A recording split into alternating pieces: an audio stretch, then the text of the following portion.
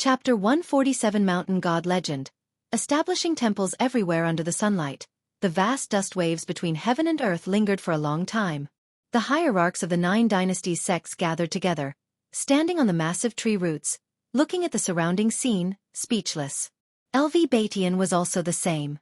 Even though the high-level members of the Ephemeris sect had been dead for a while, the shock in his heart had yet to dissipate. They had battled for so long without breaking through the Ephemeris sect's defenses, but in mere moments, the hierarch and the great cultivators of the mystic heart realm were all dead? What on earth had happened? Those standing at the top of the 9 dynasties' immortal cultivation world all felt complex and uneasy at that moment.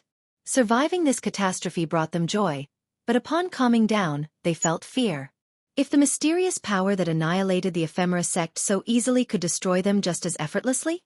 The Zongtian sect's sect leader, Liang Songhai, looked at Taoist Tianshu of the Three Pure Ones mountain and asked, "Taoist friend Tianshu, do you know what power this is?" Everyone looked at Taoist Tianshu, their eyes filled with hope. Being the oldest sect among the 9 dynasties, Three Pure Ones mountain's understanding of the world far surpassed theirs. Taoist Tianshu's expression was complex. He took a deep breath and said, "Poor Taoist also does not know what existence acted, but perhaps heaven and earth are punishing the Ephemeris sect." Heaven and earth? The faces of the hierarchs changed unpredictably. The sect leader of the Jueshan sect from the Taizong dynasty, Zhong Wujin, looked into the distance and sighed. If heaven and earth have a spirit, why did it wait for so many deaths before acting? Looking in the direction of his gaze, the disciples of various sects were escorting captives turned sacrificial victims. Their figures were as numerous as the stars, yet appeared so insignificant amidst the sea of trees. No one answered Zhong Wujin's question. This battle shattered their pride. Having witnessed such terrifying power, they realized that the unification realm was nothing, and the mystic heart realm was merely slightly stronger ants. The great cultivators of the mystic heart realm from the Ephemeris sect died without any resistance. They could never forget the despair on those cultivators' faces before they died. It was the mountain god. The mountain god acted. A voice rang out, causing everyone to turn their heads, only to see Sage Shen Miao quickly flying over. LV Batian recognized this person, the second on the golden list, the only one who forced How to go all out. Sage Shen Miao flew swiftly and landed in front of Taoist Tianshu, raising his hand in salute. An old Taoist from Three Pure Ones mountain quickly asked, "Shen Miao, which mountain god?" "What do you know?" Sage Shen Miao took a deep breath and looked to the hierarchs, saying, "The one who annihilated the Ephemeris sect was the mountain god. The mountain god hides deep in the mountains, hard to trace. I was fortunate to have encountered it. Earlier, the mountain god gave me a wooden figure, telling me to use it to save the world. All of this was caused by that wooden figure." As he spoke of this, his face was full of reverence. The hierarchs all started questioning, making the area noisy. Liang Songhai seemed to recall something, and immediately waved his hand towards the distance. Soon, a cultivator flew over, holding a wooden figure. Liang Songhai summoned the wooden figure from a distance, grasped it, and then asked Sage Shen Miao, "Friend, is this the wooden figure?" Sage Shen Miao immediately nodded, saying, "This is the mountain god's wooden effigy, do not offend it." Everyone's attention fell on the wooden figure in Liang Kanghai's hand, making him feel it was scorching hot. Some still doubted Sage Shen Miao's words, then Taoist Tianshu suddenly cast a spell, immobilizing Sage Shen Miao, and waved his horsetail whisk across his forehead, drawing out a vision. Everyone saw Sage Shen Miao kneeling in the woods. Before him on a branch squatted a little white-clothed figure. Seeing this white-clothed figure, Liang Songhai was so frightened that he dropped the wooden figure. Identical! This mountain god was so small, yet it made the people present believe it indeed was the mountain god. The 9 dynasties' land is about to face utter disaster. Once all the people of the 9 dynasties die and demons invade, no one will be left to worship you. Who said only humans can worship me, and who told you I only protect the human race? If you want me to act, it's not impossible, but what? What do you want? I want you to be my slave for all eternity, to serve my shrine, to guard it forever, never to be free." Listening to the mountain god's words, everyone's spine tingled with cold. The previous conversation left them puzzled about the mountain god's intentions, but the last words made them feel the mountain god's terrifying, unpredictable nature. Trading with immortals and gods came with a heavy price. In the tense weight of everyone, in the vision, Sage Xian Miao looked up and said words that shocked everyone's hearts. All right, I willingly become the mountain god's slave. Just ask the mountain god to save the world. Take it and save the world. The mountain god threw Sage Xian Miao a wooden figure. Then Sage Xian Miao stood up, saluted, and left with the figure. The vision abruptly ended here. Daoist Tianqi's expression changed slightly, suddenly spewing a mouthful of reverse blood, his face turning pale. Sage Xian Miao regained his movement and frowned at Daoist Tianshu. The other hierarchs looked at Sage Xian Miao with complex expressions. Sage Xian Miao's spirit of sacrificing himself for the people made them deeply admire him, truly worthy of being the sole disciple of the Tai Ching lineage from the Three Pure Ones mountain. Knowing the mountain god's existence made them feel relieved. Compared to the so-called power of heaven and earth, the mountain god was more reassuring. Moreover, from the mountain god's words, it seemed he didn't care much about the mortal world. The mountain god cannot be inferred or speculated. Supported by his fellow disciples, Daoist Tianshu said these words. Liang Songhai took a deep breath and said, "Everyone, we must not offend the mountain god, to avoid bringing great disaster to the Nine Dynasties land, but we must also remember the mountain god's merit. Everyone should recall the mountain god's image, and after returning, erect statues and shrines in their sects, and spread the mountain god's virtue across the land." These words were immediately agreed upon by all the hierarchs. Sage Xian Miao walked up to Liang Songhai and grasped the wooden figure that floated in the air. He turned to the people of the Three Pure Ones mountain, raised his hand in salute and said, "Elders and uncles, tell my master after you return that I am no longer the Tai Ching heir of the Three Pure Ones mountain, and I will not be returning. Please, forgive my waywardness." Daoist Tianshu and the other Taoists of the Three Pure Ones mountain all sighed but did not stop him. A person without faith cannot stand.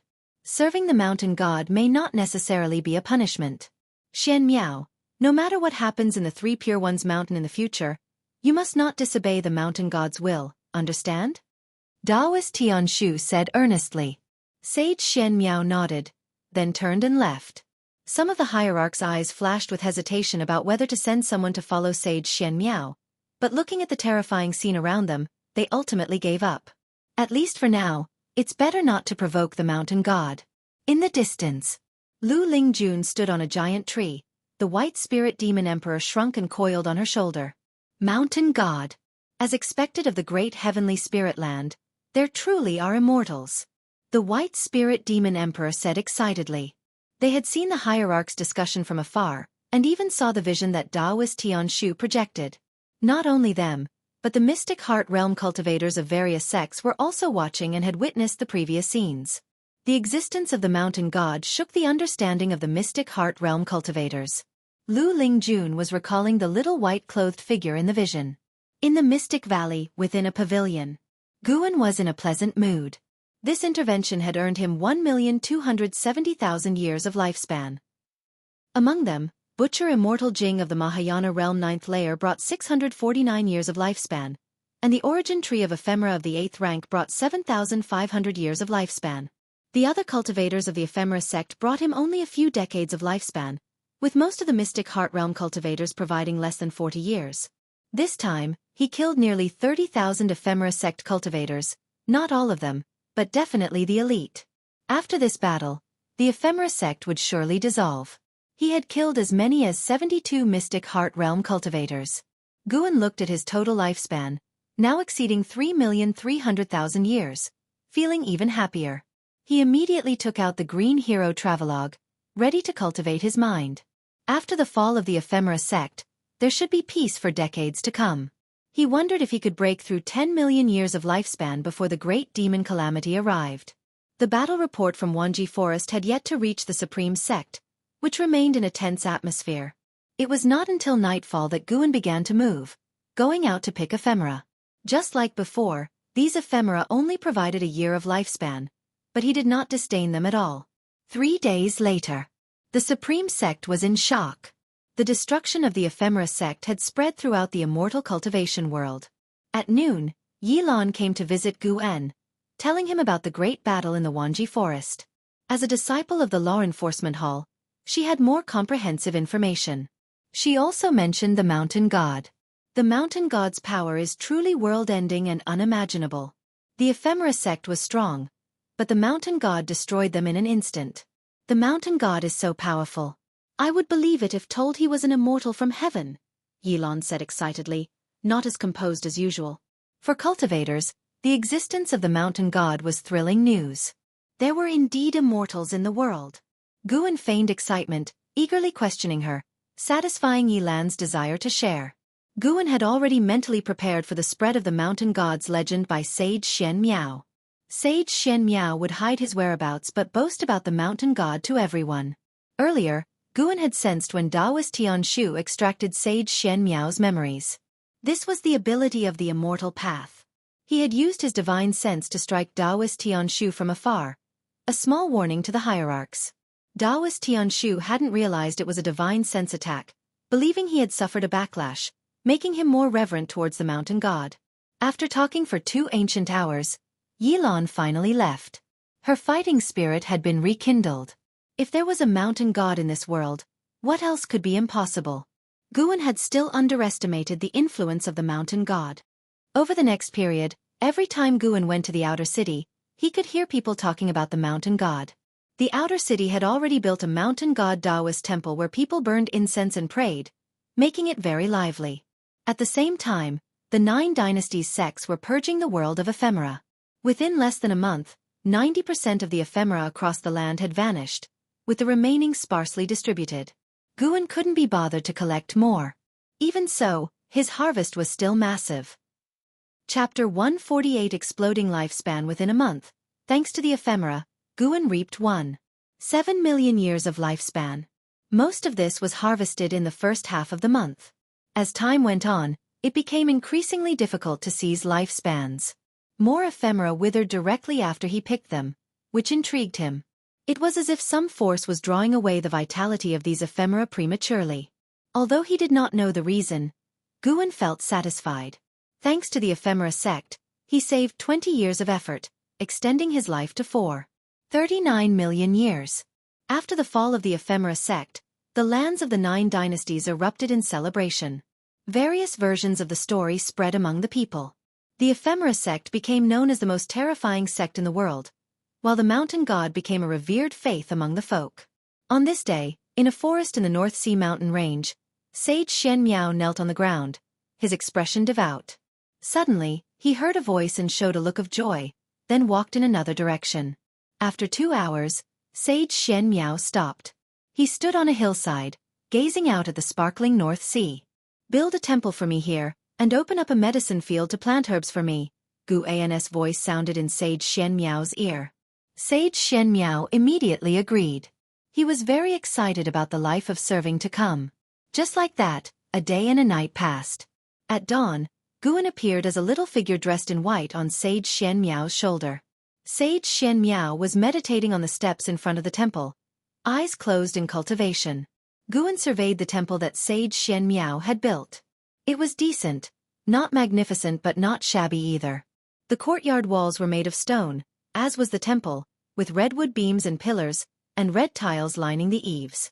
Nestled in the forest halfway up the mountain, it appeared faintly visible. A great cauldron in the courtyard burned incense, with wisps of smoke curling upwards, giving it the feel of an immortal's abode.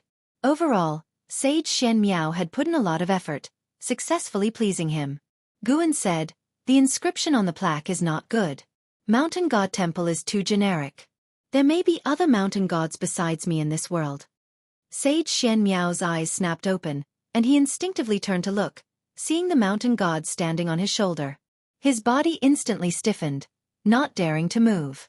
He cautiously asked, "May I ask for your deity's name? I haven't decided yet." Guan jumped off Sage Shen Miao's shoulder and walked into the courtyard. Sage Shen Miao quickly stood up to follow, curiously asking, "What do you mean by not decided? Don't you have a divine group behind you like the heavenly court in Investiture of the Gods?" Investiture of the Gods. What is that? Sage Shen Miao briefly explained the Investiture of the Gods, speaking of it with reverence. After listening, Guan snorted disdainfully. "Mere mortals dare to speculate about deities? I do not know if there is a heavenly court in the world, but I have never seen other deities since my birth." "Then how are you?" You want to ask why I dare to call myself a mountain god? Dare not, dare not. I don't mean that. Deities are not just about status, it is also a certain realm. Cultivate well, and perhaps one day you too can achieve it. Gu An's words made Sage Shen Miao's heart burn with excitement. He also wanted to be as powerful as the mountain god. Seeing that the mountain god was in a good mood, he began to inquire about the medicine field. Plant whatever you wish, and I will come to harvest and send these herbs to rebirth, Guan answered casually, making Sage Shen Miao revere him all the more. He had never heard that plants also needed to be reborn. The mountain god's broad-mindedness was indeed beyond his imagination. After instructing Sage Shen Miao on a few things, Guan disappeared into thin air. He said he was going to sleep in the ground and to not disturb him unless necessary. Sleeping in the ground? Sage Shen Miao gained a new understanding. 2 months after the fall of the ephemera sect, great cultivators of the supreme sect returned with their disciples one after another. Their return also brought back many inside stories, once again spreading the legend of the mountain god in the supreme sect. Lu Lingjun also returned. She was listed in the Hall of Elders by LV Baitian, her status soaring. LV Baitian originally wanted to transfer her out of the Third Medicine Valley, but this time she refused.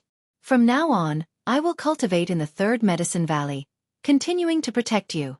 However, don't expect me to be at your beck and call. If you can offer some herbs during normal times, I can do some things for you, Lu Lingjun said leisurely, sitting opposite Guan in the pavilion. Such an attitude. Really pretending. Guan laughed, saying, It's not impossible to give you herbs. Actually, you can buy seeds, and I'll help you plant them. The yield will be all yours. It's a simple matter for me. With you guarding the Third Medicine Valley, I can be at ease. Lu Lingjun, hearing this, thought it was reasonable and said, Indeed. In a couple of days, I'll go to the main city of the sect. The seeds and ranks there are higher. Then, she began to recount the fierce battle in the Wanji forest she experienced firsthand. She held great respect for the mountain god. As an ascender, deities had greater significance in her heart. Listening to her reverence for the mountain god, Guan secretly felt pleased. Guan didn't let his emotions show, occasionally expressing amazement. Once she finished speaking, Guan lamented, The realm of the mountain god is truly unimaginable. I wonder if mortals can reach such a realm in their lifetime. Lu Lingjun seriously said, Perhaps it is very difficult, but since we have embarked on the path of immortal cultivation, we must strive for this goal, even if we die without regret. Guan noticed that her lifespan had reached its limit, which is 3,700 years. She still had nearly 1,700 years left. He wondered if she could defy the heavens and reach the nirvana realm in the remaining years. For now, he had no intention of teaching her the primordial reincarnation skill. His relationship with Lu Lingjun hadn't reached that level yet. He would observe her next actions first. If she pleased him, he might give her a hand. If she treated him poorly, she could forget about it. An hour later, Lu Lingjun stood up to leave. Before departing, she reminded him, Don't pay attention to those worthless books. If you have time, write another investiture of the gods. I want to see what happened to those people after they became deities. Worthless books? You don't understand at all. Guan glared at Lu Lingjun's back.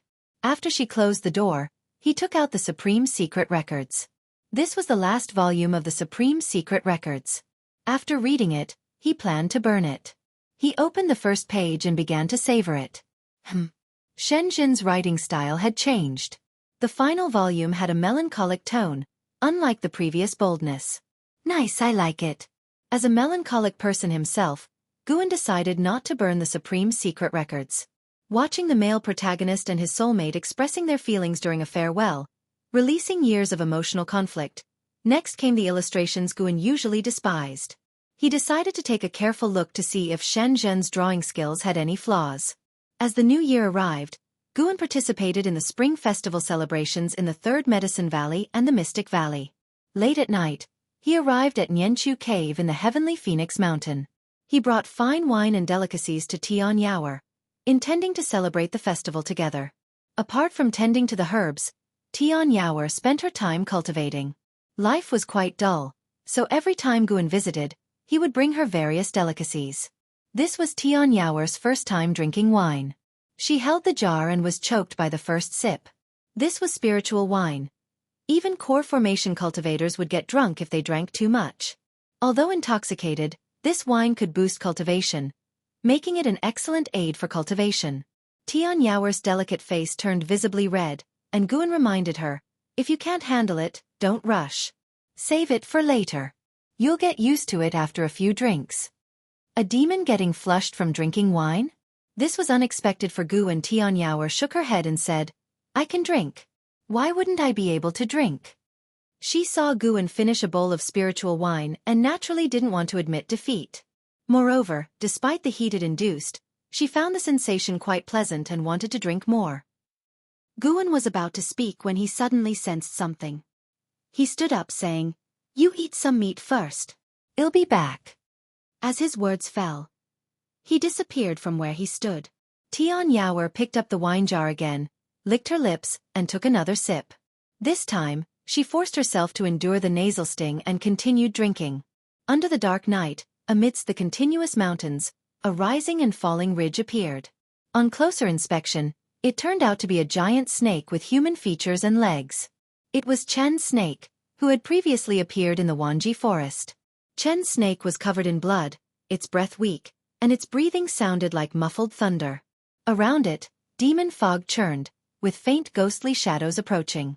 Chen's snake's lively eyes were extremely fatigued, ready to close at any moment. Such powerful qi blood, an ancient species. A chilling laughter sounded, startling Chen's snake. It opened its eyes to see a figure floating above the demon fog in the distance.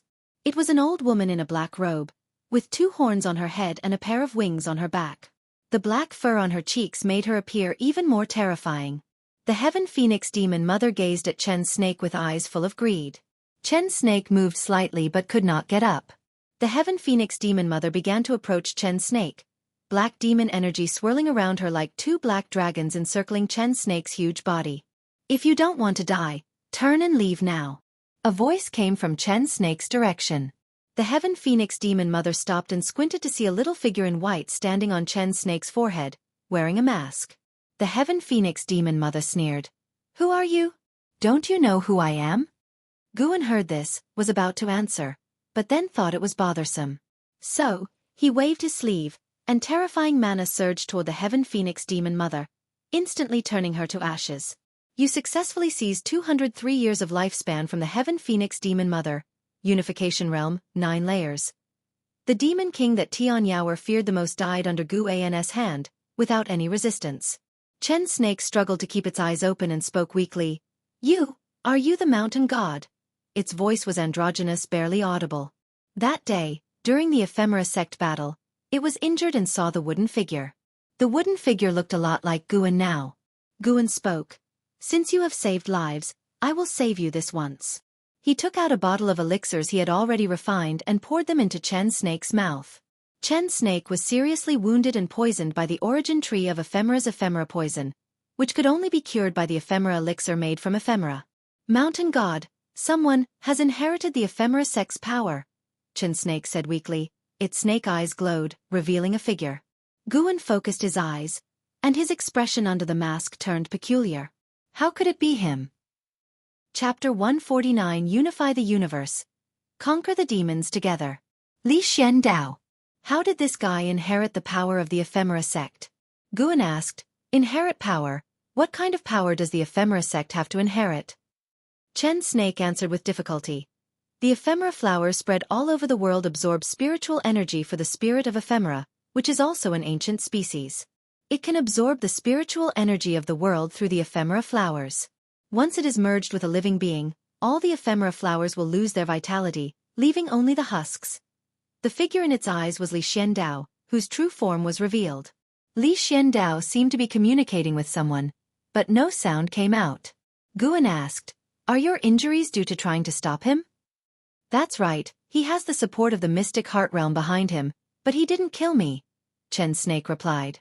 Guan asked, Do you want me to kill him? If possible, it's best to cripple his cultivation level. The spirit of ephemera is ultimately an ominous entity. Then you should take good care of your injuries, and one day remove him yourself, your poison will soon be gone. Guan replied casually, Regardless of truth, how could he possibly listen to Chen Snake's words and cripple someone just like that? Chen Snake remained silent for a moment, then said, "I was being presumptuous." Guan then disappeared from its forehead. Chen Snake also possessed mystic heart realm cultivation. Once the poison was removed, even the demons of the heavenly Phoenix Mountain couldn't do anything to it. Sensing Guan's disappearance, Chen Snake closed its eyes, and its breathing began to weaken. On the other side, Guan returned to the Nianchu cave and was surprised to find Tian Yaoer already drunk, lying on the table. He picked up the jar and found it completely empty. This girl. Guan smiled helplessly, picked up Tian Yaoer, and walked towards the room. Master. Master, help me. Kill the demon mother. Avenge my parents. Tian Yaoer mumbled as she clung to Guan's neck, her hot breath landing on his neck. Guan didn't tell her that the Heaven Phoenix demon mother was already dead. With a target of hatred, she would work even harder in her cultivation. The next day at noon, Guan came to Tianya Valley. Last night, he had used divine sense to capture that Li Xiandao had returned to Tianya Valley. From afar, Guan saw Li Zuando's figure. He was sitting at a stone table under a tree, holding a book in one hand. Li Xiandao, Void Crossing Realm 7th Layer 271/1599/6050. Void Crossing Realm 7th Layer. His cultivation level had increased again. The most crucial thing was that his extreme lifespan had doubled. Guan remembered that his extreme lifespan was just over 3,000 years. Is the spirit of ephemera so powerful? Guan suddenly felt that Li Xiandao was truly remarkable. Those with higher extreme lifespans than him didn't cultivate as quickly as he did. Even in Hao's cultivation speed might not be as quick as his. The most critical factor was that no one knew Li Zuando's true cultivation level. He had cultivated a special miracle skill, and his apparent cultivation level was now at the Core Formation Realm 1st Layer. Disguising Void Crossing Realm 7th Layer as Core Formation Realm 1st Layer. How crafty! Guan thought as he walked towards Li Xiandao. Greetings, uncle. Guan came before Li Xiandao and saluted. Li Xiandao put down the investiture of the gods in his hand and smiled. Guan, you finally came. I have prepared a superior golden elixir for you. The original owner of this golden elixir was a first-rate genius. When your cultivation level reaches the 9th layer of the Foundation Establishment Realm, you'll have a great cultivator help you achieve the Core Formation Realm. Upon hearing this, Guan quickly thanked him. Li Xiandao motioned for him to sit down and continued talking. Recently, I have been studying the investiture of the gods again and have gained many insights. What do you think would have happened if King Zhou had befriended the Chan sect from the beginning? Guan replied, there are no what-ifs. Different natures lead to different choices. Many things are destined to happen. King Zhou was tyrannical, and the Chan sect might not have approved of his ways. Li Xiandao shook his head and said, that is too simplistic. I think the investiture of the gods carries deeper meanings. Has he become obsessed? Guan was suddenly unsure how to respond. He carefully sensed Li Zuando's aura but did not detect any ephemera energy.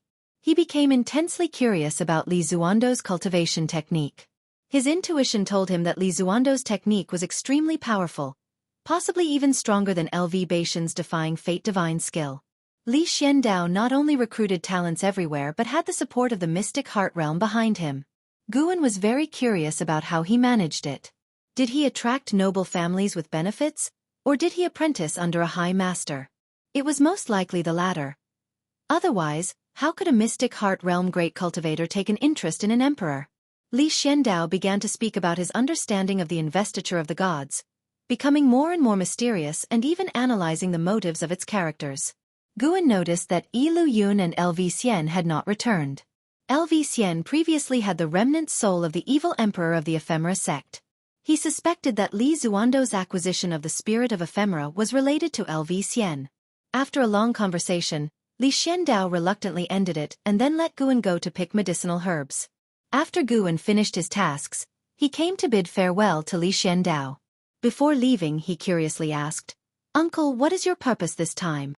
Li Xiandao looked at his book and casually said, I am waiting for the venerable pavilion of the supreme sect to come to me. Venerable pavilion? Guan became even more curious.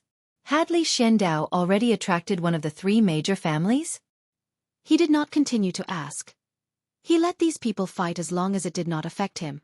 With his current cultivation level, If not invincible in the continent, at least in the 9 dynasties, no one could threaten him. His curiosity stemmed more from a spectator mentality. Standing on high, watching these people struggle, it indeed had a certain interest. After peace returned to the world, Gu An's life resumed as usual. He traveled between various medicine valleys, occasionally visiting the outer sect city, chatting with friends in the city. To him, every day was interesting and not boring. In the blink of an eye, 5 years had passed. That summer, Guan turned 79. His lifespan had broken through 5 million years, inching closer to 10 million years. The mystic heart realm was no longer a secret. At least in the inner sect city, there were even people discussing the stories of great cultivators in the mystic heart realm. That day, Guan came to the inner sect city and invited Wu Ju to a tavern for a drink. Wu Ju was very pleased with his visit. After each had drunk a jar of wine, Wu Ju said, "Brother Gu, next month, I have to leave. I probably won't come back for 10 years. Over the years, Wu Ju's extreme lifespan had not increased, possibly due to the tranquility of his days. Guan curiously asked, "Where are you going?" Wu Ju replied, "The current emperor has called for uniting the 9 dynasties and gathering the power of the world to resist the great demon calamity in decades. My master is sending me to support him." Zhou family. 5 years ago, Guan had become curious about which venerable pavilion Li Xiandao met with, so he used his divine sense to spy and discovered that the venerable pavilion was Wu Ju's master, Zhou Yu. After they met, Li Xiandao returned to the court and made a statement that shocked the world. "Unite the universe, jointly fight demons." Such arrogant words had been criticized by the Supreme Sect disciples, yet the events had defied their expectations. To everyone's surprise, the Supreme Sect sent disciples to support the dynasty, acting on behalf of Li Xiandao. This was clearly not LV Baitian's idea. Guan could sense that the atmosphere in the inner sect had become tense. It was worth noting that LV Baitian had not come to find Guan in the last 5 years. If he hadn't used his divine sense to check and confirm that LV Baitian was alive and well, in seclusion cultivating, he might have thought that LV Baitian had been forced into deviation again. "I have a disciple named Yi Yen. He joined the army many years ago. If you encounter him, please take good care of him." Guan smiled. Wu Ju patted his chest and smiled. "Of course, no problem. Your disciple is like my disciple." Guan raised his bowl, clinking it with Wu Ju's. They continued chatting, Wu Ju in high spirits, talking about his cultivation. He had gained deeper understanding of the sunset fist and gale shadowless leg, saying he had developed stronger moves. Suddenly, Gu An's gaze shifted to the stairs on the 2nd floor. He saw a person walking up. Lord Way of the Heaven, Mystic Heart Realm 3rd Layer 3889/4500/4600. Mystic Heart Realm 3rd Layer. Guan glanced briefly before looking back, curious. Who is this person? He had lived for more than 3,800 years. In front of him, even the late ancestor Shen Tian would be a junior. Lord Way of the Heaven wore a blue robe and held a horsetail whisk. His beard reached below his chin, and his hair was coiled on top of his head. His aura was like the core formation realm, so he didn't attract the attention of other disciples. This kind of appearance was not uncommon in the immortal cultivation world. There were 2 people similar to him just on the inn's 2nd floor. Lord Way of the Heaven scanned around, his gaze landing on Wu Ju. He walked over and asked with a smile, "Could the 2 young friends allow this poor Taoist to join you?" Wu Ju frowned and looked at Guan. Guan smiled. "Since we are fellow disciples, how could we refuse? Taoist friend, please sit." Lord Way of the Heaven stroked his beard with a smile and sat down. He introduced himself. "This poor Taoist's surname is Wei, not a disciple of the Supreme Sect, just a visitor. Today, seeing the 2 of you, I felt a sense of familiarity and came to disturb you." His words made Wu Ju's frown even deeper. In Wu Ju's early life, the Supreme Sect had experienced several upheavals due to spies, so he had a strong aversion to cultivators from other sections. Guan asked, "Which sect do you belong to, Brother Wei?" Lord Way of the Heaven looked at Guan and smiled. "This poor Taoist comes from the 7 Stars Spirit Realm. Have you 2 heard of it?" Guan shook his head. Wu Ju replied unhappily, "What exactly are you trying to find out? Just say it plainly and don't disturb our drinking." Lord Way of the Heaven shook his head with a laugh. He took out a green jade from his sleeve, placed it on the table, and pushed it in front of Wu Ju. This poor Taoist sees that you have outstanding potential, a spiritual presence at the top of your skull. You are destined to join our 7-star spirit realm and wish to invite you to cultivate there. He turned to look at Guan, who also looked at him expectantly. But he just smiled and nodded, politely but awkwardly. Guan maintained a smile and didn't speak. Wu Ju huffed. 7-star spirit realm? Never heard of it. I'm not going. Lord Wei of the Heavens stroked his beard, laughing to himself without speaking, as if laughing at Wu Ju's ignorance. This attitude made Wu Ju even more unhappy. He glared at him, his hands already clenched into fists. Lord Wei of the Heaven laughed. My young friend, do you know how many people in the 9 dynasties would want to join the 7-star spirit realm? Even if it was just for a few years of cultivation, they would eagerly and desperately go. Hearing this, Guan suddenly thought of the holy land that Ji Xiaoyu had gone to. Could the 7-star spirit realm be the legendary Holy Land? Chapter 150. Demon Galloping, Legend of the Demon Ancestor. The 7-star spirit realm is so powerful. Why do you need to invite me? Just wait until I beg you in the future. Wu Ju replied stiffly. Upon hearing this, Lord Wei of the Heavens shook his head and smiled, showing no sign of anger. In the following time, Guan watched as Lord Wei of the Heaven boasted about how powerful the 7-star spirit realm was. Unfortunately, no matter how eloquent he was, he couldn't convince Wu Ju. Wu Ju's attitude made Guan feel amused. If Wu Ju knew that Lord Wei of the Heaven was actually at the mystic heart realm, how would he react? Suddenly, a figure appeared behind Lord Wei of the Heaven. Guan looked up and saw Wu Ju's current master, Zhou Yu. Zhou Yu, Unification Realm 9th Layer 864/2000/3100. To become a member of the Venerable Pavilion, besides having a high cultivation level, his talent must also be top-notch, not a bit inferior to LV Batian. Zhou Yu looked at Lord Wei of the Heaven and said, Senior Lord Wei, Wu Ju is my disciple. Can we talk somewhere else? Lord Wei of the Heaven turned his head to look at him and pondered. You are called Zhou Yu, right? That's right. 500 years ago, I cultivated under your knee for several years. Zhou Yu's tone was slightly respectful. Wu Ju stood up and saluted his master. Lord Wei of the Heaven suddenly realized and laughed. I see. In that case, let's talk someplace else.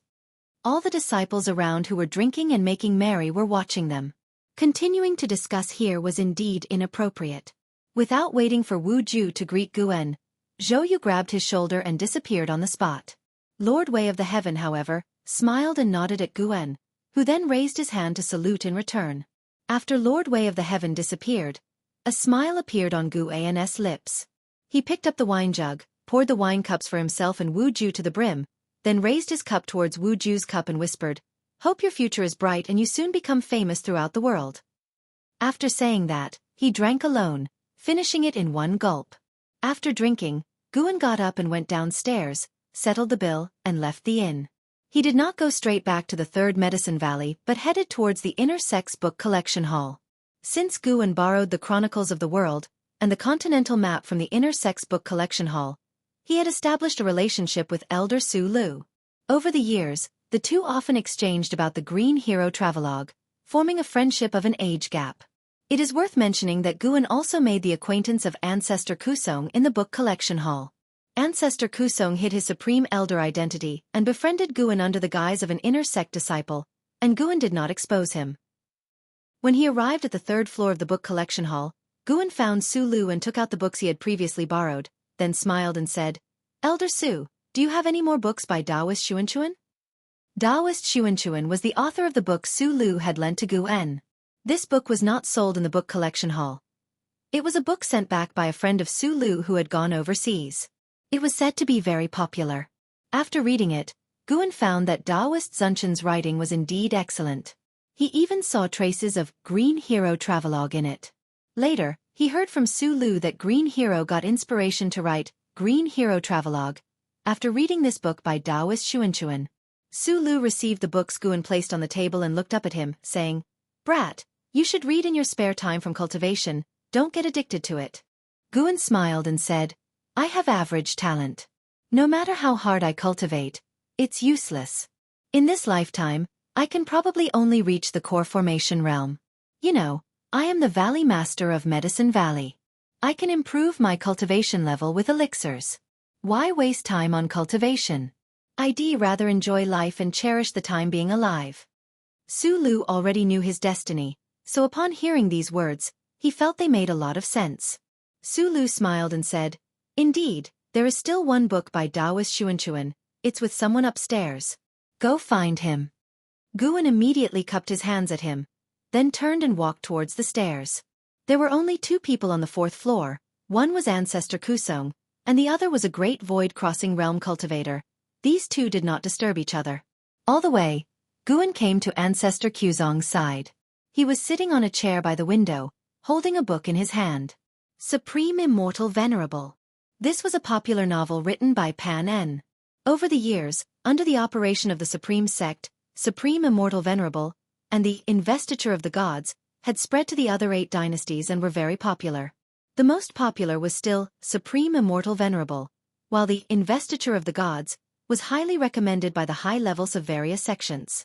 In the world of immortal cultivation, there was a classic saying, "Look at the Investiture of the Gods for high realms, and look at the Supreme Immortal Venerable for low realms." The fact that Ancestor Kusong liked Supreme Immortal Venerable surprised Guan. "Senior, Elder Su recommended me here. May I borrow the book by Taoist Xuanchuan?" Guan asked softly. Ancestor Kusong listened and touched his left hand into his pocket, took out a book, and threw it to him. Guan caught the book, flipped through it briefly, and immediately smiled. Ancestor Kusong suddenly asked, "Guan, have you read the Supreme Immortal Venerable before?" Pan An's identity was still a secret in the Supreme Sect, known only to a few, and Ancestor Kusong did not pursue the author's identity. "Yes, it's all right," Guan commented. Although the Supreme Immortal Venerable was a book he originally wrote, he did not like to read it because there was no sense of novelty. Ancestor Kusong chuckled. "Then you don't understand the greatness of Supreme Immortal Venerable. In my opinion, this book is better than the Investiture of the Gods, because it can resonate with the majority, showing that the author understands the mundane world." Guan said, "But I still like the Investiture of the Gods better. It has more detail and more imagination." The 2 began to argue about which book was better. Guan did not intend to let him win.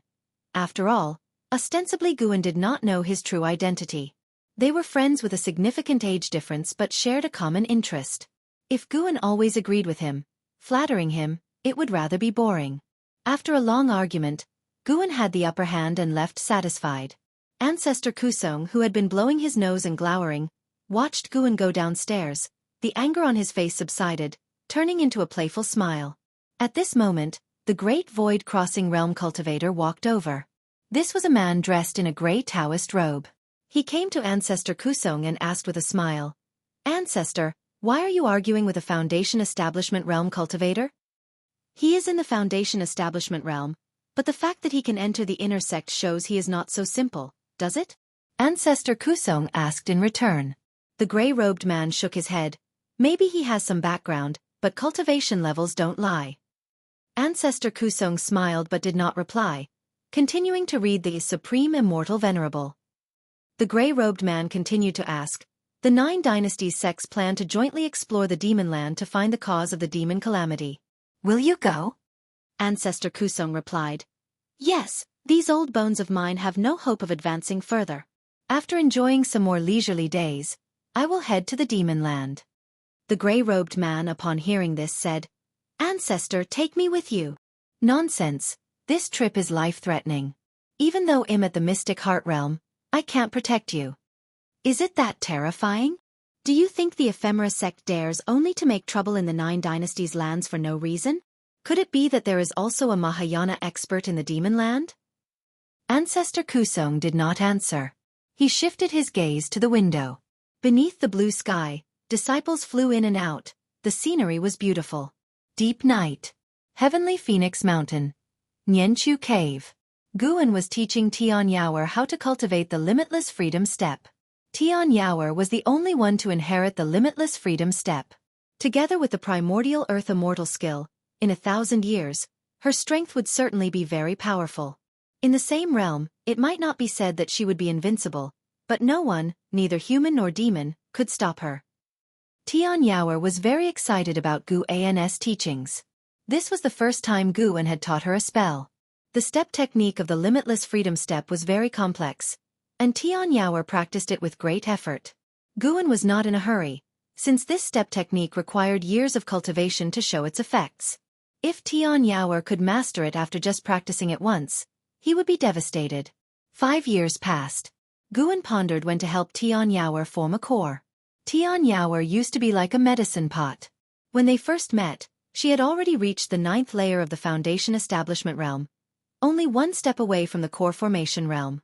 She previously lacked a cultivation technique, but now with the primordial earth immortal skill, breaking through was no longer a difficult matter. Gu An, watching Tian Yaoer's graceful figure, suddenly sensed something and released his divine sense. His divine sense ascended into the sky, overlooking the entire heavenly Phoenix Mountain. He saw a magnificent scene. Countless demons were rushing towards the north like a tidal wave, covering the land and mountains. In the night, demon fog rolled incessantly, unable to conceal the figures of the demons. With one sweep of his divine sense, Gu An saw demons, monsters, and ghosts. Their march caused the land and mountains to tremble, and the commotion intensified. After a while, Nianchu Cave also began to tremble slightly, startling Tian Yaoer into stopping. She nervously came to Gu An's side, grabbing his arm with both hands, her eyes full of fear. She whispered, "It's happening again." Gu An looked down at her and asked, "Why do you say that?" Tian Yaoer answered, "When I was very young, the same thing happened. Many demons went north, even the demon mother went. It was said they were going to meet the demon ancestor." "The demon ancestor? Tell me about it." Gu An became interested, pulling Tian Yaoer to sit at the stone table. Tian Yaoer took a deep breath and began to tell the legend of the demon ancestor she had heard. Legend has it that a long time ago, the first demon was born between heaven and earth. He was the demon ancestor. He was born above all beings, and in the long years of feeling lonely, he sprinkled his blood on the earth, allowing the beings of the world to be baptized and then transform into demons. Later, creatures called humans appeared on the earth. They were terrifyingly powerful and slaughtered demons on a large scale.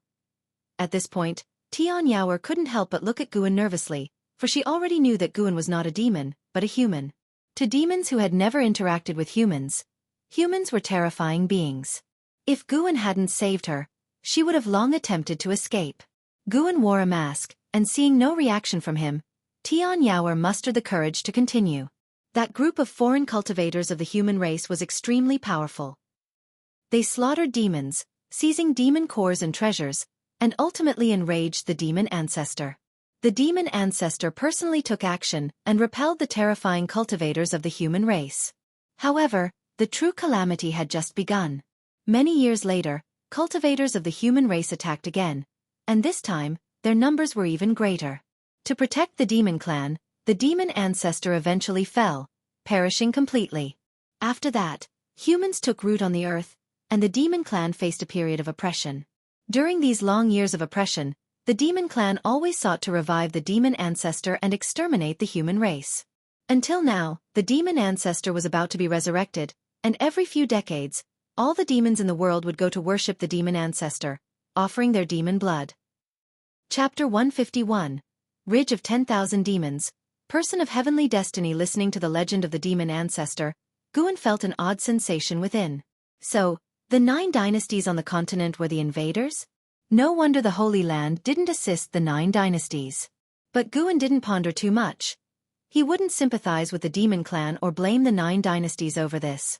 The fight for survival had never been defined by good and evil. Besides, there might have been other races on this continent before the demon clan emerged. The evolution of heaven and earth had always been about survival of the fittest, the old being replaced by the new. As a human, Gu An naturally had to consider things from the perspective of the human race. If one had a sense of righteousness, one wouldn't annihilate the demon clan completely. In fact, the human race and demon clan could coexist.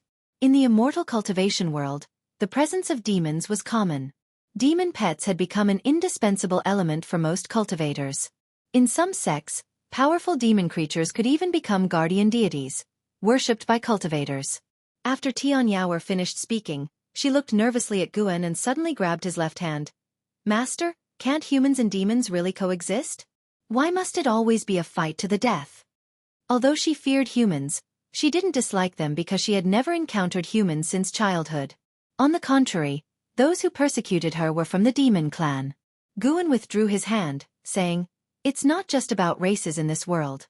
To become stronger, one inevitably walks the path of struggle. Rather than worrying and feeling sorrowful, it's better to focus on cultivation because your enemies won't sympathize with you.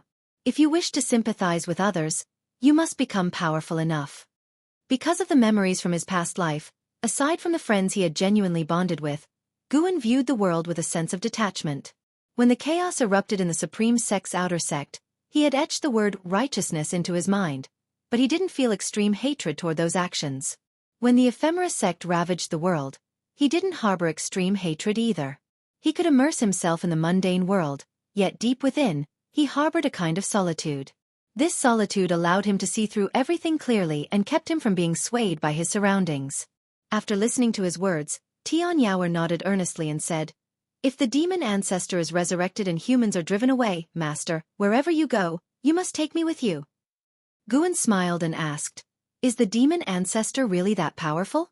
Will humans surely be driven away?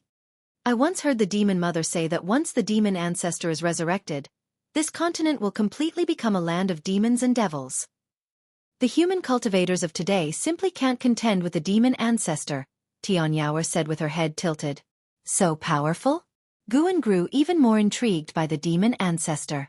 If nothing went wrong, when the calamity of demons and devils erupted, he would have to deal with the demon ancestor. Moreover, Guan was half skeptical of Tian Yaoer's words. He felt there were more secrets hidden on this continent, not fully explained by this legend. If the continent truly belonged entirely to the demon clan, then where did the devils and ghosts come from? Devils were not just another term for demons. They existed as a separate force. If humans practiced demonic power, they became demon cultivators. If the demon clan practiced demonic power, they became demon devils. Why did demonic power appear? Moreover, Guan sensed that the demon land had an extremely heavy aura of resentment, far surpassing that of the 9 Dynasties lands. In the demon land, human cultivators were rarely seen. It couldn't be said that all of this resentment was caused by human cultivators, right? Then, Guan asked Tian Yaoer to continue cultivating the limitless freedom step, while he used his divine sense to track the roaming demons and devils. Under the night sky, various demons galloped through the mountains and wilderness, and numerous demon birds flew over the hilltops. On closer look, amidst the demons were also shadows of devils and ghosts. The difference between devil shadows and ghost shadows was that these devil shadows emanated demonic chi, like masses of black mist flying by. Guan's divine sense tracked them over a distance of millions of miles, witnessing an ever-increasing number of demons and devils. Along the way, the number of demons and devils reached a level that even made a Nirvana realm cultivator like him shiver. If the calamity of demons and devils truly erupted and he didn't intervene, the 9 Dynasties' territories would likely be swiftly overrun. Approaching the depths of the demon land, Guan also sensed the aura of mystic heart realm demon devils. These demon devils were not stirred by the tide of demons and still remained in their respective caves. Eventually, Guan's divine sense halted within a cluster of volcanoes. Here, lava spread everywhere, the night sky covered in hot, thick smoke, and some volcanoes continuously erupted, spectacular and terrifying. According to the map provided by Su Lu, this should be the Ridge of 10,000 Demons, deep within the continent. The Ridge of 10,000 Demons had over 10,000 volcanoes, housing countless demon kings, with an uncountable number of demon devils. The author of Chronicles of the World passed through here but dared not delve deeper because the overwhelming demon energy filled him with dread. He learned about the Ridge of 10,000 Demons by capturing and interrogating a demon creature. Guan could feel the aura of thousands of Unification Realm beings and more than 20 Mystic Heart Realm beings, including a Great Ascension Realm presence, here. At this moment, countless demon devils within the Ridge of 10,000 Demons were also rushing northward. Guan didn't continue probing north, not because his divine sense couldn't extend further, but because there were already Great Ascension Realm demon devils here. The demon ancestor was likely beyond the Great Ascension Realm. Reflecting on the legend mentioned by Tian Yaoer, it seemed highly probable. The blood of a Great Ascension being wasn't that extraordinary, but a Nirvana realm being was different. Their essence of life had already transformed, Just like Guan's blood was no longer mundane. Guan didn't want to alert the enemy. After all, the calamity of demons wasn't happening tomorrow. He still had time to extend his lifespan. Once his lifespan reached 10 million years, his strength would experience a significant leap. Maintain composure. The advantage was on his side. Guan retracted his divine sense and continued guiding Tian Yaoer in her cultivation. Spring passed, autumn came, and 3 more years went by. One afternoon, the 82-year-old Guan transformed into a small figure clad in white and arrived at the North Sea Mountain to visit Sage Xian Miao. Sage Xian Miao had been left to his own devices. Guan only visited every few months, and Sage Xian Miao had gotten used to it. He spent his days cultivating in the mountain god temple, living quite comfortably. Upon his arrival, Guan noticed there was someone else outside the temple, and it was someone familiar. And Hao stood side by side with Sage Xian Miao on the edge of a hillside, together overlooking the vast North Sea. It seemed the two shared a good relationship, forged from their unrecognized encounters during the Golden List tournament. And Hao had already broken through to the first layer of the nascent soul realm, and he wasn't yet 50 years old. It looked like Hao had great potential to surpass the breakthrough speed of Li Xian Dao. Your cultivation speed is already fast enough. What you need now is to calm your mind, Sage Xian Miao said, his tone rather helpless. Before participating in the Golden List tournament, he truly believed his talent was unrivaled in the world. Being defeated by Hao didn't leave him despondent. Rather, he felt fortunate. He was glad to have met Hao, which allowed him to recognize his own limits early on and thus cultivate better. Hao stood tall, his arms crossed over his chest, his handsome face with loosely tied long hair, exuding both a free-spirited aura and the demeanor of a prodigy. He chewed on a blade of grass, softly laughing. I don't feel that my cultivation speed is very fast. For some reason, since I started cultivating, I've constantly felt a sense of urgency. If I don't hasten my cultivation, disaster will surely befall me. He gazed at the North Sea's surface, his eyes profound. Seeing the kid who, back then, wasn't even up to his shoulder, now growing into such a figure, Guan felt a great sense of accomplishment. If it weren't for him, Hao would have long perished in the jaws of demons. Moreover, he had guided Hao in his cultivation, so he deserved to feel this sense of achievement. Hearing Hao's words, Guan thought of the limit of one's lifespan. Could it be that geniuses like Hao could sense the existence of heavenly destiny? If he couldn't achieve nirvana within 10,000 years, he would eventually die. Sage Xian Miao sighed. Since that's the case, let me guide you. Previously, while passing through Tianwei, my treasure guided me to the ruins of a great cultivator's cave abode. However, the restrictions inside were complex, and I couldn't comprehend them at the time, so I set it aside and came to participate in the Golden List tournament. You can try, as there are great opportunities inside. Upon hearing this, Hao couldn't help but ask for the exact location of the cave abode ruins. Sage Xian Miao took a map from his storage bag and handed it to Hao. After chatting a while longer, Hao prepared to leave. Before departing, he reminded, the hateful Heaven Divine Sword has been causing quite a stir in the immortal cultivation world recently. The Sword Master has already turned to demonic cultivation and learned an evil art, killing more and more people. Be careful in these deep mountains, so he doesn't catch you. If the mountain god is always drowsy, no one can save you. Sage Xian Miao laughed. I am at the 5th layer of the divinity transformation realm. The hateful Heaven Divine Sword hasn't yet killed a divinity transformation cultivator. Hao shook his head with a wry smile, waved his hand, and turned to leave. He leaped, a flying sword emerging from his waist. He stepped onto it and quickly vanished at the edge of the North Sea. Sage Xian Miao watched for a while, then turned back to the temple. Just as he entered the courtyard, he heard the voice of the mountain god. This boy's root bones are extraordinary, and his chi fortune is remarkable. Looking up, he saw the mountain god sitting on the temple's eaves, watching Hao's departing figure. Sage Xian Miao smiled and said, his talent is indeed unparalleled. My master once said that the supreme sect would give birth to a genius capable of changing the world, and perhaps it's him. Guan chuckled upon hearing this. So, the 3 Pure Ones mountain is this impressive? Sage Xian Miao replied, 3 Pure Ones mountain certainly can't compare to you. Though the Taoist tradition has existed for over 10,000 years, our masters have mastered some prediction techniques. Actually, Our Three Pure Ones mountain also hails from overseas. Our ancestors couldn't return, so they settled on this continent.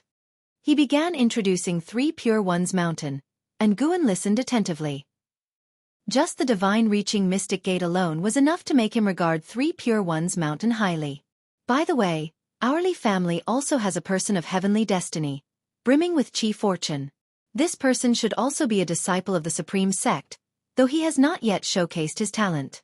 When he encounters a great opportunity, he might soar to the heavens and rival in how. I'm looking forward to that day, Sage Xian Miao said, gazing up at Guan with an expectant expression. Guan curiously asked, "Do you have a clear calculation on the person of heavenly destiny?" "It's hard to pin down in calculation, but it should be him. Other Li family disciples' talents aren't outstanding enough." Sage Xian Miao shook his head. Guan knew who he was talking about. The most talented disciple of the Li family in the supreme sect could only be Li Ya. But in truth, Li Zuando's talent was even more terrifying. Perhaps Li Xiandao was the true person of heavenly destiny in the Li family. From the current trend, Li Xiandao indeed had the talent to rival in how. Chapter 152 Master. Save me. After chatting with Sage Xian Miao for a while, Guan asked him to take him to the medicine garden for a look. Sage Xian Miao had planted a medicine garden at the foot of the mountain, quite large in scale, managed by a few minor demons. Guan began to pick the ripe medicinal herbs and lectured Sage Xian Miao with a bunch of grand principles. Sage Xian Miao listened very attentively to the principles of the mountain god, feeling that every word contained the true meaning of Tao. After picking, Guan took only half, leaving the other half for Sage Xian Miao to refine elixirs and cultivate. Although it was not the first time this happened, Sage Xian Miao was moved every time. Even though he was a servant, serving for a lifetime, he was actually cultivating under the mountain god's guidance, which was a great blessing. Sage Xian Miao felt that the mountain god had an important mission to entrust to him, because the mountain god said, "When heaven is about to bestow a great responsibility on a man, it first exercises his mind, toils his bones, starves his body, empties him of possession, and disturbs his deeds." The planting of medicinal herbs might not be something the mountain god needed, but rather a way to temper his character. Regarding the mission that the mountain god wanted to pass on to him, he had a bold guess, and every time he thought of it, he couldn't help but feel restless and tried not to think about it. The medicine garden of the mountain god temple had not yet become a stable source of lifespan for Guan. He now mainly relied on Mystic Valley, 8 scenic caves, 3rd Medicine Valley, Tianya Valley, and Nianchu Cave. Each year, he could obtain nearly 200,000 years of lifespan, although there were occasional fluctuations. His lifespan had already exceeded 5,600,000 years. If nothing unexpected happened, he would reach 10 million years in 20 years. The great calamity of the demons and monsters was unlikely to erupt within 20 years. According to the predictions within the Supreme Sect, it would take at least 50 years for the great calamity of the demons and monsters to erupt. After returning to Mystic Valley, Guan continued to act as an ordinary disciple. It was worth mentioning that Gu Zong had already promoted Guan to an inner sect disciple, but Guan still preferred to wander around the outer city. He had many friends in the outer sect. He was a nostalgic person. Just like that, another year passed. Summer arrived. Guan was practicing calligraphy in a pavilion in Mystic Valley. While practicing, he was also contemplating the profound formations in the Ziwei Array Chronicles. Lu Jiujia suddenly came to visit Guan. Hearing the knock on the door, Guan let him in. He closed the door, walked to the desk and said, "Senior brother, I have news about Wuxin." Wuxin was Gu An's junior disciple, a spy from the Thousand Autumn Pavilion. Although Wuxin had left, he had left behind the Taoist expansion skill. Guan did not look up, continuing to stare at the paper, saying, "Let's hear it." Lu Jiujia immediately said, "Due to the chaos in the ephemera sect, the Thousand Autumn Pavilion has disbanded. I originally thought he had perished, but recently I heard that a young monk has appeared under the Emperor's command, calling himself Wuxin. This monk acts ruthlessly. He once slaughtered 9,000 soldiers of the Hanlu dynasty by himself and refined their heads into magic artifacts. This matter has caused a huge sensation in the immortal cultivation world. The Emperor, in his quest to unify the world, employs people without regard for morality. Now he has quite a few demon cultivators and ghost cultivators under his command." After hearing this, Guan sighed at Wuxin's transformation. As for Wuxian's actions, he could not comment. It was worth noting that the immortal cultivation world in the Nine Dynasties had tacitly approved of Li Zuando's actions, allowing the dynasties to go to war. But there was one rule. No matter how they fought, the sects were not to be involved. At least, the grudges of the dynasties could not escalate to the sections. Of course, although the rule was like this, the supreme sect would secretly support Li Xiandao, and the immortal cultivation sects of the Hanlu dynasty would also send aid. Cultivators from the Nine Dynasties all hoped that the dynasty which unified the world would be their own dynasty. Lu Jiujia exclaimed, Wuxian's current strength is probably comparable to the core formation realm. Given his talent, he couldn't be this powerful. He must have practiced some kind of demon skill. Senior brother, you must be careful if you encounter him in the future. He had once strayed onto the demon path and deeply understood the feeling of falling into the demon path, where one would stop at nothing to become stronger. In that state, only oneself was important in their heart. Guan nodded, saying, Don't worry, I normally won't leave the Supreme Sect's territory. He certainly won't dare to come. The Supreme Sect was flourishing. The influence of the Golden List Conference and the works of Pan and brought in more and more disciples to the Supreme Sect. Many powerful loose cultivators also joined the Supreme Sect. Each passing year saw a significant increase in the Supreme Sect's strength on paper. The most noticeable point was that Guan rarely saw demon cultivators infiltrate the Supreme Sect anymore. After speaking about this matter, Lu Jiujia no longer disturbed Guan Gu and continued practicing calligraphy, thinking that he could showcase his penmanship in the next book. Such beautiful calligraphy should not be hidden for personal admiration. Perhaps I am not a genius in immortal cultivation, but I am definitely a genius in calligraphy. Guan praised himself in his heart, feeling increasingly joyful. At that moment, he suddenly felt someone calling him.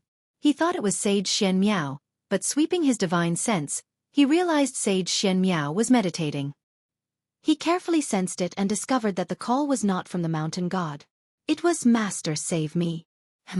Under the blue sky and white clouds, hundreds of cultivators floated among the mountains, facing a mountain wall and continuously casting spells. No matter how their spiritual power attacked, they could not shake the mountain wall.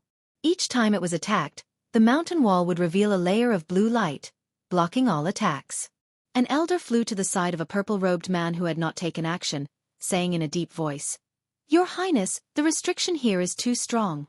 Even I, a void-crossing realm cultivator, cannot break it.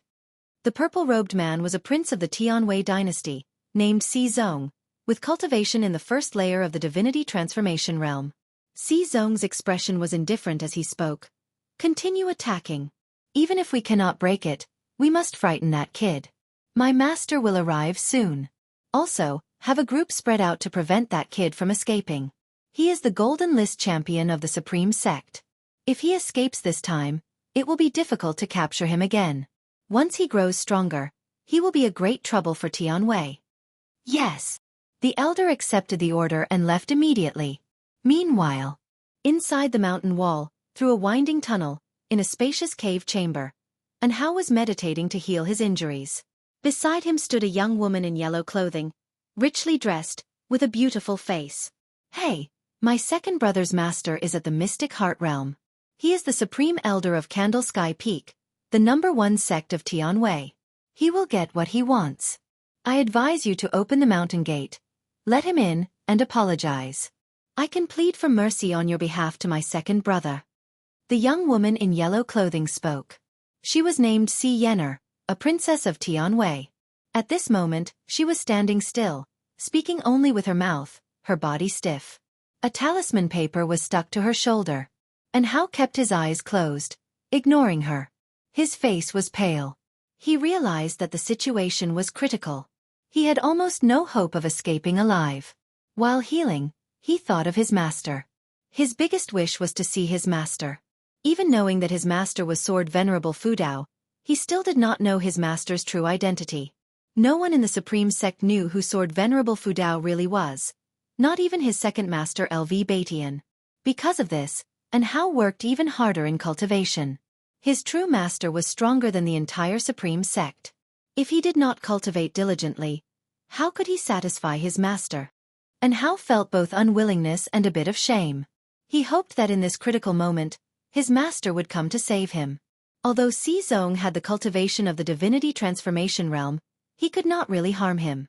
The troublesome thing was that Zong could call for help, and he brought a group of high-level cultivators. This made Hao feel very frustrated. He also had backing.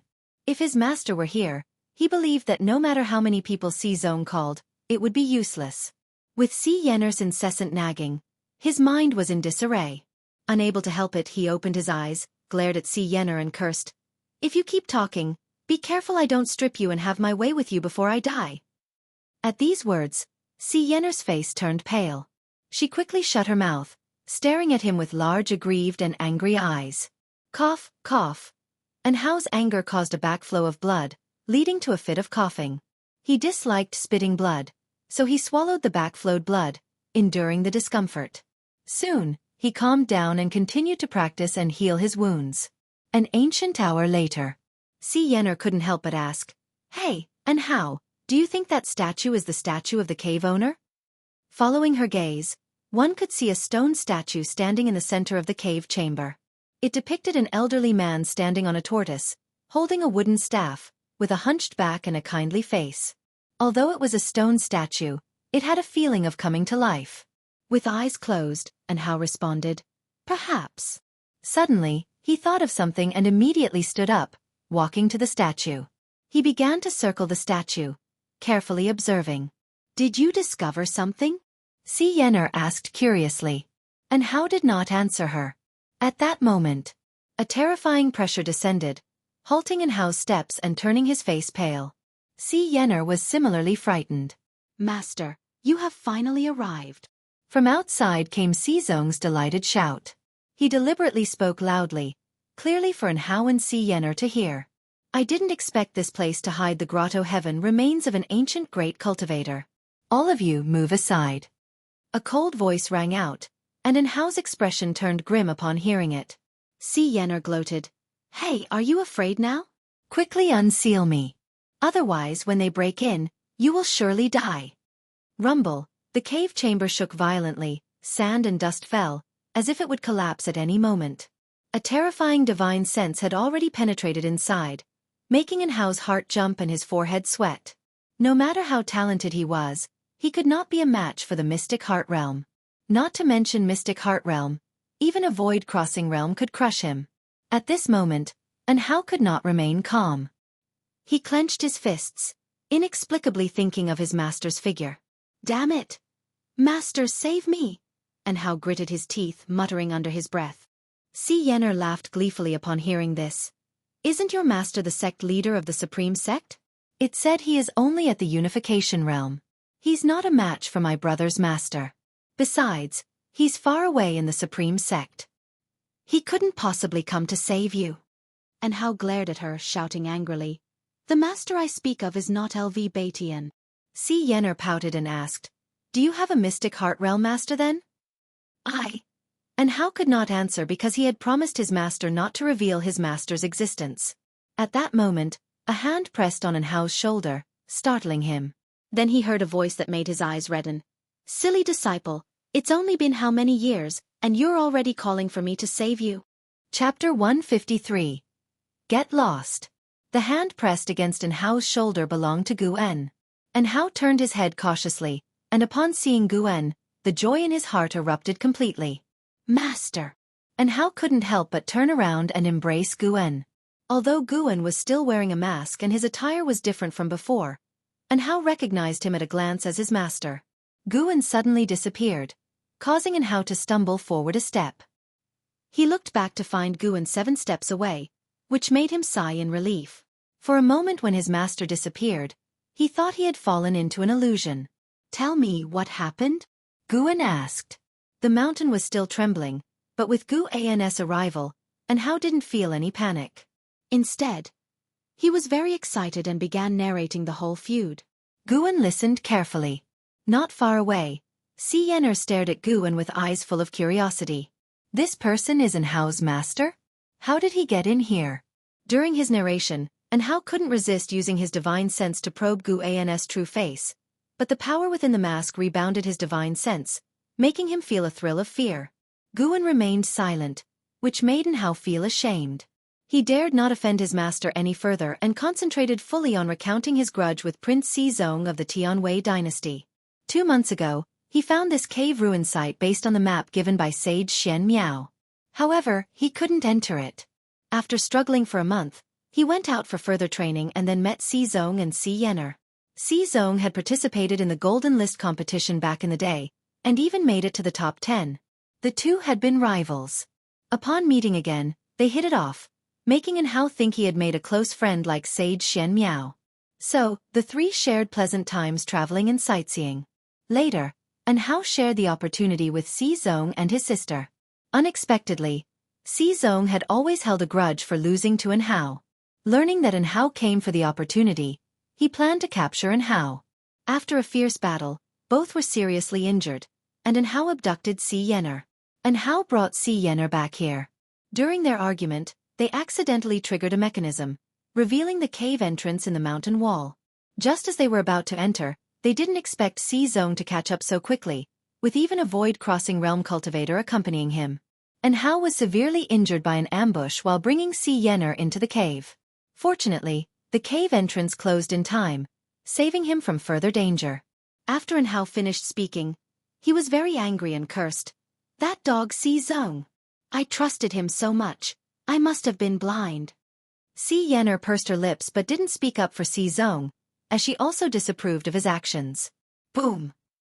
An explosion echoed from the cave passage, followed by a gust of wind that ruffled the robes of the three. Guan then looked at the statue in the center of the cave chamber, deep in thought. Footsteps sounded, and Hao didn't panic. He moved next to Xi Yener, preparing to use her as a hostage. Let her go. There's no need to use a woman as a threat. It's meaningless. Guan's voice rang out. Xi Yener immediately beamed, quickly saying, Thank you, Senior, you are indeed wise. Hao glared at her but obediently removed the talisman paper from her body. As soon as the talisman paper was removed, Xi Yener regained control of her body and sighed in relief. She didn't run toward the cave passage but stood beside Hao. Just then, a group of cultivators came through the cave entrance, led by Xizong. Behind him was a man in a black robe with golden patterns, an imposing presence, half-white hair, a handsome face, and cold eyes exuding an indescribable pressure. Xizong's gaze fell on Guan, his brows furrowing. He raised his hand in greeting and asked, May I ask who you are, Taoist friend, and why are you here? Xi Yener spoke up, Second brother, he's Hao's master. Let's end this matter here. Master? Xizong's frown deepened and he asked, Are you Sect Master LV? Guan glanced at the black-robed man behind Xizong and performed lifespan detection. Ancestor Xingyan, Mystic Heart Realm 2nd Layer 1904/4400/4600. The Tianwei dynasty truly hid dragons and crouching tigers. It's unclear if this person had been cultivating in Tianwei all along, or if he returned from overseas due to the ephemera sect. Guan spoke. I am not LV Batian. This cave was found by my disciple first. I advise you all to leave it at that. The cultivators behind Xizong were taken aback, surprised by this person's firm attitude. Hao grew excited and looked at Xizong provocatively. Ancestor Xingyan stepped forward, standing in front of Xizong. He scrutinized Guan, asking, May I know your name, Taoist friend? Why not show your true face? His divine sense couldn't penetrate Guan's mask, making him wary of Guan. But only a little. After all, he was a Mystic Heart Realm cultivator. He had fought other Mystic Heart Realm experts during his battles with the ephemera sect, with mixed results. As a fellow Mystic Heart Realm cultivator, he couldn't be killed. Unless this person was as powerful as the ephemera sect hierarch at the Mahayana realm. Mahayana realm? Ancestor Xingyan didn't believe it. If there was such a powerful existence, why hadn't he heard of it before? Guan turned to Ancestor Xingyan and uttered one word. Scram. Scram. Everyone's faces changed drastically, especially those on Xizong's side. They knew Ancestor Xingyan's background. Audacious!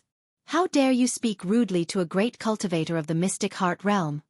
An elder scolded angrily, while Ancestor Xingyan laughed coldly. Hao was extremely excited. As expected of his master. How domineering! Xi Yener looked at Guan, feeling that his arrogance stemmed from genuine confidence.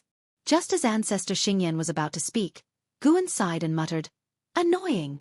As the words fell, Guan suddenly waved his sleeve. Mana burst forth, transforming into a strong wind that swept towards Ancestor Xingyan, Xizong, and the others. His actions were too fast for anyone to react. As the strong wind passed, Ancestor Xingyan and the others turned to ashes, and their storage bags and rings fell to the ground. The cave chamber instantly fell silent. And Hao's eyes widened, and Si Yenner froze, rubbing her eyes in disbelief.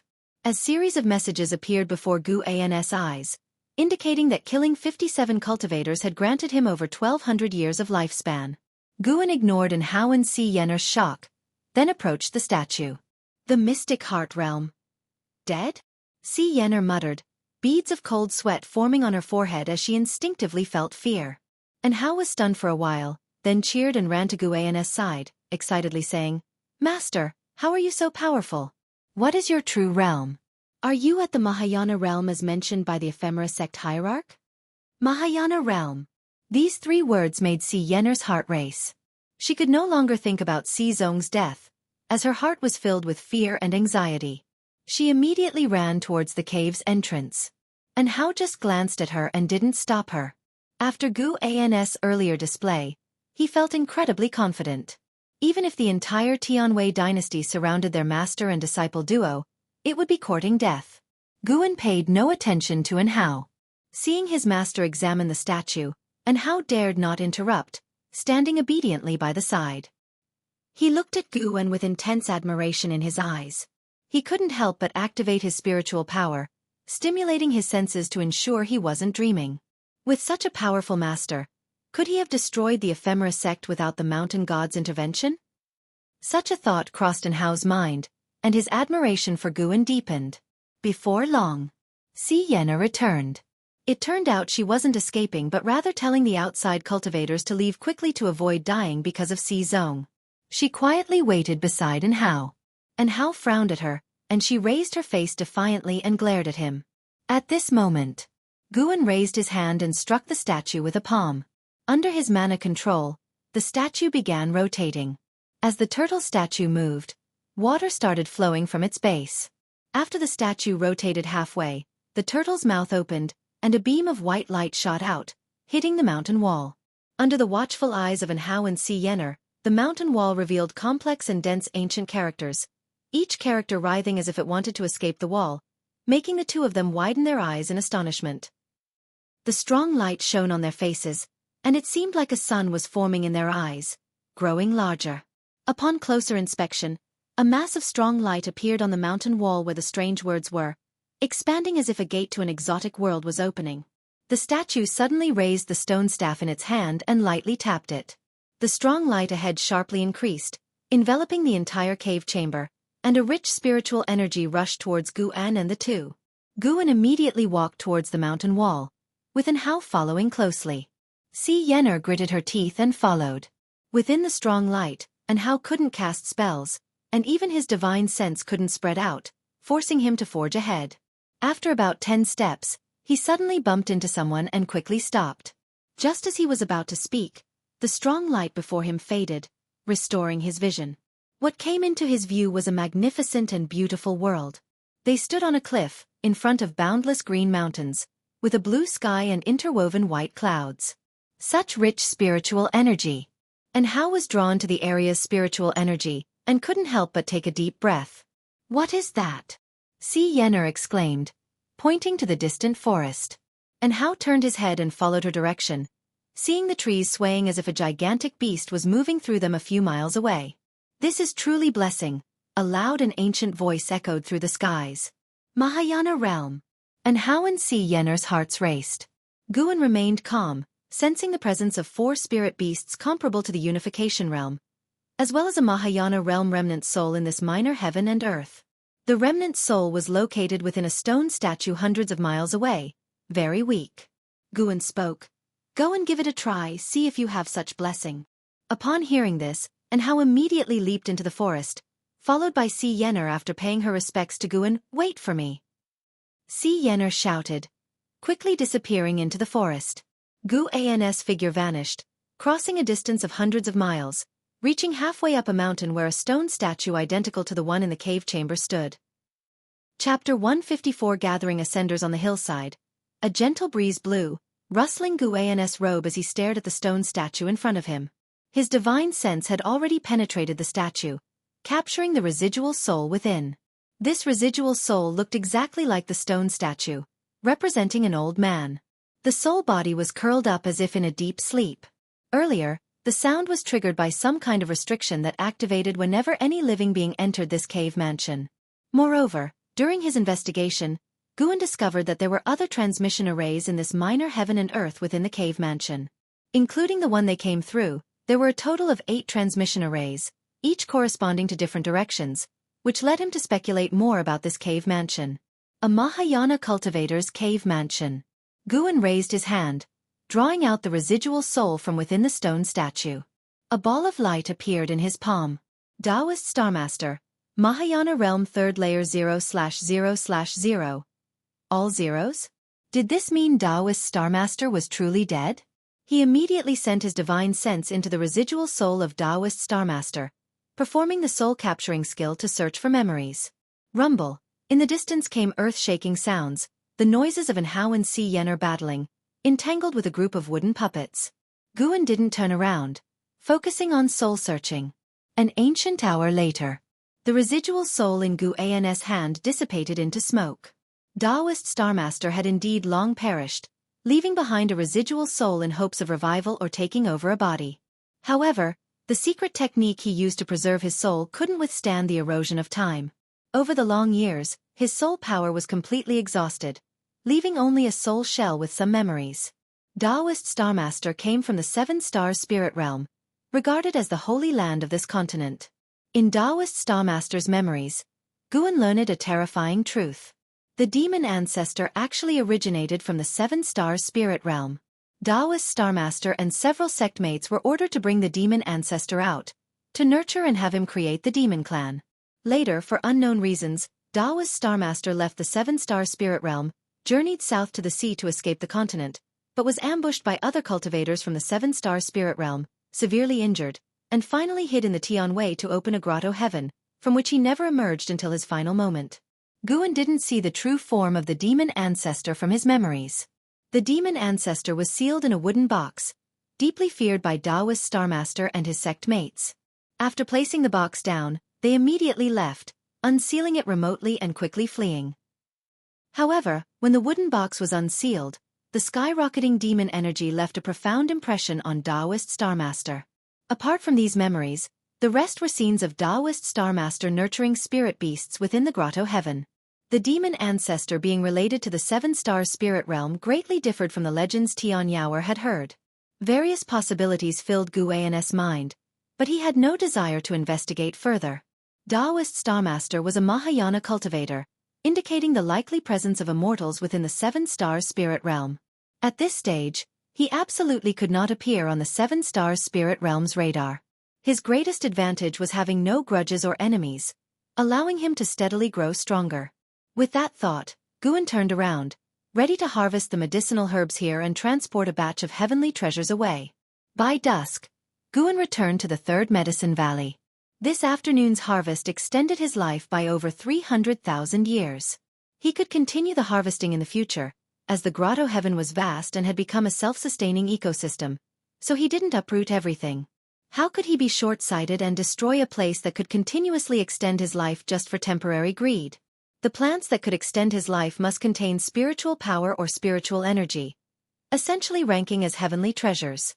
The majority of plants in the grotto heaven were ordinary, and the dense spiritual energy was due to the cave mansion's restrictions that prevented leakage. And Hao and Si Yener were still inside that cave mansion, making friends with the spirit beasts there, facing no danger for now. Taoist Starmaster left behind cultivation techniques and divine skills in the grotto heaven, enough for an Hao and Si Yener to explore for years.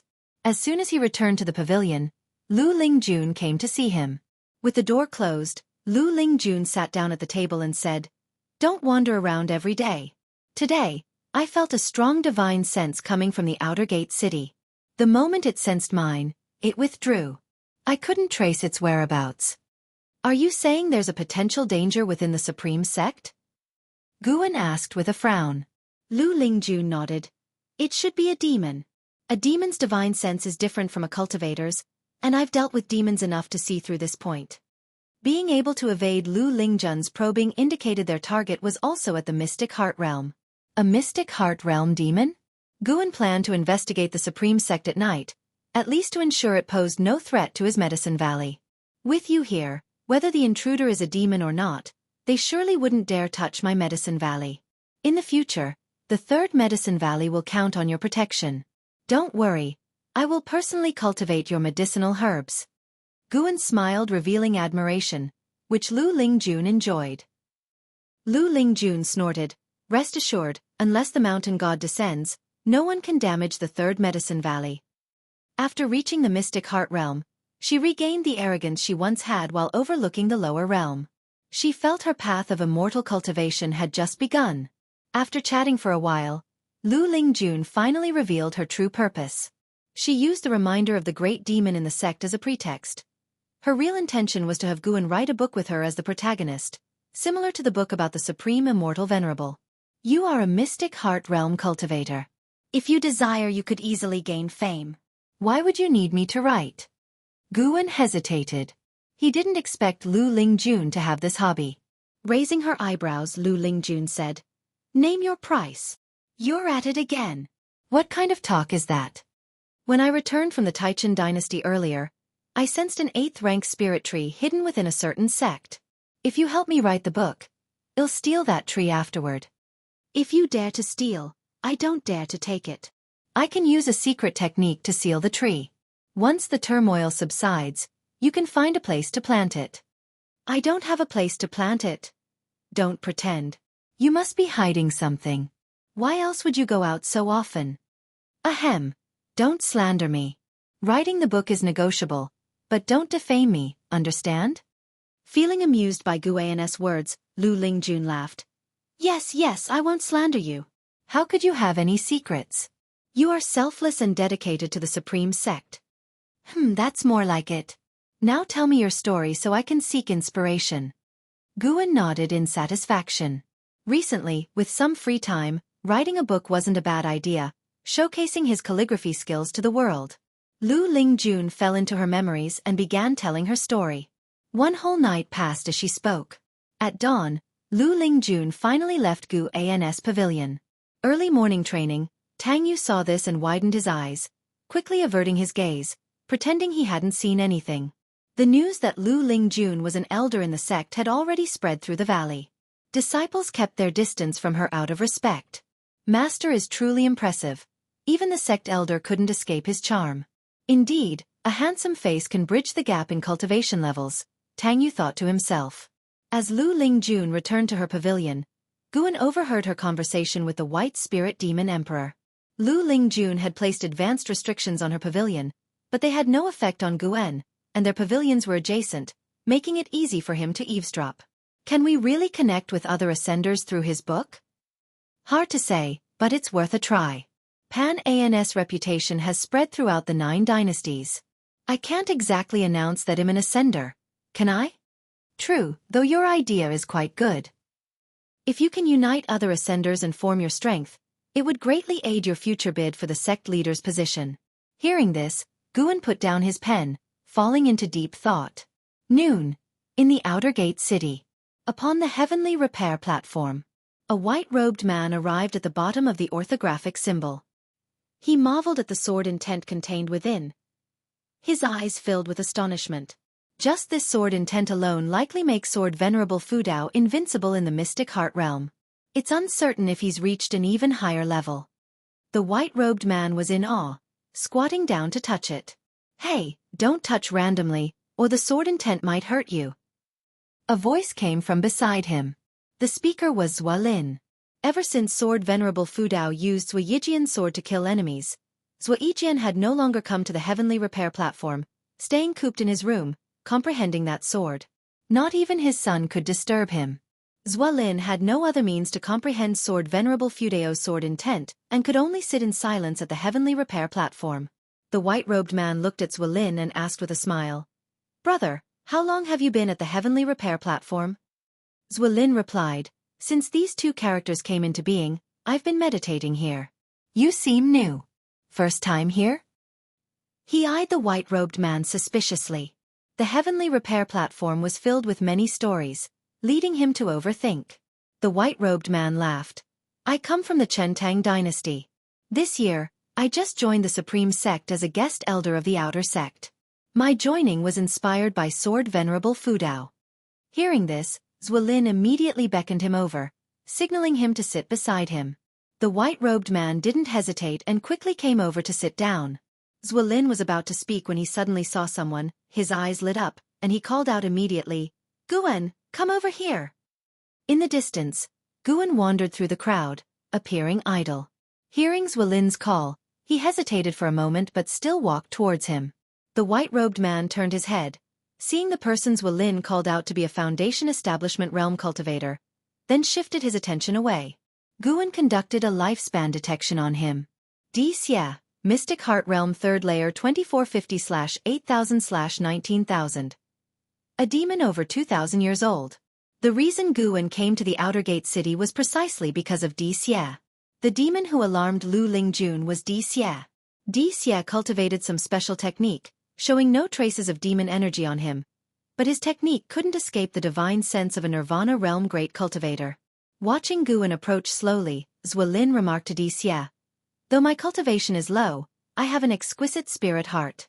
At a glance, I could tell you were exceptional. Hearing this, D. Xia's heart tensed. Chapter 155 Shattering Void.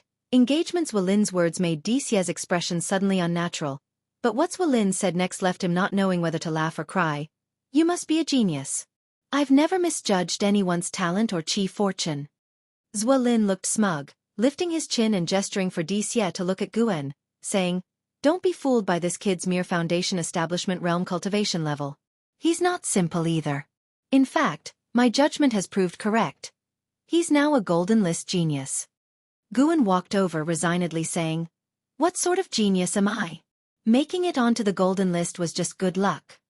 Zuolin pulled Guan to sit down and then had D. Xia and Guan introduce themselves to each other. D. Xia was very composed and treated Guan quite well, showing none of the airs of a guest elder. Zuolin was very interested in D. Xia, and upon hearing that D. Xia wanted to learn about Sword Venerable Fudao, he didn't hide anything and began telling stories of Sword Venerable Fudao's exploits. D. Xia listened attentively. Before he came, he had heard that the #1 cultivator of the 9 dynasties was either the Taoist of Immortality from 3 Pure Ones Mountain or the Sword Venerable Fudao from Supreme Sect. Among them, Sword Venerable Fudao was the most mysterious. Though he had repeatedly aided the Supreme Sect, no one knew his true identity. Guan found it amusing to listen to Zuolin boast about his other identity. At the same time, he was also observing D. Xia. In the following half an hour, Guan didn't sense any malice from D. Xia, and could only hold back his suspicions for the time being. A great demon calamity was imminent, and a Mystic Heart Realm great demon had infiltrated the Supreme Sect, the purpose of which was unknown. Guan feared D. Xia might suspect him, so he took the chance to slip away. There was plenty of time to come, and he could slowly observe D. Xia since D. Xia was planning to comprehend sword intent at the heavenly repair platform. In the days to come, Guan would use his divine sense every day to observe D. Xia. The more he watched, the more he felt D. Xia might truly harbor no ill will. He just seemed to earnestly want to learn swordsmanship. Before, when D. Xia had swept the surroundings with his divine sense, he was probably just looking for Sword Venerable Fudao. Spring went and autumn came. 2 years passed in the blink of an eye. In these 2 years, Guan's lifespan had increased rapidly. Starmaster Cave had provided him with an enormous amount of lifespan. His lifespan had already broken through 6,500,000, getting ever closer to the 10 million mark. One day, Guan visited the book collection hall in the Outer Gate City and, under the name Pan En, published a new book titled Shattering Void. Lu Chong, the elder who had once taken care of Pan En, had passed away, and he was received by Feng Shang, the great elder of the book collection hall. Feng Shang was thrilled to receive Pan En for the first time, bombarding Guan with compliments and guaranteeing that he would handle the book's follow-up matters well. Only after an hour at the book collection hall did Guan manage to get away. Feng Shang was simply too enthusiastic. In Feng Shang's eyes, Guan was a tremendous opportunity. As long as he arranged Pan An's new book properly, his career would skyrocket. After leaving the book collection hall, Guan strolled around the city. As the supreme sect grew stronger each year, the outer gate city became very bustling.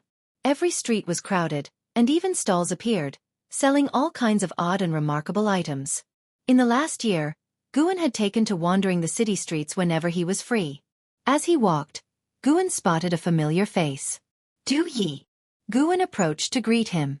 Both being house servants of the Ji family and having been accepted into the supreme sect together, their relationship was not close, but they would chat if they bumped into each other in the outer sect. Du Yi was fiddling with a small gourd at a stall. Hearing Guan's voice, he reluctantly set the gourd down, stood up, and looked at Guan. When Guan reached him, Du Yi greeted him with a smile, asking, "Are you here treasure hunting too?" Guan laughed and replied, "There aren't that many treasures to find. I'm just browsing and enjoying the buzz. How have you been lately?" 92-year-old Du Yi looked just over 40. He hadn't taken any youth-preserving pills when he was younger, unlike Guan, who appeared youthful. In the immortal cultivation world, not every cultivator seeks a youthful appearance. Some believe that maturity conveys more presence. Don't get me started. I attempted the foundation establishment recently and failed, wasting a foundation establishment pill in the process, Du Yi said gloomily. He was genuinely a low-level cultivator in the immortal cultivation world, of mediocre talent, who had to do odd jobs for young masters from significant families for cultivation resources. Guan consoled him, then took out a medicine bottle with 2 foundation establishment pills inside. This. Holding the medicine bottle, Du Yi hesitated. He didn't want to accept Guan's charity, but he couldn't bear to refuse. For a low-level cultivator like him, reaching the foundation establishment was a lifelong dream. Guan smiled and said, "Don't mention it, after all, we grew up together. I hope you live a few more decades. When we're old, we can reminisce about our youth."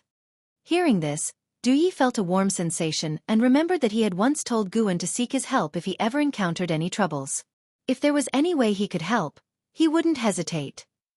Half a lifetime later, Guan had never sought his help. Instead, Du Yi began to owe Guan favors.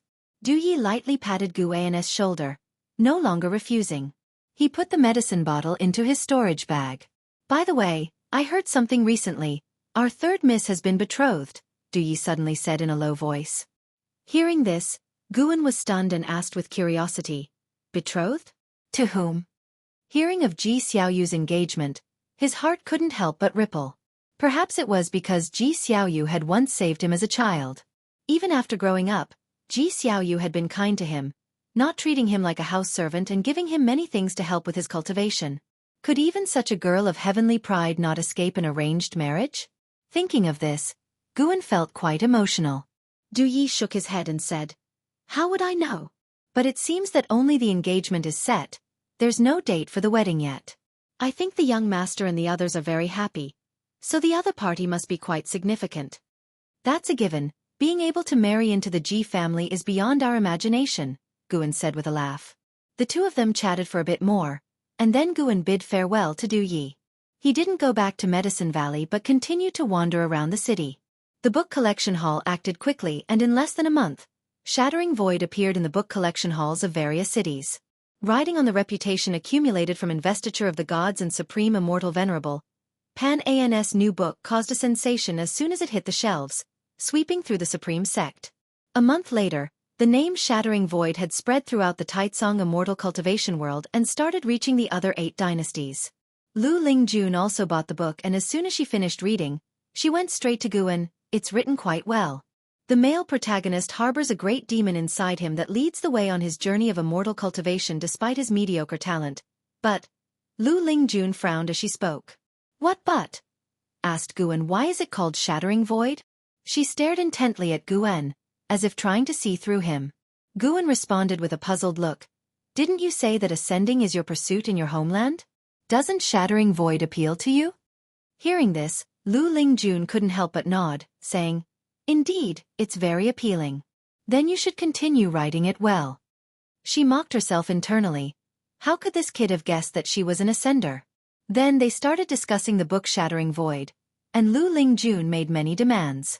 Guan wasn't agreeable at first, but when she brought out a pile of heavenly materials and earthly treasures, he changed his tune, saying he would consider it.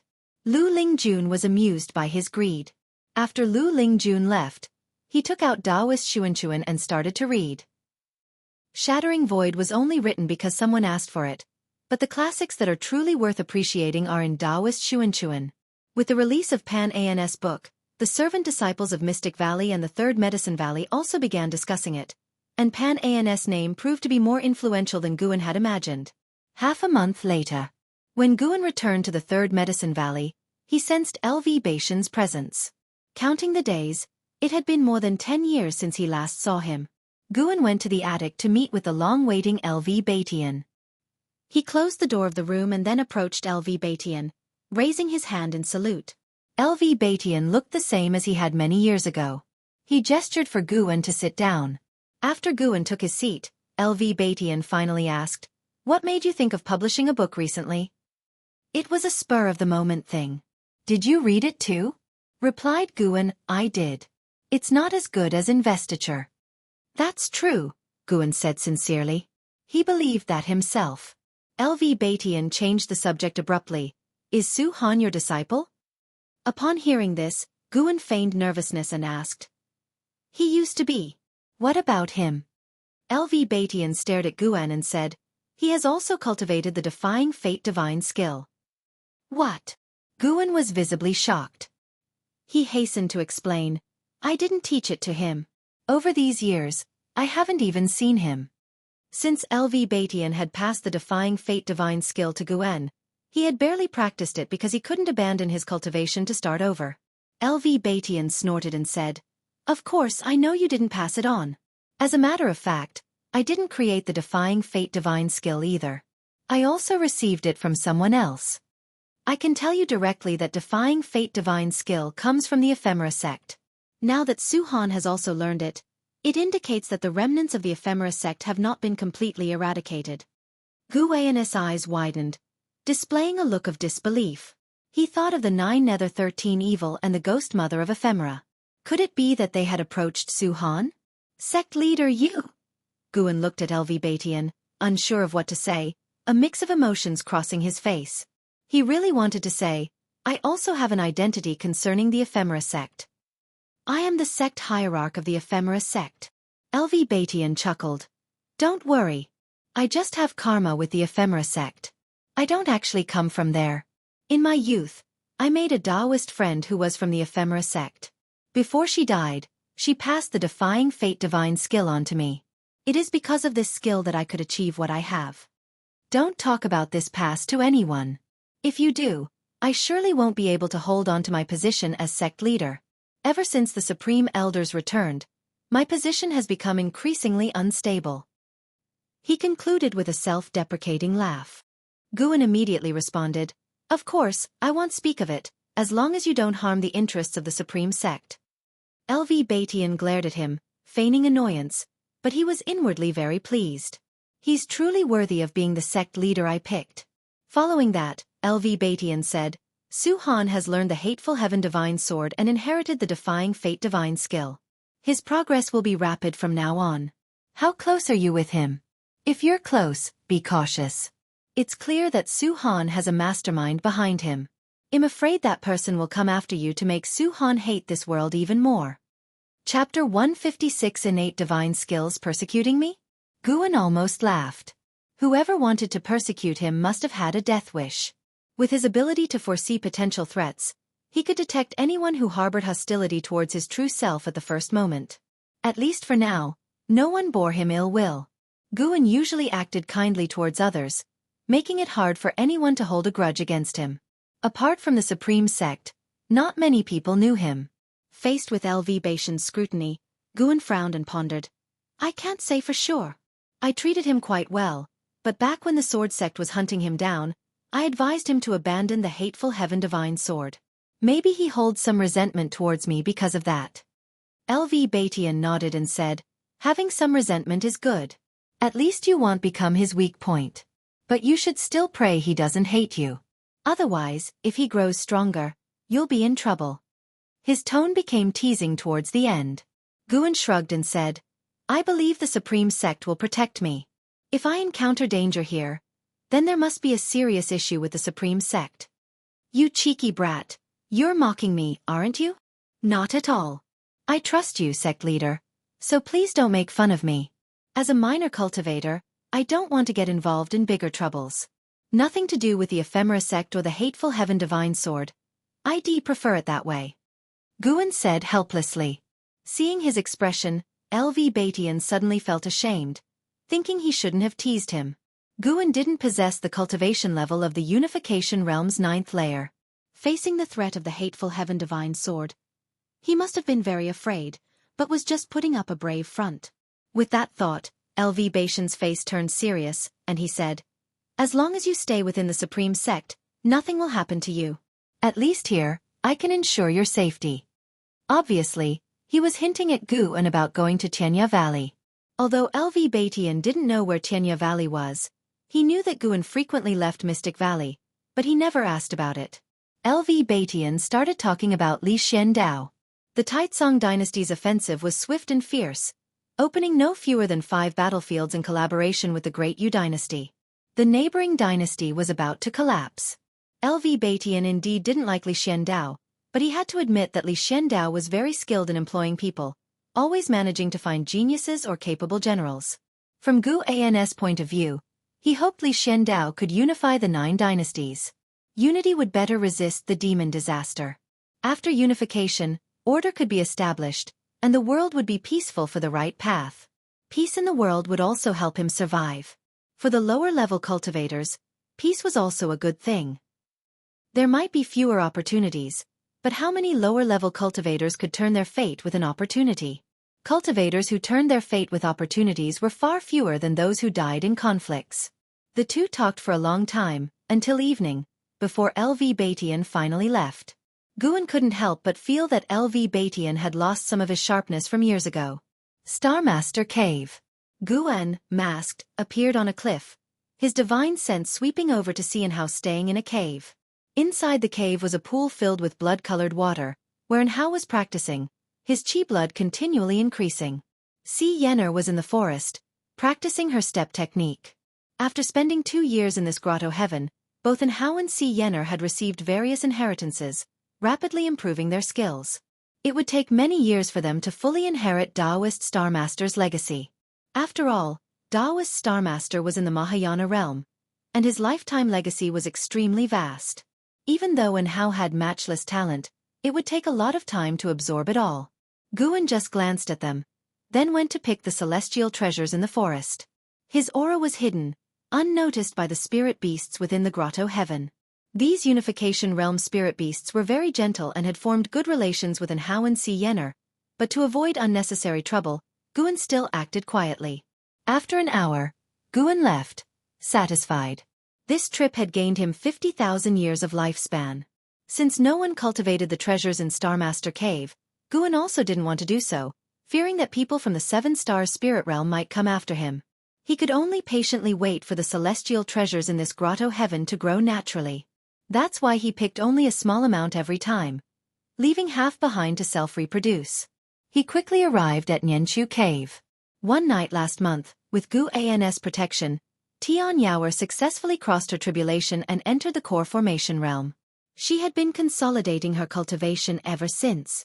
Landing on the ground, Guan sensed that her demonic power had stabilized, which indicated that she had consolidated her cultivation. He deliberately made footsteps as he walked towards a garden area. Tian Yaoer pushed the door open and like a gust of wind, came to Guan's side, directly hugging his left arm excitedly saying, "Master, my demon core has fully formed, and I've even comprehended a divine skill." Feeling the softness from his left arm, Guan marveled internally. A demon was indeed a demon. She appeared very slim, yet her figure was astonishing. He naturally withdrew his arm and walked a few steps forward, squatting down to pick medicinal herbs, while asking, "What kind of divine skill?" Tian Yaoer came to his side, bending at the waist, hands on her knees, and smiled sweetly. "A transformation divine skill, I'm very powerful now." As soon as she finished speaking, a wave of demon energy spread from her body, covering her figure. Guan turned his head to look. As the demon energy dissipated, Tian Yaoer had transformed into his exact image, her aura indistinguishable from his, with no trace of demon energy. This surprised him. This divine skill was not bad. Guan placed the harvested medicinal herbs into his storage bag, stood up, and curiously asked, "Can you teach me this divine skill?" Tian Yaoer shook her head and said, "I wish I could, but there's no mental method or incantation for it. This divine skill seems to come naturally to me, like speaking. It's very easy for me to use, but I don't know how to teach it." She transformed back into her previous appearance, demon energy swirling, and clutched Guan's mask. Guan took a step back, and Tian Yaoer in red, placed her hands on her hips and laughed proudly. "Master, how was it? Isn't my divine skill amazing?" Her bright eyes turned into two crescent moons with joy, making Guan unable to resist reaching out to pat her head, ruffling her hair. After praising Tian Yaoer a few times, Guan had her return to her cultivation. Guan rarely visited, so Tian Yaoer didn't want to cultivate and instead stayed by his side, chattering incessantly about trivial matters, like a crooked flower or bumping into a tree while practicing the limitless freedom step. She could only stay in Yanchu Cave, with no contact with other demon creatures, so if it were Guan, he wouldn't have so much to talk about. Guan didn't get annoyed. On the contrary, he listened attentively, occasionally responding, which made Tian Yaoer even happier. For a long while, Tian Yaoer followed Guan to a stone table, where he took out bottles of elixirs for her cultivation, instructing her on how to take them. "Once you master the limitless freedom step, I can take you out for a walk." Guan looked at Tian Yaoer and said seriously. Having stayed in Yanchu Cave for so many years, Tian Yaoer never requested to go out. Her attitude towards the medicinal herbs was very serious too. At least Guan couldn't find any fault in her. Guan had already accepted Tian Yaoer, no longer seeing her as a mere demon slave. Tian Yaoer wasn't too excited. Instead, she pouted and said, "The limitless freedom step is too hard.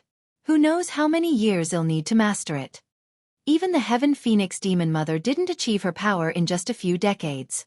The strong beings in this world have all endured long lonely years before they could act as they pleased." Guan said earnestly. Tian Yaoer nodded and said, "I understand, I'll definitely work hard in my cultivation." Guan noticed that she no longer kept talking about revenge. He wondered if she kept it in her heart or had given up on the idea. He didn't leave immediately but sat down and started explaining the primordial earth immortal skill to Tian Yaoer. The core formation was just the beginning. Tian Yaoer still had a long way to go. If he could nurture a peerless great demon, Guan would certainly feel a sense of accomplishment. Tian Yaoer's ultimate lifespan was 18,000 years, meaning she would be with Guan for the longest time. Perhaps to avoid loneliness in the future, Guan's teachings to Tian Yaoer were no less than his instructions to An Hao. Dark clouds covered the sky, the mountainous terrain undulated unevenly, and as far as the eye could see, the hills and valleys were sparse with vegetation. Most of the trees were withered, stripped of their leaves. Desolate. Silent. Two figures walked through the mountains, one of them being Guan's disciple Su Han. After decades, Su Han had undergone a complete transformation. He wore black, carried a bone sword, and had a red string tied around his forehead and knotted at the back, casually binding his black hair. His eyebrows exuded malevolence, with a cold, indifferent gaze. Ahead of Su Han walked a frail old man, turning back repeatedly with obsequious smiles. "Sir, up ahead is the habitat of the holy beast Sky Dragon. Although this Sky Dragon is under 100 years old, it has a peculiar temper, so you must be careful," the frail old man warned. Su Han looked forward, where amidst the darkness, a massive mountain faintly appeared, intermittently echoing with shrill cries, making the place daunting and terrifying. He ordered, "You go attract it first, I'll follow soon." The frail old man's face turned pale upon hearing this, quickly waving his hands. "With my cultivation level, I'm afraid." Su Han's eyes turned cold, making the old man shiver, and he hastily agreed, flying ahead and quickly disappearing into the darkness. Not long after, a dragon roar erupted from ahead, shaking the heavens and earth. Su Han then took down the bone sword from his back, with terrifying black energy seeping from his orifices, making him appear as if possessed by a demon. "Who dares trespass the forbidden grounds of the ancient Sky Sect?" A furious, elderly shout came, and a gray-robed burly man suddenly flew over the mountain peak, attacking Su Han. Su Han, with his back to him, did not turn around. He continued walking forward with his sword. At that moment, a ghostly figure appeared behind him, swinging its palm to gather terrifying ghost energy into a massive black wing. The gray-robed burly man's face changed drastically, using his spiritual power to resist, but he was still sent flying by the attack. I advise you to pretend you saw nothing, or it would be a pity if you were to die. An icy female voice came from the mysterious ghostly figure. If Guan were here, he would definitely recognize the voice. Ghost Mother of Ephemera.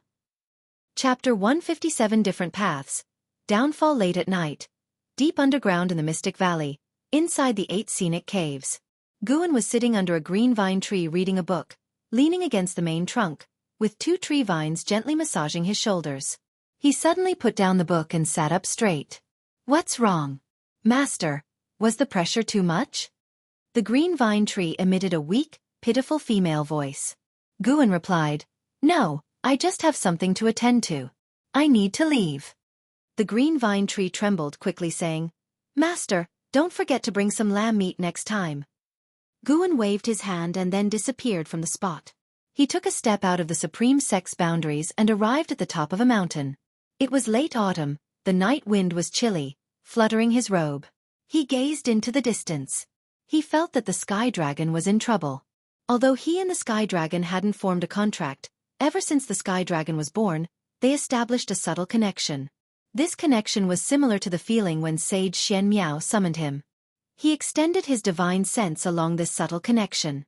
Soon, he locked onto a certain sect. His divine sense pierced through layers of restrictions and entered a minor heaven and earth similar to the Starmaster Cave. Ha!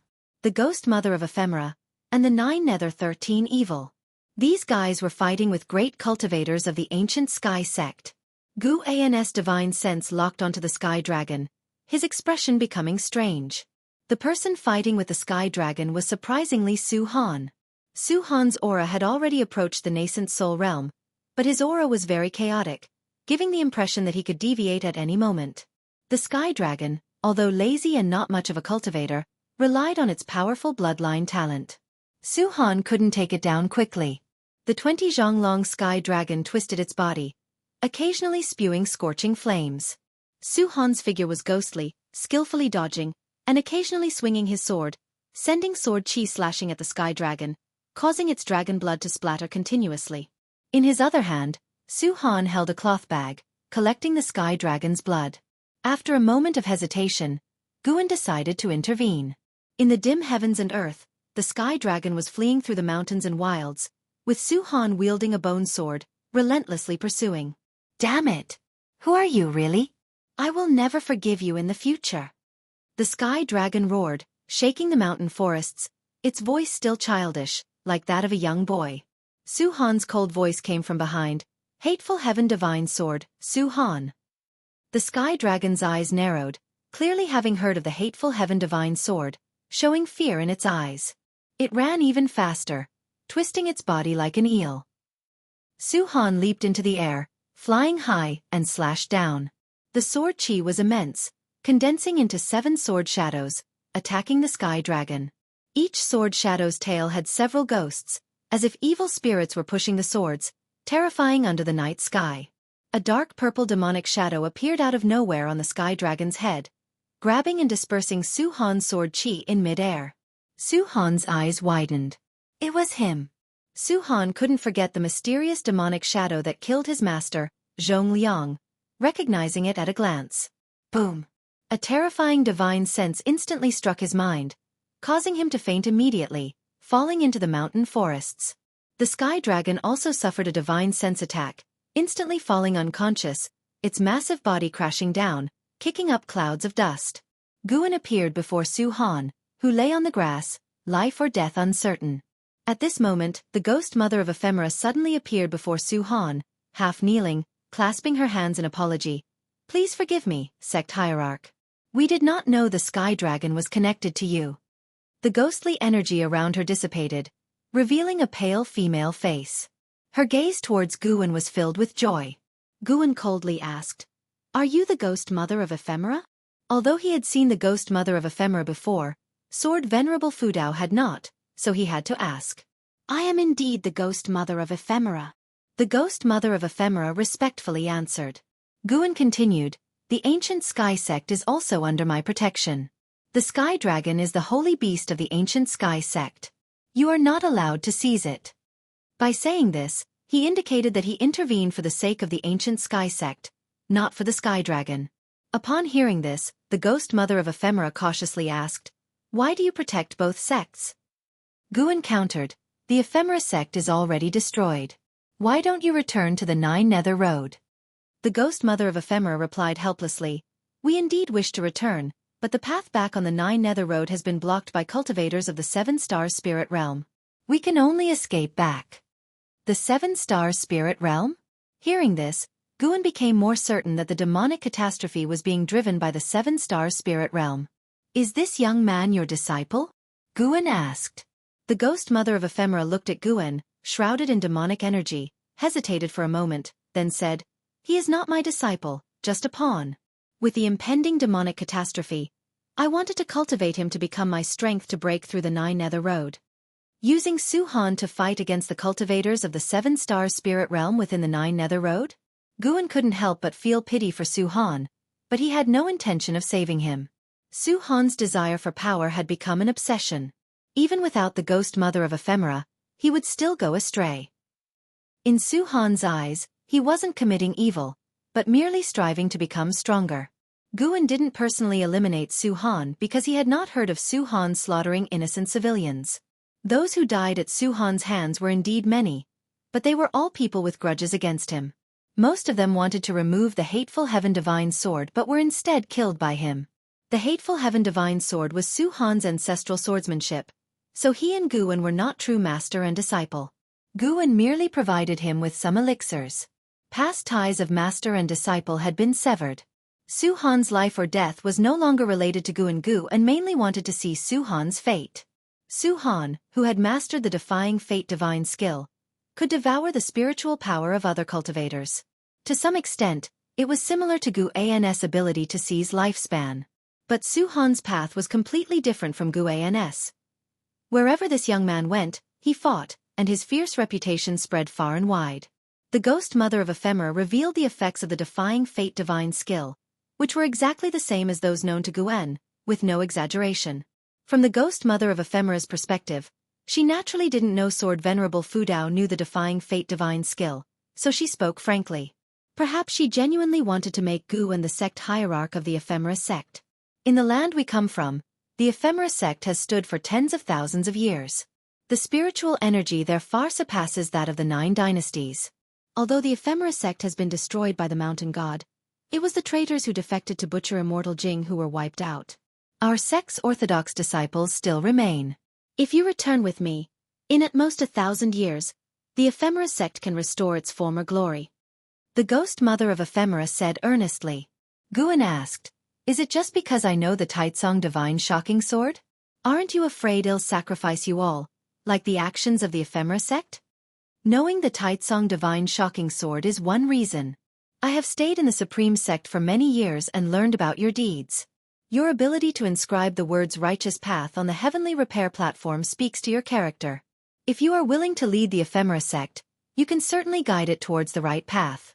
The Ephemera tree may be an evil entity, but the Ephemera sect was originally founded by subduing this tree to save lives and thus established its Taoist tradition.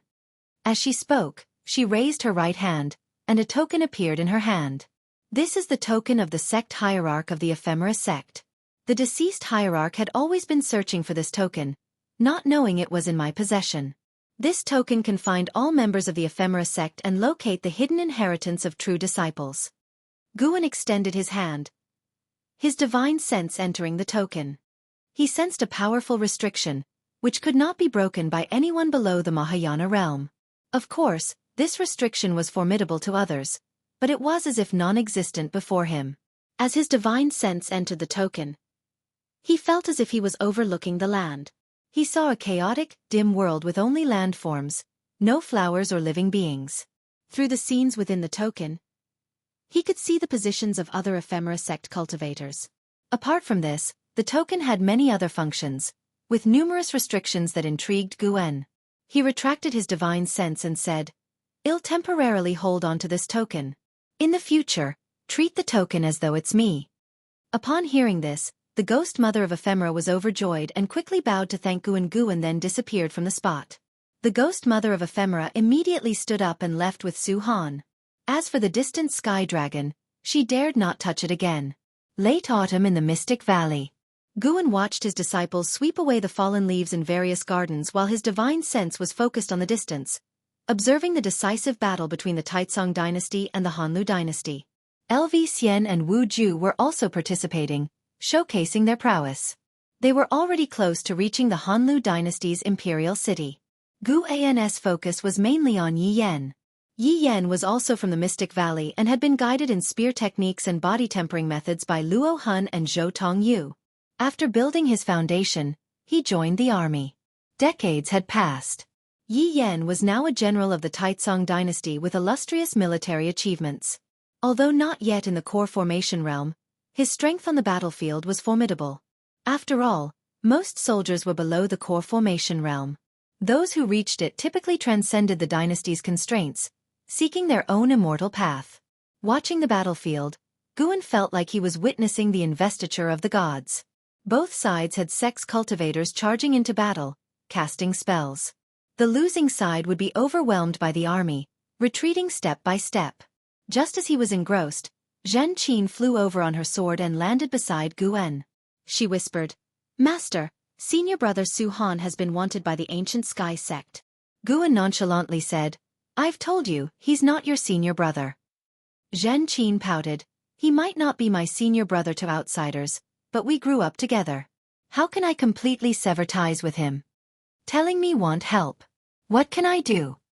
"Master, I'm just feeling anxious and wanted to talk to you." Zhen Qin glared at him. Guan glanced at her smiling. "Don't worry about him. He survived many years of being hunted. Instead of worrying about him, you should worry about yourself. You seem to encounter more danger than him." He referred to the time Zhen Qin was saved by Sage Xian Miao from the law enforcement hall disciples. Although she didn't mention the existence of the mountain god, Yilan knew about her perilous experience and had informed Guan. Just as Zhen Qin was about to retort, she suddenly sensed something and took out her disciple token from her storage bag. Guan did the same, taking out his Valley Master token, and inserted his divine sense. Immediately, he heard the voice of Gu Zong. Supreme Elder Kusong investigated the demon land and unfortunately perished. In 3 days, all disciples must gather in the affiliated city to pay respect to the ancestor. Chapter 158. Jiang Qiong returns. A hand in the night ancestor Kusong died? Guan heard Gu Zong's words and felt a bit dazed. Although he wasn't very close friends with ancestor Kusong, they had pleasant conversations whenever they were at the inner sect book collection hall. Hearing the news of Ancestor Kusong's demise gave him an indescribable feeling. The Supreme Elder has fallen. If I recall correctly, Ancestor Kusong was at the Mystic Heart Realm, right? Zhen Qin frowned and said. When the ephemera sect attacked back then, Ancestor Kusong fought against Venerable Qi Qian, spreading his Dao name throughout the Supreme Sect. He had become the second most renowned great cultivator in the Supreme Sect, only next to Sword Venerable Fu Dao. Even Zhen Qin, who had no interaction with Ancestor Kusong, felt sad upon hearing his demise. Guan looked up to the sky. He saw dark clouds, indicating that a storm was about to come. Ancestor Kusong's death shocked the entire Supreme Sect, and the news quickly spread through the immortal cultivation world. 3 days later, Guan arrived at Inner Sect City as scheduled to attend Ancestor Kusong's memorial service. Tens of thousands of disciples in the city mourned. Listening to the sect elders recount Ancestor Kusong's life achievements, even newly inducted disciples felt sorrow. After recounting Ancestor Kusong's life, the Supreme Sect also disclosed for the first time the impending great calamity of demons that would erupt decades later, causing an uproar among the cities. In the days that followed, various sects under the Taizong dynasty also announced this matter. The peace of the immortal cultivation world was once again shattered, and all cultivators felt a sense of crisis. A Mystic Heart Realm cultivator has already fallen. This calamity is far more terrifying than the previous ephemera sect turmoil. Autumn faded into winter. Winter snow gradually covered Mystic Valley. On this day, Guan waited early at the Mystic Valley Pavilion because he felt a familiar aura approaching. Late at night, a figure appeared outside Guan's window. Guan went to open the window and let the visitor in. It was a white-robed woman wearing a bamboo hat. After entering, she took off the hat and looked back at Guan, who was setting up a restriction. She smiled and asked, "Did you miss me, obedient disciple?" After finishing the restriction, Guan turned around and curiously asked, "Where have you been all these years? Are you all right?" He cast a lifespan detection spell on Jiang Qiong. Jiang Qiong, nascent soul realm level 6243/700/5490. 5,490 years of maximum lifespan. Guan remembered that Jiang Qiong's maximum lifespan was around 2,400 years. It seems there were great opportunities on the Nine Nether Road. Jiang Qiong smiled and said, "I went to a mysterious place and got great opportunities. How could your martial master not fare well?" Seeing Guan's concerned expression warmed Jiang Qiong's heart. Someone still thought of her in this world. Guan invited Jiang Qiong to sit down first and then started brewing tea. "Disciple, how have you been these years?" Jiang Qiong asked, her gaze sweeping over the room's decor. With his back to her, Guan replied, "As usual, growing flowers and herbs, reading books. Oh, and in the last Golden List tournament, I ranked among the top 500, thanks to the magic artifact bestowed by my sect seniors." Talking about the Golden List tournament, he felt proud and intentionally boasted to Jiang Qiong. In the past, Jiang Qiong might have been surprised, but after experiencing the ephemera sect turmoil and traveling the Nine Nether Road, her perspective had changed drastically. Facing Guan's boasting, she found it amusing while also feeling gratified. Seeing him living well made her happy. After Guan finished speaking, he carried some hot tea to the table. As he sat down, he poured tea while asking, "And you? Can you share a bit?" Jiang Qiong smiled and said, "I offended a significant figure and have to hide in the 8 scenic caves for a while. Are you sure you want to know?" Upon hearing this, Guan immediately shook his head and said, "Then forget it. If you need to hide, just hide. I certainly won't betray you." In the past, Jiang Qiong had taught him many things, and the 8 scenic caves belonged to her, so sheltering her was only natural. More importantly, Guan already knew who was hunting Jiang Qiong. Before going to the ancient sky sect, Guan detected Jiang Qiong's presence during a divine sense probe. He accepted the sect hierarch token from the ephemera sect to give it to Jiang Qiong later. Just in time, Jiang Qiong had ambitions. 2 great cultivators in the Void Crossing realm were chasing Jiang Qiong, but they had lost her trail and were now wandering in the Great Yu dynasty. Hearing Guan's words, Jiang Qiong smiled, raised her hand, and produced a white jade bottle. She said, "The spirit juice inside is good stuff. Drink a mouthful each month, no more, to avoid qi blood disruption. This juice can enhance your root bone quality." "How can I take this?" "You should keep it for yourself. I've already consumed a lot. This is the leftover, and it no longer benefits me. You keep it, no refusals." With a stern face, Jiang Qiong said this. Hearing her words, Guan had no option but to accept. After chatting for an hour, they moved to the 8 scenic caves.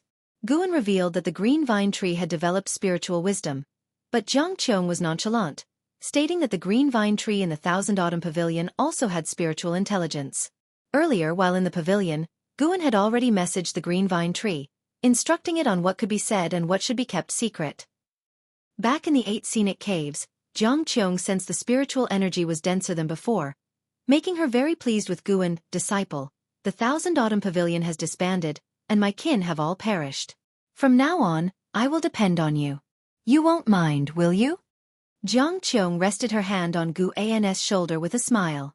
Guan stepped to the side and said, "Why would I mind? I even want to learn formations from you."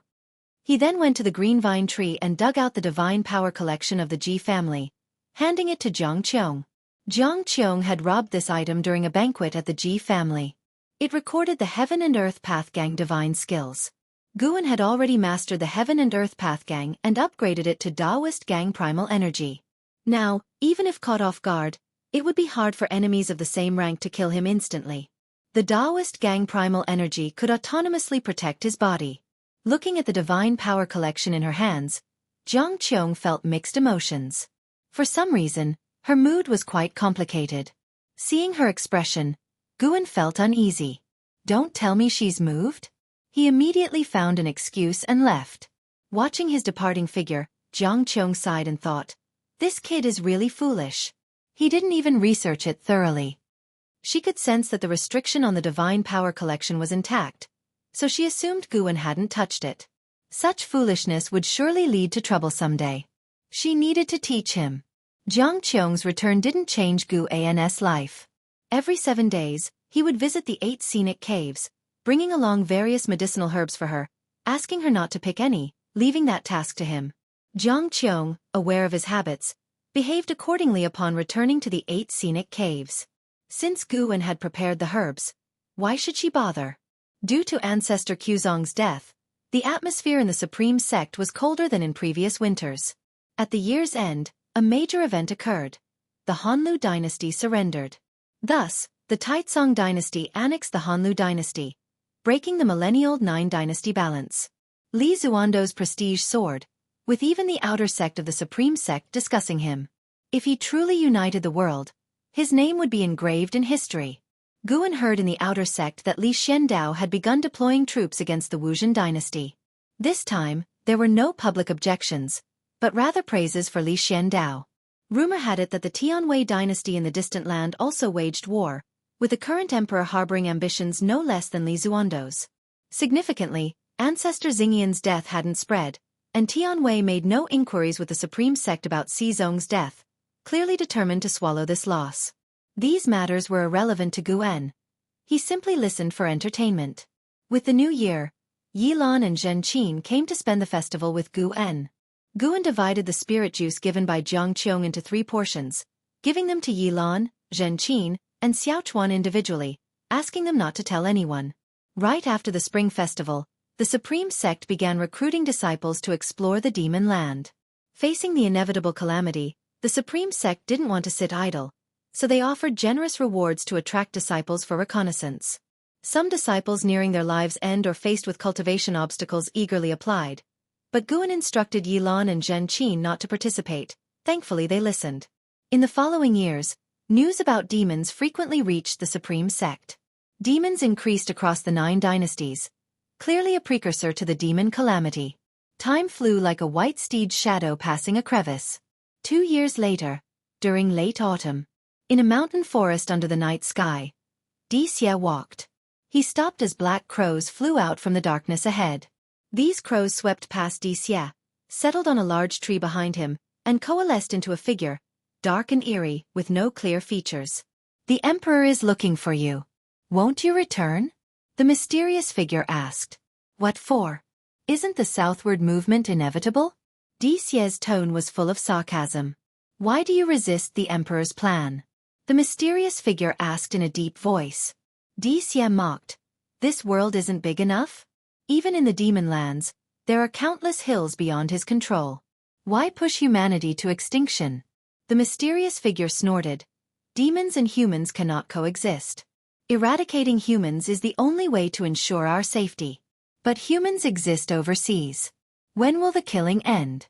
I think he's been influenced by the Demon Master. Don't speak ill of the Demon Master. Anyway, I want return. I'll train at the Supreme Sect. Don't seek me out again. If Sword Venerable Fudao discovers you, even if you die, I won't lift a finger." With these words, Xie left. The mysterious figure coldly said, "Sword Venerable Fudao? Ancestor Kusong of the Supreme Sect died by my hand. If I encounter Sword Venerable Fudao, I'll ensure he meets the same fate, boiled into broth." Xie continued without turning back and disappeared into the darkness. The mysterious figure snorted, then transformed into black crows and flew north. The crows flew swiftly, leaving the Taizong dynasty behind in no time. An hour later, they flew over the North Sea mountain and arrived at the forest of the Taichen dynasty. The crows landed by a small river, reformed into a figure. This time, he showed his true form, a crow-headed humanoid covered in black feathers, wings folding back as he squatted and plunged his hands into the river water. The night was chilly, and the river's surface glimmered. "Thud!" A hand suddenly pressed on his shoulder, freezing his expression. Chapter 159 Demon Clan's Momentum. Taoist Lord. Since Ancestor Kusong perished, with the demon calamity approaching, Guan used his divine sense every night to inspect the lands of the 9 dynasties, to prevent enemies from sneaking in. That night, he happened to see Xie leaving the Supreme Sect, so he used his divine sense to follow, and then saw Xie meeting a demon. When Guan heard the demon say it was he who killed Ancestor Kusong, Guan was filled with killing intent. He must avenge Ancestor Kusong. After all, Ancestor Kusong counted as an ancient friend of Guan. He didn't make a move directly but waited until the demon left the Taizong dynasty before acting. The Black Crow demon envoy stopped by the riverside, intending to rest and infuse his demonic power into the river, marking this land through the water. Before his demonic power could probe into the river, a hand fell on his shoulder. He had never experienced such a thing. Even in the demon land, no demon could approach him silently. He instinctively wanted to evade, but an unimaginable pressure pinned him down, rendering him immobile. Terror showed on his crow-like face. He glanced sideways, barely seeing a shadowy figure. Guan originally wanted to mock him, but seeing he was already scared half to death, it felt pointless. He then used his divine sense to assault his soul. Soul-capturing skill. The night was silent, with only the faint sound of flowing river water echoing. The moon set, the sun rose, the brilliant sun climbed from behind the eastern mountains, its rays piercing the sky, shining on Guan and the Black Crow demon. Under the sunlight, Guan, exhibiting his 9 extremes yin-yang body, appeared ghostly, while the Black Crow demon in front of him had turned white-eyed, his body twitching slightly. After 2 full hours, Guan retracted his divine sense, then removed the storage bag and storage ring from the Black Crow demon, and used Tai Ching True Fire to burn his flesh body. A few heartbeats later, the Black Crow demon perished, his soul disintegrated, leaving only the demon core and mystic heart, which Guan collected into his storage bag. You successfully seized 380 years of lifespan from the Black Crow demon envoy, 8th layer of Mystic Heart Realm. Guan then disappeared from the scene. At noon, in the 3rd Medicine Valley, Guan walked down from the transmission array platform, heading towards the distant gardens. Along the way, the servant disciples he encountered greeted him warmly and saluted him. Now, the number of servant disciples in the 3rd Medicine Valley had reached 400. Guan did not overly covet natural treasures, and together with earnest planting, the production of medicinal herbs in the 3rd Medicine Valley was very impressive. Even compared to the Inner Sect's Medicine Valley, the 3rd Medicine Valley's harvest handed over to the sect each year ranked in the top 3. Thanks to this achievement, the sect was increasingly satisfied with him, continuously assigning more servant disciples. Along the way, Guan spotted an Xian, who was sweeping the ground. He immediately waved his hand, beckoning her to come over. Upon seeing this, an Xian quickly walked over and saluted upon reaching him. Having stayed in the 3rd Medicine Valley for so many years, an Xian had successfully entered the Foundation Establishment realm, thanks to the elixirs secretly given by Guan. She was very grateful to Guan. Back then, both an Hao and an Xian apprenticed under Guan simultaneously for cultivation. Now, an Hao had reached the 3rd layer of the nascent soul realm, while an Xian was only at the 1st layer of the Foundation Establishment realm. Even Guan couldn't help but sigh at the unfairness of the heavens. "Accompany me for a walk," Guan said. An Xian naturally had no objections and followed him step by step. During the harvest, Guan occasionally explained to her how to cultivate high-rank medicinal herbs, and she listened attentively.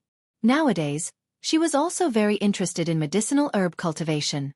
After about an hour, Guan took out a secret book and handed it to an Xian. "This skill can hopefully enhance your aptitude. Don't let anyone discover it," Guan whispered, then glanced warily into the distance. Receiving the secret book, an Xian immediately beamed and said, "Thank you, master." After so many years, she had completely trusted Guan, referring to him as master, just like other servant disciples, but differently compared to others. In her heart, Guan had become her true master, second only to the mysterious master who once saved her. Guan patted her head, gesturing for her to continue her work. An Xian immediately saluted and turned to leave.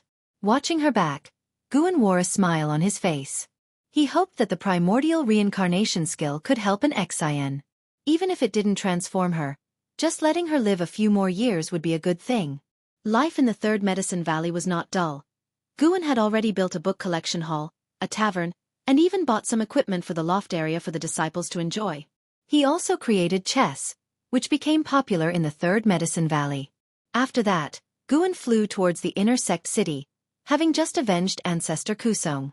He wanted to chat with Elder Su Lu of the Inner Sect's book collection hall. Of course, he wouldn't tell Su Lu what happened this morning. He simply wanted to talk with Su Lu.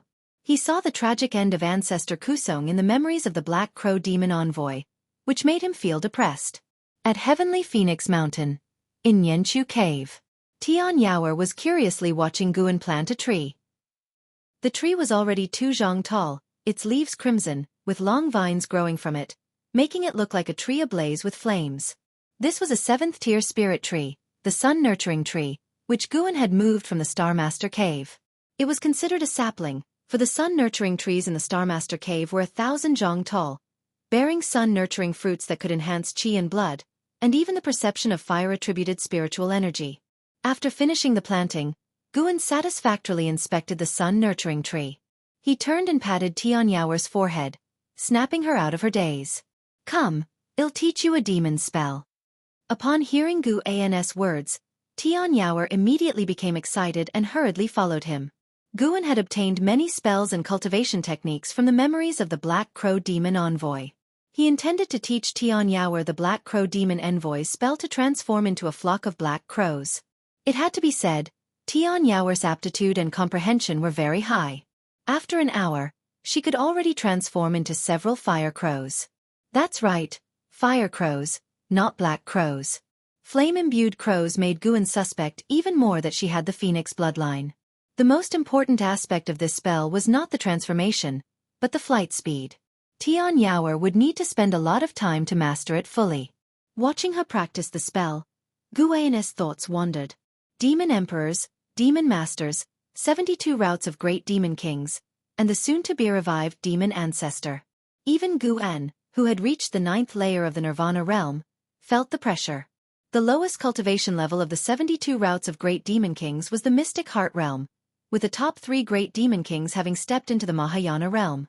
This was why the Ephemera sect did not dare to set foot in the demon land. And the reason the demon clan did not head south was not out of fear of the 9 dynasties but rather waiting for the revival of the demon ancestor, who would need a large amount of flesh and blood to restore his body. The people of the 9 dynasties were the food designated by the demon emperor. Of course, there were also mysterious great cultivators protecting the 9 dynasties. 2,000 years ago, a mysterious Mahayana cultivator heavily injured the demon emperor during his southern invasion, nearly causing his death. However, that great cultivator had already headed south across the sea, a fact discovered by the Black Crow demon envoy subordinates, who then informed the demon emperor. That great cultivator came from the great Jiang dynasty's Tsangtian sect, known as the Taoist Lord. Whether he was still alive after 2,000 years remained unknown. The great Jiang dynasty was the strongest dynasty among the 9. Although the world was now in chaos, the great Jiang dynasty remained stable, and the Tsangtian sect solidified its position as the leading faction in the world by opposing the Ephemera sect. The demon land was vast and boundless. Besides the openly acknowledged great demon kings, who knew what else was hidden there? This made Guan more eager to reach a lifespan of 10 million years. If possible, he didn't want to escape. He wished to continue living on this land with the supreme sect. The death of the Black Crow demon envoy did not cause any impact. Xie still spent his days at the heavenly repair platform comprehending sword intent. However, as time passed, demons kept increasing all over the world, causing great suffering to the common people, and the supreme sect issued more missions to eliminate demons. Even Yi Lan and Zhen Qin had to join the efforts. Since their missions were within the supreme sect, Guan was at ease. 2 years flew by in the blink of an eye. Guan's lifespan reached over 7.4 million years, getting closer to the 10 million mark. He used his divine sense to investigate the demon land daily. Should the demon calamity arrive prematurely, he would choose to break through early. He had already decided the location for his breakthrough. He would break through above the Southern Ocean. That day, An Hao and Si Yenner left the Starmaster Cave. As they walked out of the mountain wall, they turned back, watching the cave entrance gradually disappear. "Where is your master? I haven't seen him all these years," Si Yenner asked curiously. An Hao replied, "The old man is elusive, I don't know where he is either. But one thing is certain: if I encounter danger, he won't stand by and do nothing." Hearing this, he showed a pleased expression. Si Yenner pursed her lips, wanting to mock him, but she held back. She couldn't forget the scene when Guan obliterated the mystic heart realm with a flick of his sleeve. Such a great cultivator, Tian Wei could not afford to offend. Just then, a figure leaped out of the forest, landing swiftly in front of the two. And Hao frowned, thinking it was an ambush and prepared to fight. The newcomer was a man in Tian Wei's official attire. He raised his hand in salute and said, "Your Highness, I have come under the Emperor's orders to escort you. His Majesty plans to marry you to an Hao, the top scholar on the golden list." Upon hearing this, Si Yenner's face turned pale, and she angrily asked, "Is father insane? How can he marry me to this kind of person?" And Hao originally wanted to refuse, but hearing this, he immediately retorted displeasedly, What kind of person am I? Do you think I'm not worthy of you? Then I must marry you." The two began arguing. Meanwhile, the official attire man maintained his smile, watching their argument. Far away in the Supreme Sect's Mystic Valley, Guan was observing them.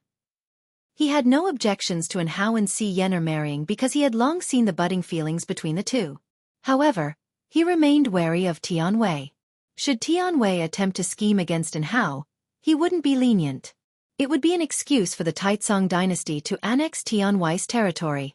After the trio set off, Guan closed the Taoist Xuanchuan. Someone was approaching Mystic Valley. He stood up, exited the house, and went downstairs. After an hour, Du Yi flew his sword into Mystic Valley. From a distance, he saw Guan and waved in greeting. The valley disciples, seeing him acquainted with Guan, did not stop him. Du Yi landed, stowing his flying sword into his storage bag, then dragged Guan to a secluded place. The family sent a message. They're planning to move out of the Supreme Sect. "The third miss specifically asked to bring you and me," Du Yi whispered, his expression exuberant, feeling honored that the Ji family hadn't forgotten him. Chapter 160 You Are Not Strong Enough Relocate from Supreme Sect? Guan was stunned. He didn't expect that Du Yi had come to him regarding this matter.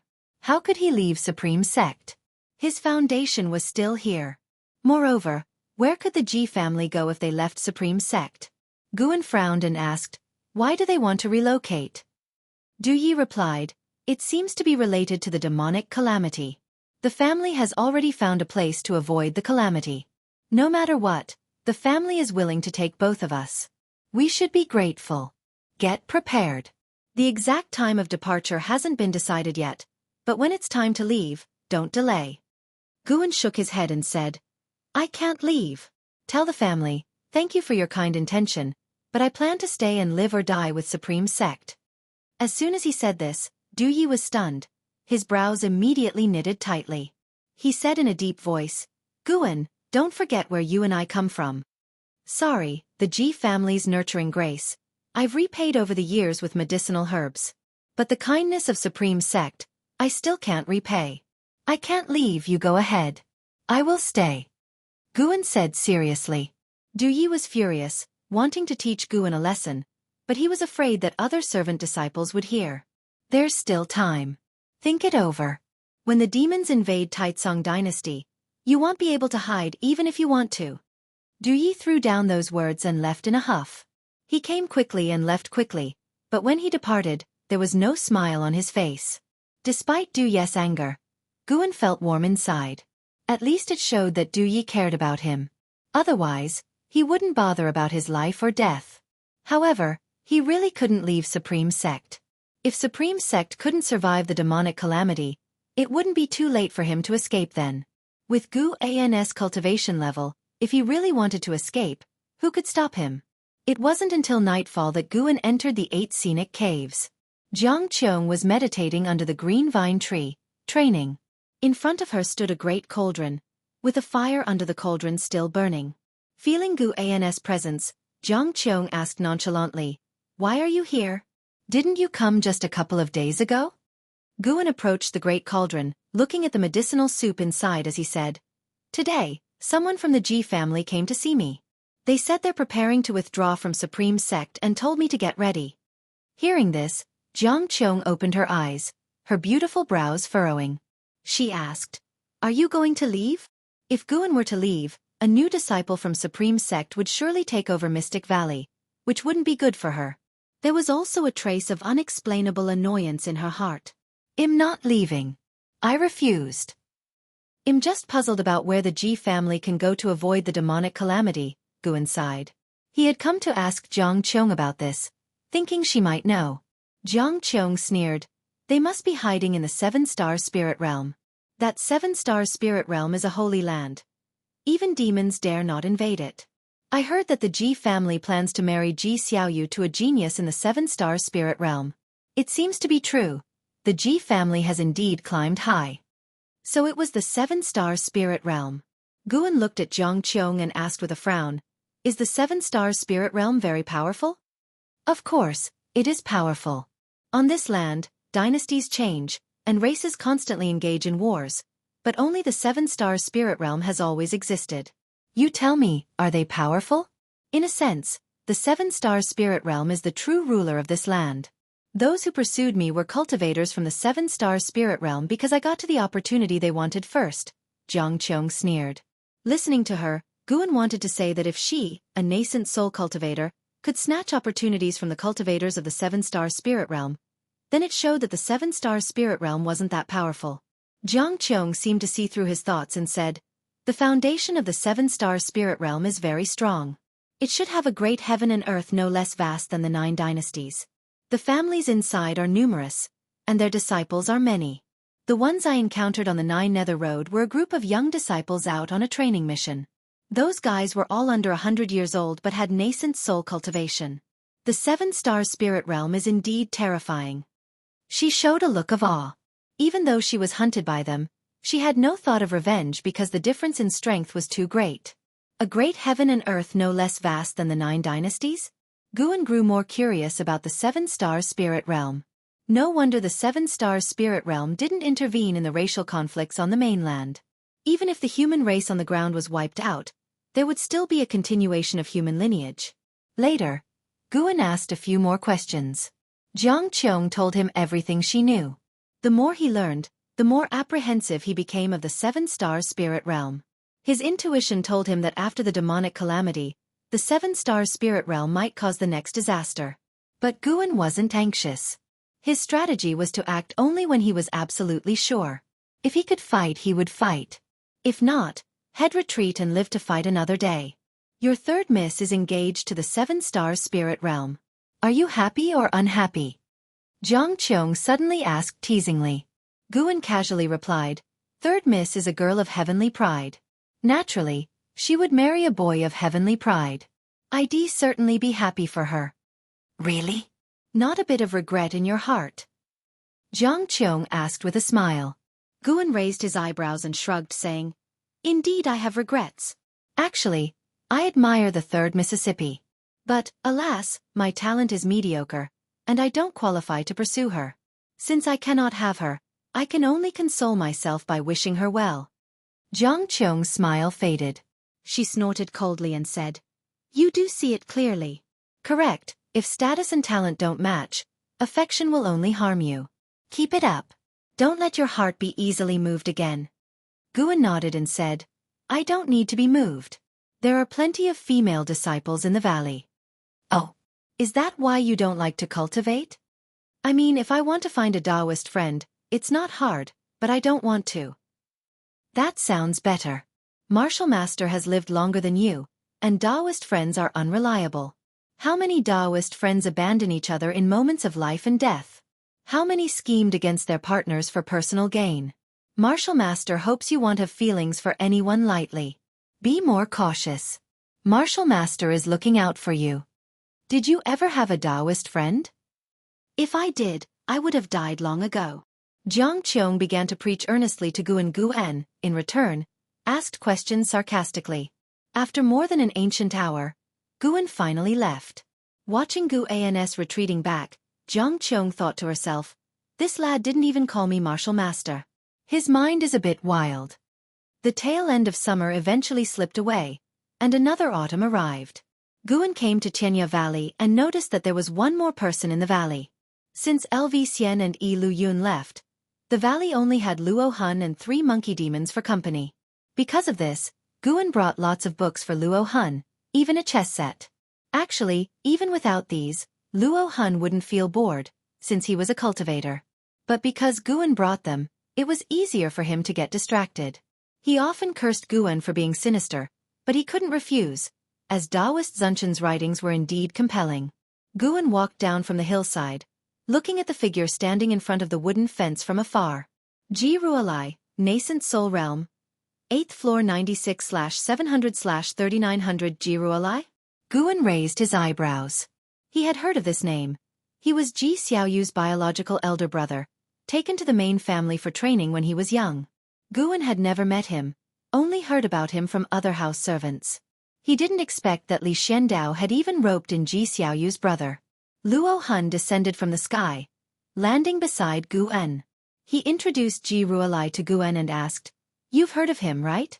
After all, you also come from the Ji family." Guan nodded. The two approached Ji Ruolai from behind. Ji Ruolai stared at the flowers and plants in the park, lost in thought. When Luo Han called out to him, he snapped out of it. He turned to look at Guan and Luo Han and said, "So this is the Valley Master, Guan?" Guan raised his hand in greeting and said, "Greetings, second young master." Ji Ruolai waved his hand and said, "Here, I must address you as Valley Master. His Majesty said him to assist you." The talents who came to Chenya Valley had to assist Guan, yet they could freely ask for any herbs in the valley, so Ji Ruolai was friendly to Guan. But Guan didn't need their assistance.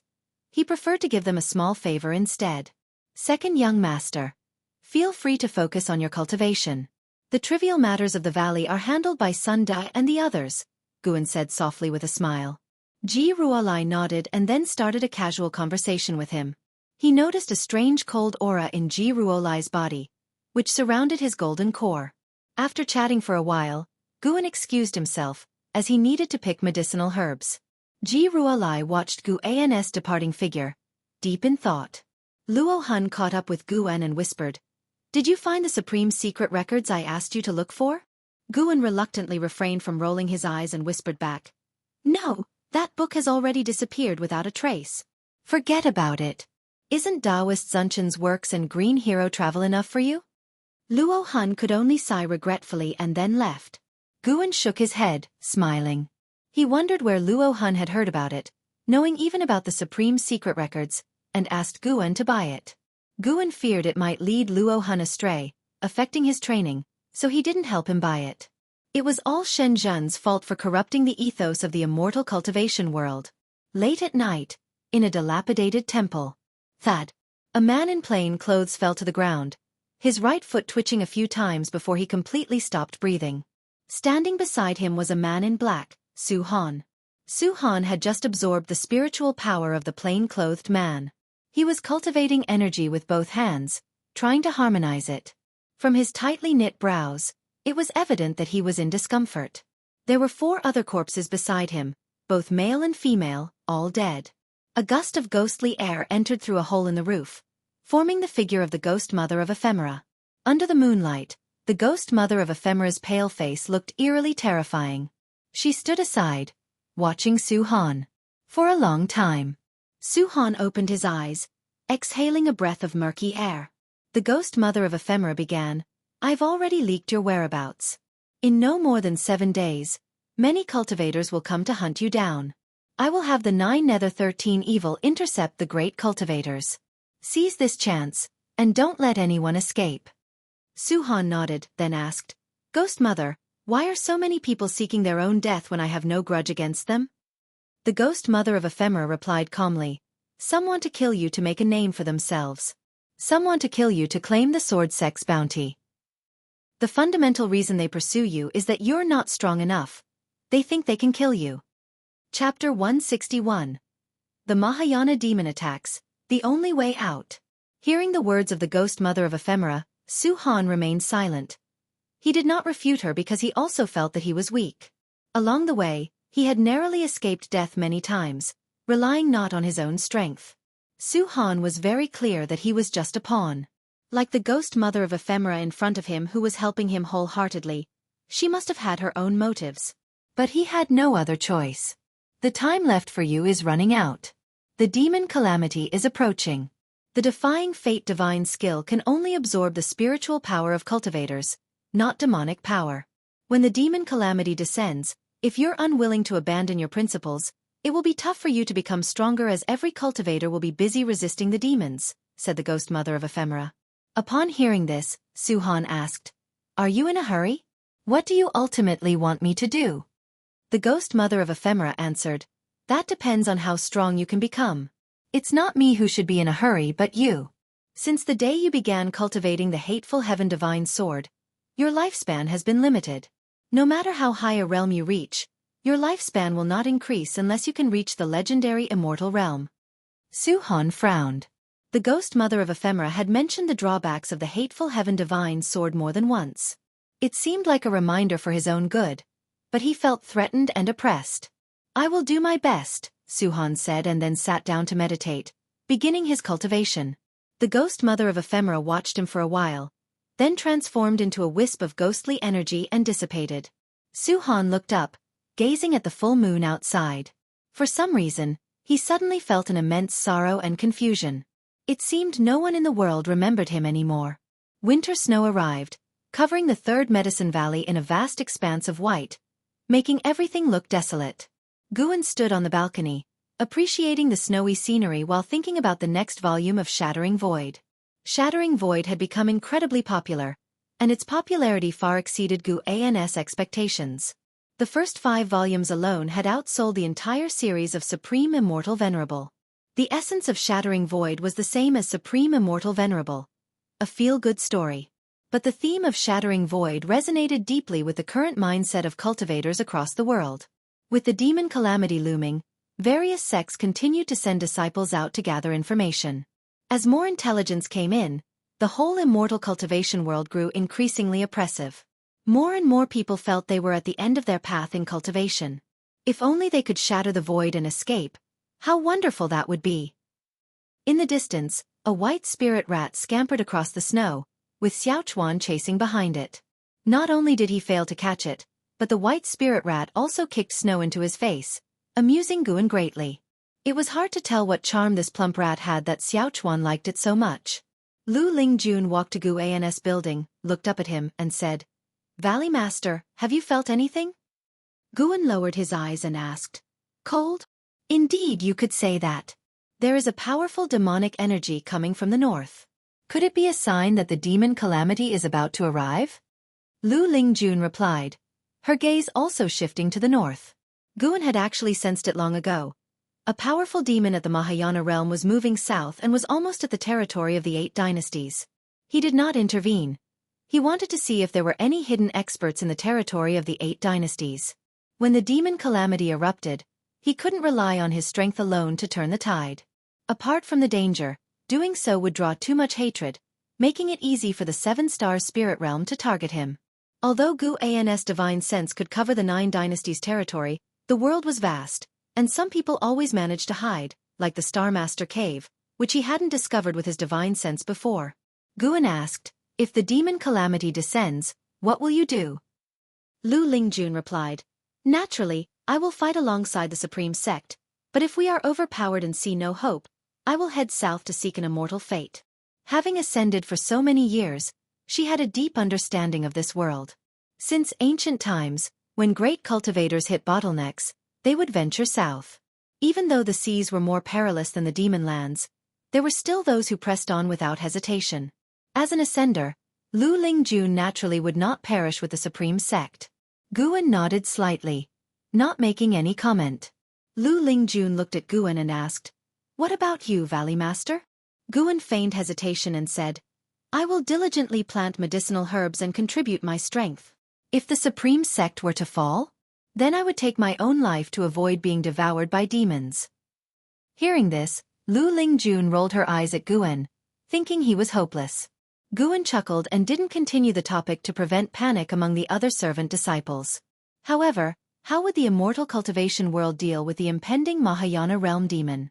The snow kept falling incessantly as if it wanted to bury the world. Night fell. Guan arrived at Nianchu Cave in Heavenly Phoenix Mountain. As soon as he entered, he saw Tian Yaoer crouching by the medicine cauldron, warming herself by the fire, hugging her knees, shivering, even burying her head. Guan walked towards Tian Yaoer, deliberately making footstep sounds, causing Tian Yaoer to lift her head. Seeing Guan, she immediately beamed and rushed towards him, hugging him. What's the matter with you? Seeing that she was really frightened, Guan did not push her away but asked concernedly. Tian Yaoer buried her head in Guayan's chest and whispered, "I'm scared. It feels like something terrifying is approaching." She clung tightly to Guayan's waist, afraid he would leave. Guan patted her shoulder and comforted her, saying, "Don't be afraid. That creature isn't heading towards Heavenly Phoenix Mountain. It's far away from us." Upon hearing this, Tian Yaoer looked up and cautiously asked, "Really? Really? Besides, haven't I come to stay with you? But you can't even defeat the demon mother. I feel that terrifying presence is even stronger than the demon mother." "Indeed, I can't defeat it, but I will take you along and flee if we have to." "Then don't lie to me. If you are going to leave here, you must take me with you." "I won't lie to you," Guan assured her. If not for his help, Tian Yaoer might have been devoured by demons. She could only rely on him. How could he abandon her? Nonetheless, Tian Yaoer's reaction surprised him somewhat. Being a demon herself, why would she be so scared? He led Tian Yaoer to sit down and asked her to explain why she was so frightened. Unfortunately, Tian Yaoer fumbled for a long time and couldn't articulate it clearly. Based on the Black Crow demon envoy's memories, Guan knew the origin of the powerful demon.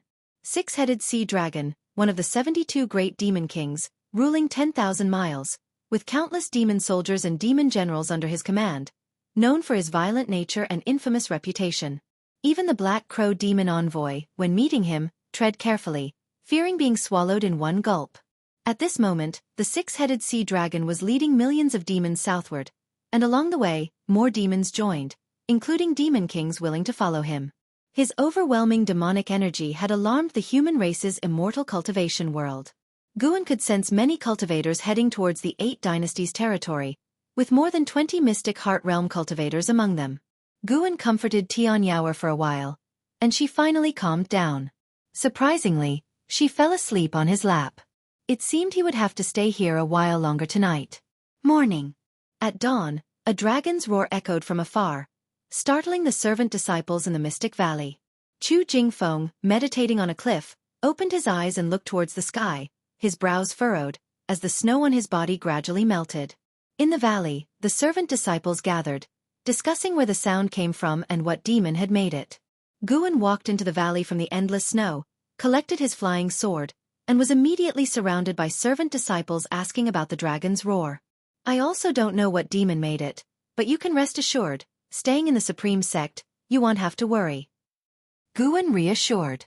The current batch of disciples in Mystic Valley was new.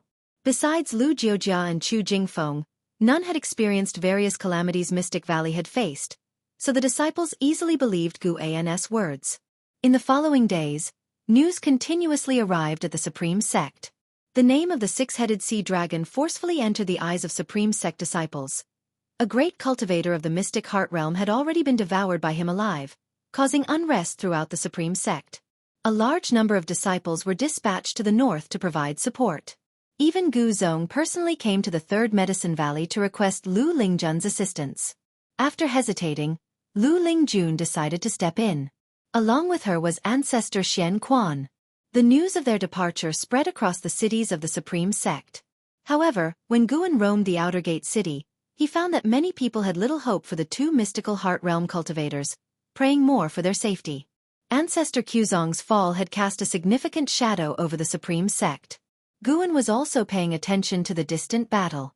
Songtian's sect once again took the lead role, leading by example, using the spiritual power of 1,000,000 cultivators to set up a grand formation, creating a barrier against the demon clan's invasion. 14 mystic heart realm cultivators surrounded the six-headed sea dragon, none daring to get close, and the battle turned completely one-sided. However, the six-headed sea dragon showed no interest in entering human territory, merely taunting and issuing various threats and insults, enraging and terrifying the immortal cultivation world. It seemed like the six-headed sea dragon was testing the 8 Dynasties territory. Perhaps fearing the Taoist lord of Songtian's sect, or possibly wary of the mountain god. Early the next morning, Lu Lingjun and ancestor Xian Quan joined the war. Guan watched throughout, to prevent their deaths. Facing the powerful six-headed sea dragon, Lu Lingjun and Xian Quan were soon defeated and fled back to the human territory to recover their injuries. Guan felt that Lu Lingjun was purposely underperforming, intentionally getting injured, and then retreating. Perhaps she too believed that fighting to the death was a real possibility of dying. The less the six-headed sea dragon invaded human territory, the more Guan suspected there was a stronger demon behind him. Di Xie's father, the Demon Emperor. That Demon Emperor ruled over the demons and monsters of the Demon Land. Perhaps this was a test he arranged. Several days later, Guan arrived at the Outer Gate City, witnessing a complex scene. He saw the vast heavenly repair stone with tens of thousands of disciples meditating on it. Gu Zong even sat under the words, righteous path, forcing those meditating on sword enlightenment to leave the platform. Di Xie had come down. Seeing Guan, he approached and sighed. The Northern Territory is in crisis. The sect is pleading for Sword Venerable Fudeo's assistance. Guan worriedly asked. A great cultivator of the mystic heart realm has already fallen. Would relying solely on Sword Venerable Fudao be enough? Di Xie sighed. Maybe not, but what else can we do? Being a demon himself, he understood the strength of the demon land deeply. With a compassionate tone he said, this calamity is inevitable. Perhaps the sea is the only way. Chapter 162 Please Sword Venerable Fudao take action. Guan could only sigh along with Di Xie when he heard his words. Escape to the ocean? What a joke. Guan didn't know what was on Di Xie's mind, but he felt that after the extermination of the 8 dynasties' human race, the next to suffer would be the demons. The previous legends had already proven this. When the land was covered by demons, powerful cultivators would come. Using humans to feed demons, using demons to feed humans? By making some adjustments, it wouldn't be fratricide, and the Holy Land would still be revered by both races. Guan chatted with Di Xie half-heartedly, his eyes never leaving the heavenly repair platform. He was also weighing whether to make a move. After all, he was still quite some time away from the critical point of 1,000,000 years of lifespan. If he broke through now, he would certainly break through to a higher realm, but he wanted to unlock the next lifespan function even more. He feared that his intervention might accelerate the process of the Great Demon Calamity. The Great Jiang Dynasty, here in the northernmost part of the 8 dynasties, was a land of towering mountains and precipitous ridges, full of world-renowned wonders. Backed by the Demon Land, the survival environment for the cultivators of the Great Jiang Dynasty was more difficult, which was why it had produced the strongest dynasty. In the Northern Territory, where mountains overlapped and heavy snow covered the sky, the majestic snow mist made the mountains appear as the ridges of a true dragon, grand and spectacular, and almost like a wall created by heaven, separating the world into 2 halves. On one of the mountains, Lu Lingjun sat cross-legged on a giant boulder. The spiritual power emanating from her kept the surrounding snow mist at bay, forming wisps of white smoke rising into the air. She slowly opened her eyes, gazing towards the horizon. In the front, the mountains still undulated, and there was a faint firelight at the end of the world, which the flying snow could not completely obscure. Strong winds occasionally blew towards Lu Lingjun. The terrifying demon energy of the 6-headed sea dragon enveloped the entire world, making even Lu Lingjun and the White Spirit Demon Emperor on her shoulder uneasy. What is he waiting for? The White Spirit Demon Emperor asked in a low voice. Lu Lingjun remained calm and replied, it might have something to do with the mountain god. After all, a Mahayana cultivator died at the hands of the mountain god. Will the mountain god take action? There are many more demons in the north. This calamity is far beyond what the ephemera sect can compare to. No matter how you look at it, the human race is doomed, the White Spirit Demon Emperor muttered. As a demon itself, it naturally would not side with the human race. It hoped Lu Lingjun would leave this troubled place. Lu Lingjun remained silent, looking into the distance, her thoughts unknown. The White Spirit Demon Emperor couldn't help but urge. Lingjun, why not head south? Perhaps the ocean isn't as dangerous. Lu Lingjun wistfully said, do you remember when the Supreme Sex cultivators protected me during my breakthrough? Upon hearing this, the White Spirit Demon Emperor opened its mouth but finally said nothing. It understood Lu Lingjun too well. If Lu Lingjun wasn't so sentimental, would it have followed her? The White Spirit Demon Emperor's snake head lowered, and it said sullenly, then let's see how powerful the mountain god is. By the way, the Supreme Sect still has a sword Venerable Fudao. He should take action. Screech, a piercing dragon roar echoed through the sky. Snow mixed with a fishy wind rushed forward, and the mountains beneath Lu Lingjun trembled. 10,000 miles away. War was raging, the land was charred, lava flowed among the scorched earth, Firelight floated between heaven and earth, and mountains were flattened, leaving behind giant holes in the remaining peaks.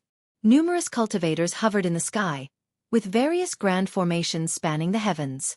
The land was divided into two by an abyssal rift, with human race cultivators casting spells on one side and demons and ghosts crammed along the cliff edge on the other, their faces twisted in ferocity, their roars and howls turning the land into a hellscape. A terrifying giant demon stood behind the endless hordes of demons, his towering body cloaked in black armor, with sharp fangs on his shoulder guards resembling mountain peaks, and heads hanging from his belt, all of them great demons' heads. His body was humanoid, soaring 1,000 feet high, with his neck reaching into the clouds, and 6 sea dragon heads looming amidst the cloud cover, with pairs of blood-red eyes seemingly peering from the abyss, instilling terror amongst those who saw them. He was the 6-headed sea dragon, a peerless great demon, fearsome across the demon land. On his shoulder was a small figure shrouded in pitch-black demon energy, revealing only a goat head with eyes red like blood beads. Great King, it appears the human race has no Mahayana cultivators, and that so-called mountain god doesn't dare cause trouble, the goat-headed demon said, its voice reaching the 6-headed sea dragon's ears.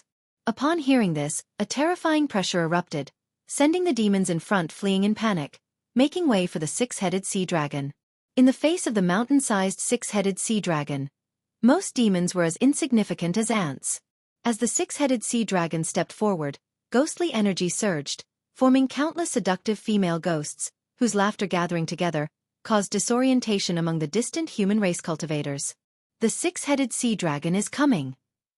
A burly man in a gray robe roared in anger, his voice thunderous. The Zongtian sect master, Liang Zonghai, flew to the front of the formation, raising his long sword high and shouting angrily, "Disciples of the Zongtian sect, follow orders, take your elixirs and fight to the death." As his voice fell, 1,000,000 Zongtian sect disciples without hesitation took out their elixirs, which were dark brown. After consuming them, their spiritual power surged, blood energy emanated from their bodies, their faces turned blue with bulging veins, and their eyes were bloodshot. The leaders of other sects also gave similar orders, all prepared to fight to the death. The Supreme Sect was no exception. Ancestor Xian Quan flew over the battlefield to the edge of the cliff, holding a horsetail whisk in one hand. He drew talismans with the other hand, each one forming a symbol made of spiritual power which lined up in front. More and more Mystic Heart Realm great cultivators flew to the skies above the cliff that divided the battlefield, facing the approaching 6-headed sea dragon together. Mad swordsman Han Ming was also in the Great Yu Dynasty's formation, ready to fight to the death. Lu Lingjun arrived, stepping on a 100-jong-long white python, holding a sword in both hands, her presence dominant, with no fear in her eyes. It seems the human race has no Mahayana cultivators. If that's the case, they should become livestock for the demon clan. The icy voice of the 6-headed sea dragon echoed throughout heaven and earth. Following this, the 6 terrifying dragon heads roared simultaneously, shaking the world. The dragon roar converged and spread far, reaching the land of the 8 dynasties. The great battle reignited. This time, the 6-headed sea dragon's advance signified the official start of the demon calamity. The Supreme Sect, Outer Gate City. When the dragon roar came from afar, the flying snow seemed to pause, and the hundreds of thousands of disciples on the heavenly repair platform simultaneously opened their eyes. Gu Zong, sitting in the center, had a drastic change in his expression, his eyes full of worry. Disciples in the streets, manors, and courtyards were all disturbed. Even without seeing the situation in the Northern Territory, just hearing the sound made them tremble with fear. What kind of demonic monstrosity could produce such a terrifying roar? Even the Medicine Valley outside the outer gate was alarmed. Mystic Valley. Mountaintop. Guan and Chu Jingfeng stood side by side, gazing northward, their robes billowing in the wind and snow. Chu Jingfeng frowned upon hearing the dragon roar of the 6-headed sea dragon and asked, "Valley Master, do you think the Supreme Sect can survive this calamity this time?" Guan, observing the battle with his divine sense, said, "Of course, trust the Supreme Sect, trust our immortal cultivation world." When the 6-headed sea dragon crossed that ravine, waves of Mystic Heart Realm auras from the 8 dynasties began rushing towards the Northern Territory. Not just from the 8 dynasties. Even from the Southern Ocean, powerful auras emerged. At this moment, Guan felt the deep foundation of the 8 dynasties' human race, the accumulation of nearly 10,000 years. Some would seek fortune in the ocean, but many others, even in foreign lands, yearned for their homeland. Gu An's left hand touched the double heart ring on his right hand. Even without this ring, he could sense Lu Lingjun's peril. Despite the remote assault, Lu Lingjun was severely wounded. The six-headed sea dragon was overwhelmingly strong, its attacks heaven-shattering, forcing the entire human race to retreat continuously. It's a shame I'm a cripple now, otherwise I would join the fight, even if it meant dying on the battlefield, sighed Chu Jingfeng.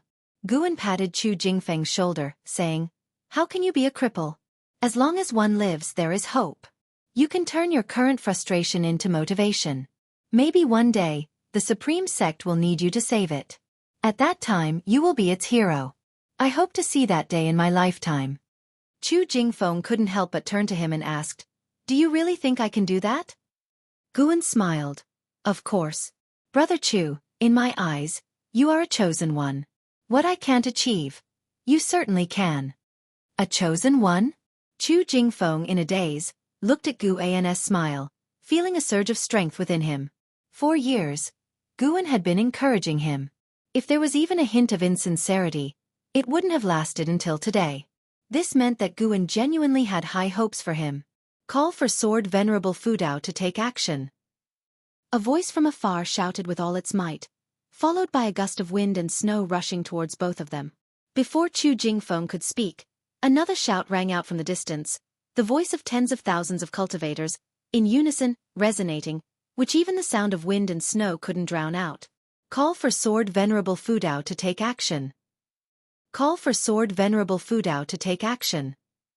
The voices grew louder as more people joined in. Chu Jingfeng sighed, "I may not know if I can become a hero in the future, but now, Sword Venerable Fudao is the hero of the Supreme Sect." In the distance, within the outer gate city, on the heavenly repair platform, hundreds of thousands of disciples sat, shouting with all their might. Even the disciples on the streets joined in, pleading for Sword Venerable Fudao to take action. Suddenly, Gu Zong, who was shouting, seemed to sense something. He looked down and saw his treasure sword trembling, as if wanting to be unsheathed. He took off his sword, and so did other disciples. Some even retrieved their swords from their storage bags. On the streets, disciples paused, looking in amazement at the swords at their waists or in their hands. All the swords were trembling, and they felt a mighty sword intent enveloping them. Could it be? The Supreme Sect cultivators' hearts filled with a daring speculation. Chapter 163. Execution of the Great Demon King, the Terrifying Sword Venerable. All the swords and flying swords in the city were trembling, exciting the cultivators immensely. They even raised their swords, holding them aloft. "It's the sword intent of Sword Venerable Fudao. Sword Venerable Fudao heard our call. This sword intent is indeed from Sword Venerable Fudao.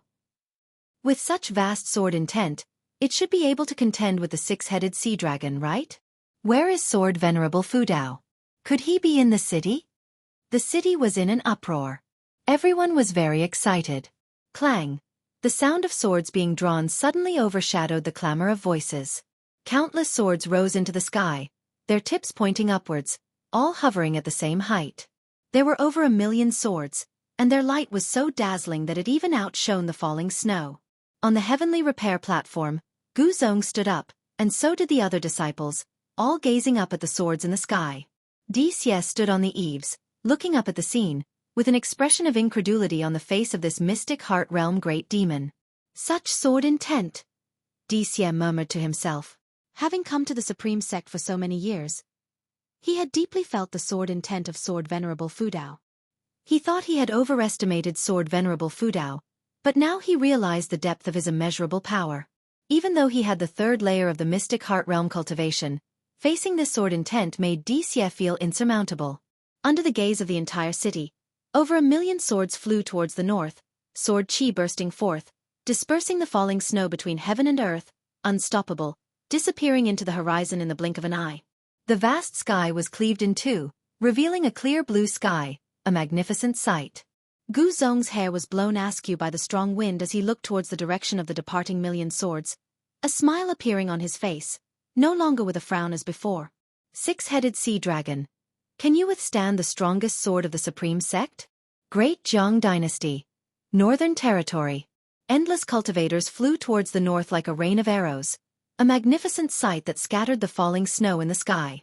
Looking in the direction they were flying, thousands of miles away, on the demon battlefield, the six-headed sea dragon had already leaped over the bottomless canyon. Countless demonic creatures leaped over the canyon, following him to massacre the territory of the human race. The six-headed sea dragon grasped a great cultivator of the mystic heart realm in his hand. No matter how the cultivator struggled, he couldn't break free from his grasp. Thousands of feet away, numerous great cultivators of the mystic heart realm kept casting spells. But unfortunately, their spells and divine skills did not cause any harm to the six-headed sea dragon, not even breaking through his armor. Rocks fell like a meteor shower, striking the demonic army. Yet the six-headed sea dragon had no intention of protecting his subordinates. As he advanced, he threw the great cultivator of the mystic heart realm in his hand into his mouth, chewing as his six heads twisted around, scanning in all directions. Occasionally, he would grab almost dead demons from the distance, swallow them in one bite, and blood rained down. Each of his mouths was stained with blood, a horrific sight. His posture was lazy yet dominating. The cultivators of the mystic heart realm felt utterly hopeless. They had never felt so helpless even when facing Butcher Immortal Jing from the Ephemera sect, because Butcher Immortal Jing had died too quickly then, whereas now they truly felt the might of a Mahayana realm being. Lu Lingjun stood on the back of the white spirit demon emperor, her hair disheveled, her right shoulder bleeding profusely, blood bubbling constantly. She looked at the six-headed sea dragon from afar with eyes full of unwillingness. "We can't move him at all. If this continues, we could end up in his mouth any time," the white spirit demon emperor said despondently, without any of the bearing of a unification realm being. It now only wanted to flee from this place. Lu Lingjun took a deep breath, knowing that continuing the battle was hopeless and would only lead to pointless sacrifices. She harbored thoughts of retreating, and not just from the battlefield, but from this continent altogether.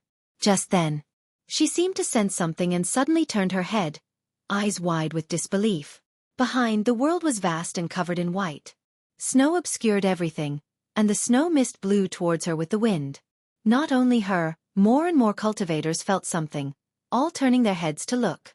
Liang Songhai, the master of the Tsongtian sect, blood-covered and disheveled, held a great cauldron in his right hand, emitting tens of thousands of green lights, sweeping across the battlefield. Blood flowers burst wherever the light swept, but his attacks on the six-headed sea dragon had no effect. He suddenly turned sideways, eyes widened in shock, looking back. The six-headed sea dragon, advancing and feeding simultaneously, also seemed to sense something. All six heads turned forward. His six dragon faces twisted ferociously, roaring forward in unison, the dragon's roar shaking heaven and earth. Countless lower cultivation cultivators and demons bled from the seven orifices, stunned by the roar. The six-headed sea dragon raised his hand, demon energy bursting from his palm, manifesting a giant bone knife out of thin air. He gripped the knife with both hands and slashed forward in fury. As the knife slashed out, demon energy surged like waves, transforming into black dragons that vied to reach the end of the world, sweeping heaven and earth. Any cultivator in the path was turned to ash on impact. Boom! A shocking thunderous sound came from the horizon. Sword light illuminated heaven and earth, and a terrifying sword chi, at a speed far surpassing the black dragon's demon energy, came killing from the horizon.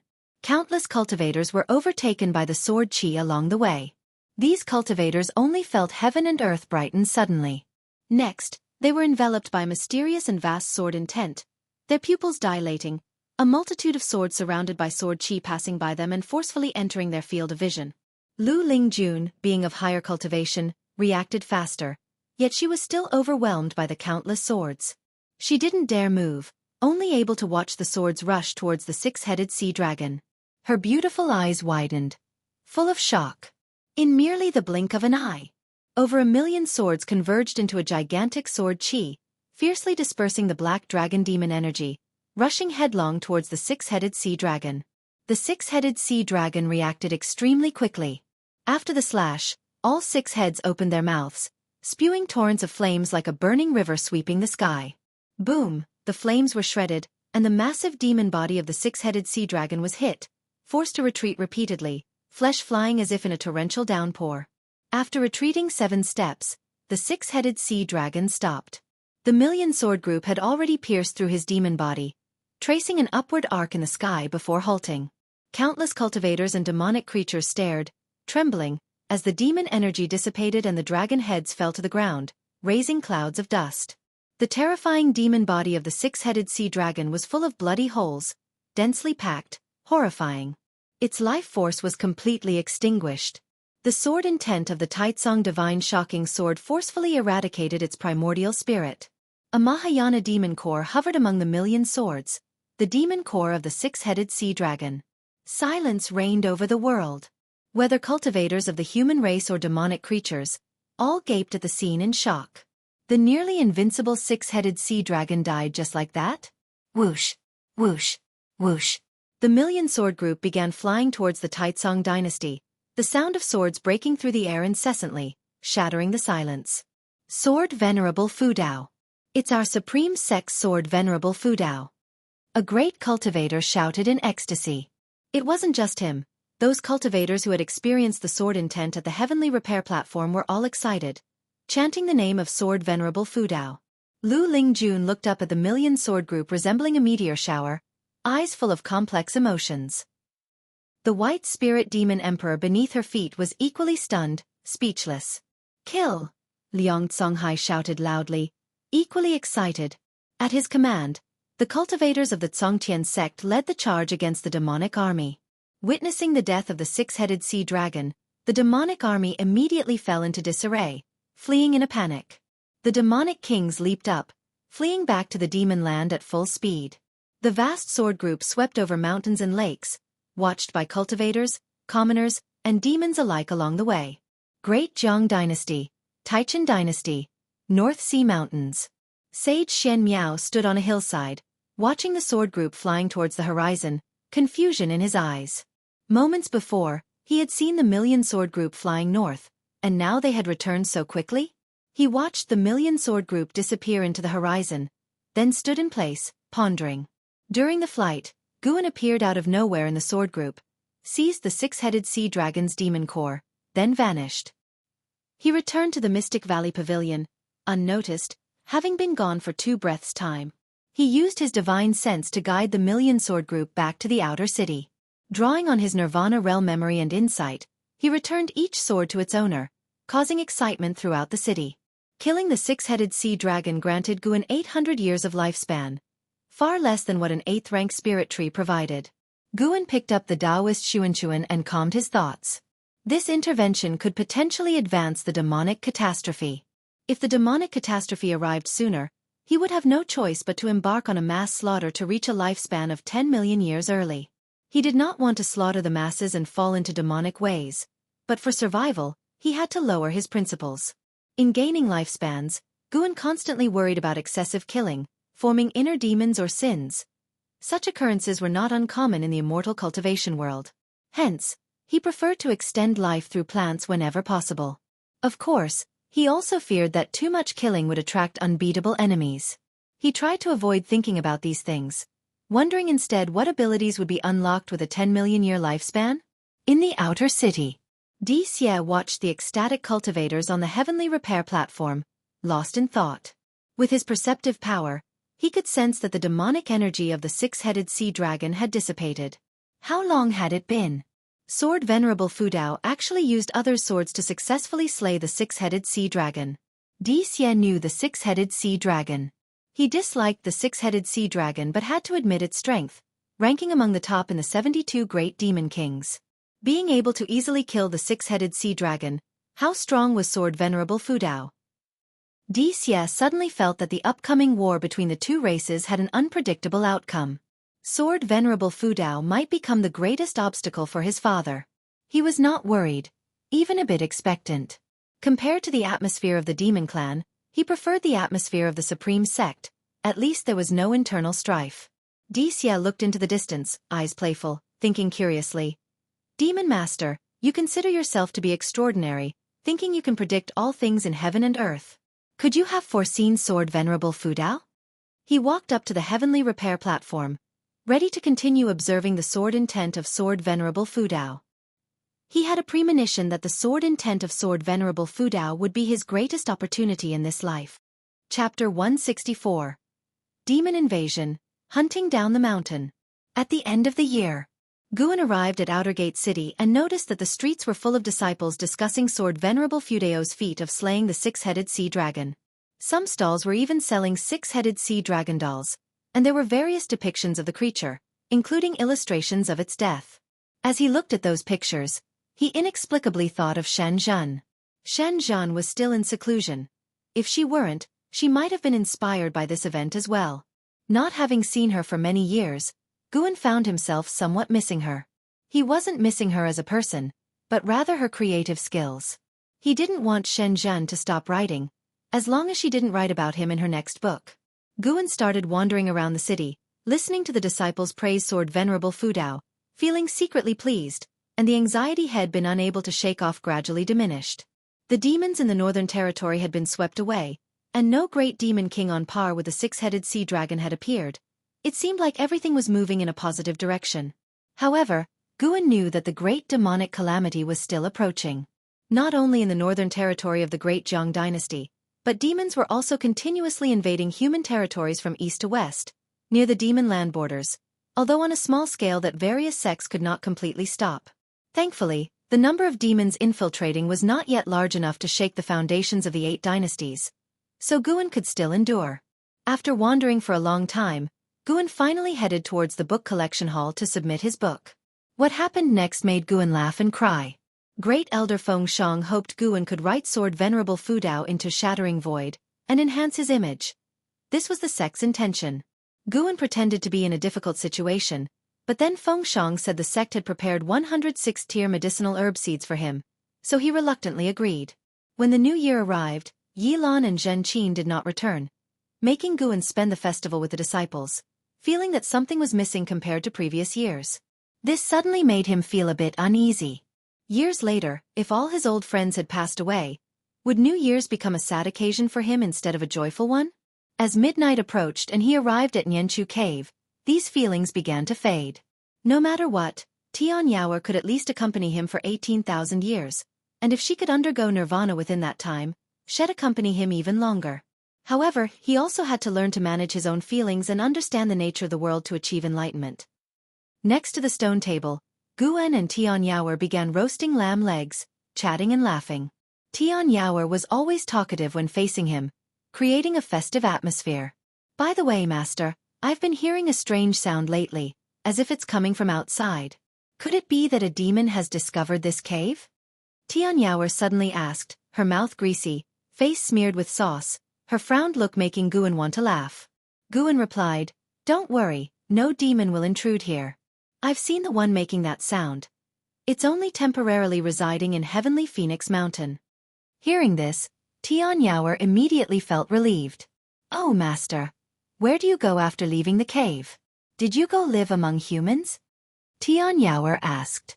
"Yes, I have other caves to tend to." "Ah, Master, you don't have other demons raised, do you?"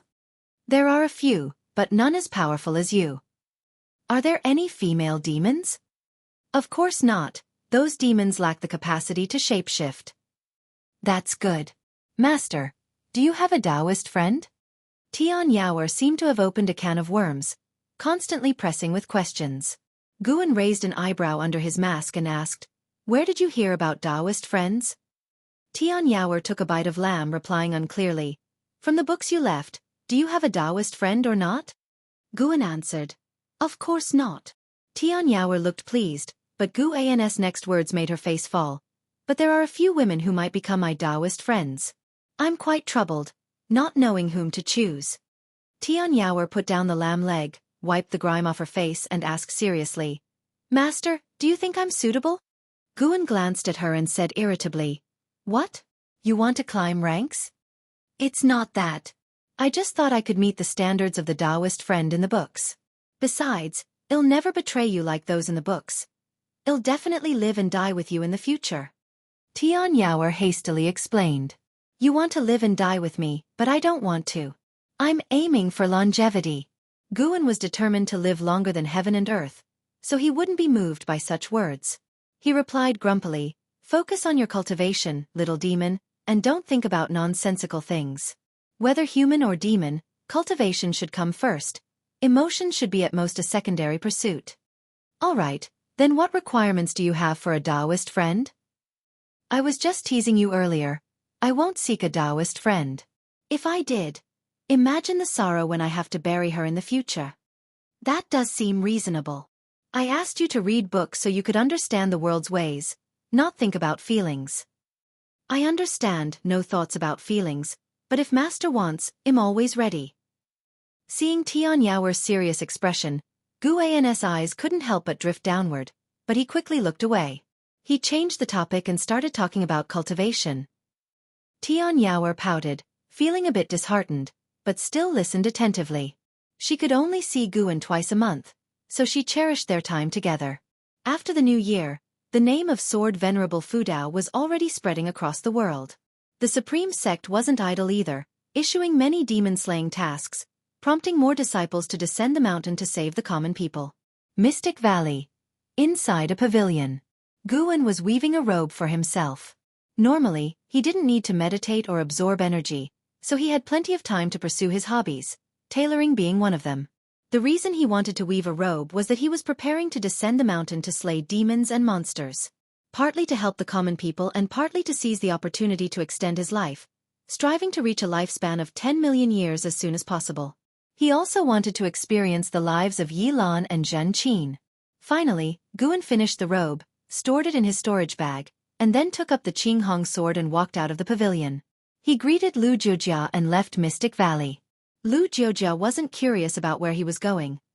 After all, he frequently left Mystic Valley, and in the eyes of the disciples in the valley, the master was a busy man. Under the blue sky and white clouds, Guan stood on a cliff, wearing a dark purple robe. A belt cinched his waist, and an embroidered dark red phoenix adorned his robe, with the Qinghong sword sheathed at his waist. He took out an opera mask, put it on, and then placed a bamboo hat on his head. After adjusting himself, he used his divine sense to inspect his appearance. The figure looked good, exuding a compelling aura. Like a wandering hero in martial arts legends. Guan leapt into the forest below, quickly disappearing from sight. Hundreds of miles away, a battle was taking place in the wilds. Several escort vehicles were halted, and over a dozen armed escorts were fighting against attacking demon beasts from all directions. Behind the escort vehicles, there was a carriage with spooked horses neighing incessantly, inside which a mother and son clung to each other tightly. These armed escorts weren't cultivators. They were merely martial artists, no match for the demon beasts. Just as the escorts were about to despair, a strong wind swept through. Following that, a figure rushed out from the nearby forest, moving as swiftly as a hare, wielding a sword like the wind, cutting down one demon beast after another. In less than 3 breaths, all 9 demon beasts were dead. The escorts turned to look and could just barely make out an embroidered dark red phoenix on the figure's back. Before they could speak, the figure quickly disappeared. Amazing! That person must be a cultivator, right? Of course, how could a martial artist have such skills? Incredible, I couldn't even see how he made his moves. Me neither. I wonder which sect that cultivator is from. I tried to apprentice at the ancient Sky sect when I was young, but got rejected due to a lack of spirit root. On the other side in the forest, hearing their discussion, Gu An's lips curled up slightly under his mask. Saving people like this felt quite good, perhaps even matching the sense of accomplishment from slaying the 6-headed sea dragon. With that, Guan began his journey of hunting demons and monsters. He only killed those demons posing a threat to the common people, ensuring that every act of killing also saved lives. Saving one life could be more meritorious than building a 7-storied pagoda. Would this hold true in this realm? Anyway, Guan felt at peace. Killing one demon, saving one person. Good and evil balanced, he shouldn't be burdened with sin. Late at night, a group of cultivators were meditating in the forest, campfires scattered around, with 5 or 6 people by each fire. Yi Lan and Zhen Qin were among them. Yi Lan was meditating, absorbing energy, while Zhen Qin was discussing recent demon encounters and events in the immortal cultivation world with nearby disciples. I wonder what the 6-headed sea dragon looked like.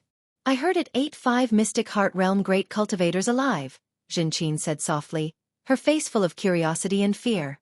When she mentioned the 6-headed sea dragon, the other disciples instantly became excited, starting to talk about Sword Venerable Fudao.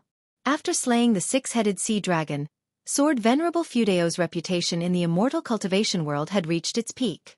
Everyone was curious about how powerful he truly was. No matter how strong the opponent, Sword Venerable Fudao could always kill them effortlessly. As they chatted, they started discussing some of the major happenings in the immortal cultivation world. Recently, Hateful Heaven Divine Sword Su-Han absorbed the spiritual power of 20 nascent soul realm cultivators. He is said to be on the verge of entering the divinity transformation realm. What kind of demon skill is he practicing? A male disciple worriedly said. They spent their years slaying demons and monsters outside, so they were concerned about running into Su-Han. Listening to their discussion about Su-Han, Zhan Qin suddenly felt downhearted. What's this? You want to know what cultivation technique Su-Han practices? Well, you're in luck tonight. You'll find out. A chilling laugh suddenly echoed through the forest, startling the disciples of the law enforcement hall. They all quickly stood up, with Yi Lan also rising, drawing the white spirit sword, ready for battle. Prepare for battle, Yi Lan said in a deep voice. The disciples each took out their magic artifacts and quickly gathered together. Looking around, the silent forest under the night sky was so eerie, with mist swirling in the depths, obscuring any figures. Yi Lan suddenly looked in a direction and frowned. The others did the same, only to see figures emerging from the darkness, carrying a coffin. Chapter 165. 8 million years of lifespan. Looking at the group of black silhouettes carrying a coffin, Yi Lan furrowed her brows tightly. The other disciples were the same. They couldn't discern the aura of the other party, which made their hearts sink. The newcomers were indeed the 9 Nether 13 evil. Underneath the night sky, they were like 13 ghostly shadows, so terrifying. We are disciples of the Law Enforcement Hall of the Supreme Sect. What do you intend to do? A male disciple shouted in a deep voice. In the Taizong dynasty, as disciples of the Supreme Sect, they still had some confidence. Upon hearing this, the 9 Nether 13 evil were unmoved. Seeing them continually approaching, the disciples of the Law Enforcement Hall had to retreat. All right, don't scare them. Let them leave quickly. A weak voice came from inside the coffin. Zhen Qin widened her eyes and couldn't help but shout. Senior brother Su-Han. The disciples of the Law Enforcement Hall were greatly shocked, speeding up their retreat, and Yi Lan's face also became serious. Su-Han's name in the world of immortal cultivation was like thunder, but his reputation was of fiendish ferocity. So it's your junior sister. No wonder you want to let them leave. Then hurry up and get lost. A black silhouette said sinisterly. Zhan Qin wanted to speak, but Yi Lan stopped her, and without uttering harsh words, led the disciples away immediately. As they left, Zhen Qin frequently looked back, her gaze falling on the coffin, but unfortunately, she couldn't see through it. Just like that, Yi Lan and the others quickly departed. The 9 Nether 13 evil then put down the coffin, and the coffin lid was opened. Su-Han sat up from inside, his hair disheveled, one hand clutching the coffin board.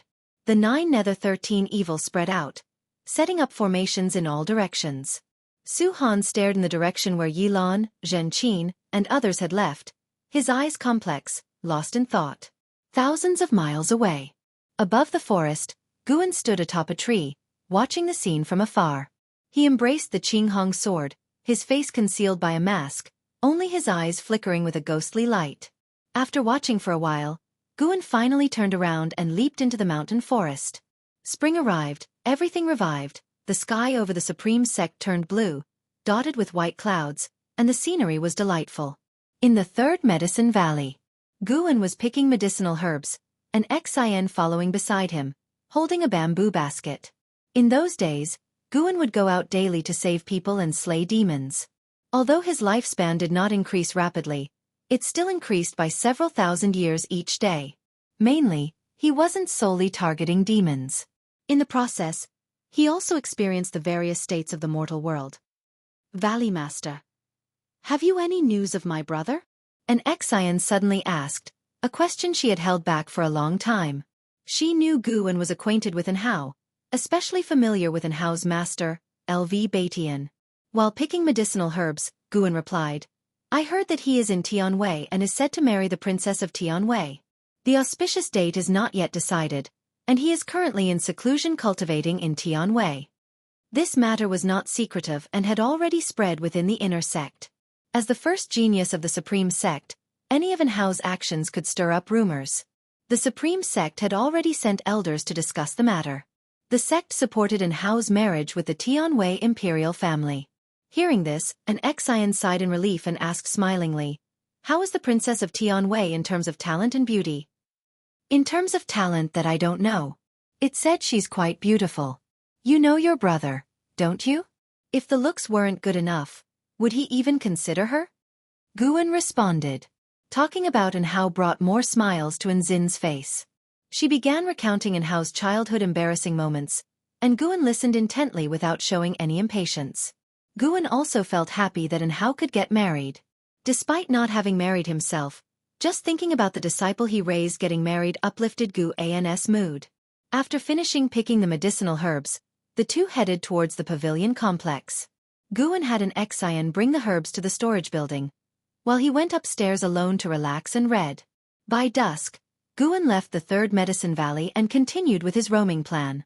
Months passed swiftly, and Guan's 90th birthday arrived. During this period, he had slain over 12,300 demon beasts, gaining nearly 400,000 years of lifespan, bringing his total lifespan to over 8 million years. All the cultivators in the world were slaying demons and rescuing suffering people. Therefore, Guan had not yet made a name for himself, but the tens of thousands he had saved remembered him. Sooner or later, his deeds would be widely known. 8 dynasties were still at war, pushing for unification, while the immortal cultivation world was resisting demons. Yet no matter how many demons were killed, the number of demons in the lands of the 8 dynasties kept increasing. The demon calamity was different from what many imagined. It wasn't about countless demons attacking all at once but a continuous infiltration. Perhaps when the demon ancestor resurrected, the situation would be entirely different. A sweltering summer day. Disguised, Guan walked along a mountain path. Along the way, there were many refugees, with sallow faces, dirty and disheveled, staggering along like walking skeletons. Even as they brushed past Guan, they didn't turn their heads, as if nothing mattered to them. Such situations were not new to Guan. These refugees' homes were likely destroyed by demons, forcing them to head to other cities. However, demons weren't the only troubles in these times. There were also evil people preying on the vulnerable. Looting was common. Guan had even killed several evil men who were assaulting women. Guan also did not look at the refugees. He was pondering a question. If he didn't have the ability to steal lifespans, how would he survive in this world? From the Holy Land nurturing demons to harm the living to the common folk suffering from demons and evil men. Even though Guan wanted to cultivate in peace, if he could do something within his power without endangering himself, he would still like to help.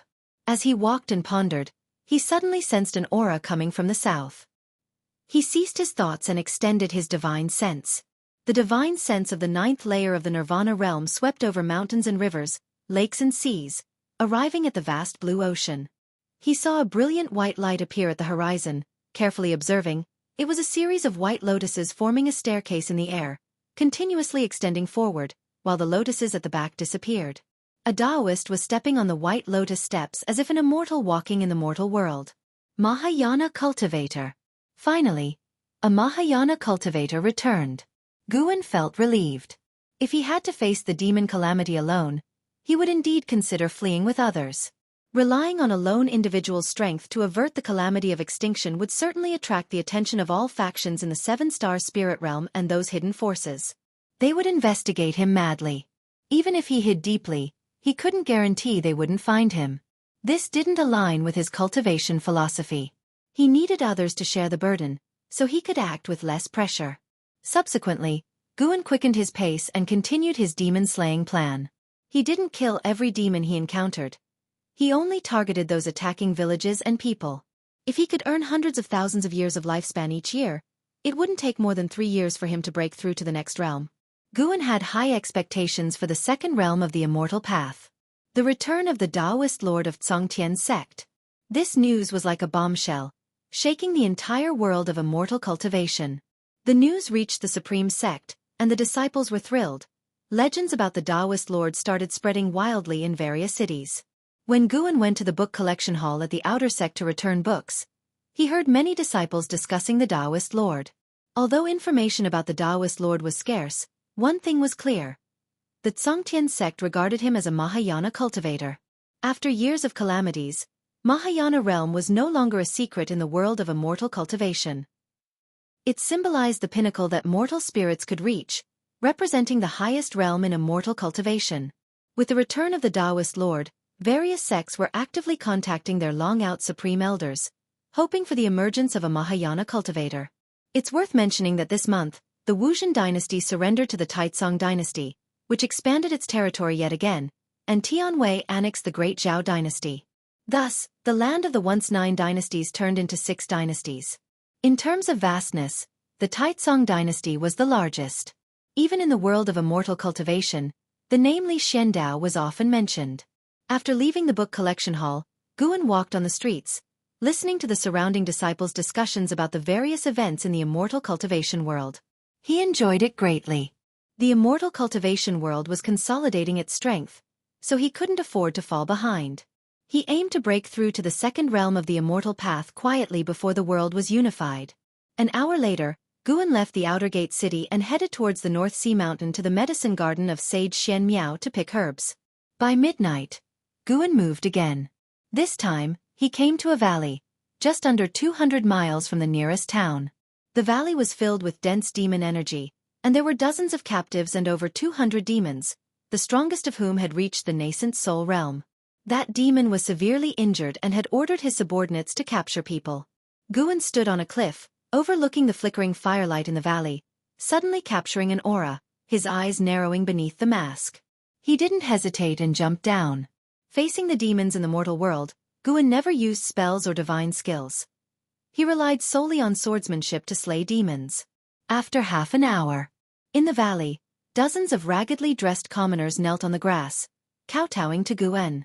On the cliff face before Guan hung a huge cat demon, covered in blood, its demon body embedded in the cliff, with stones continually falling off.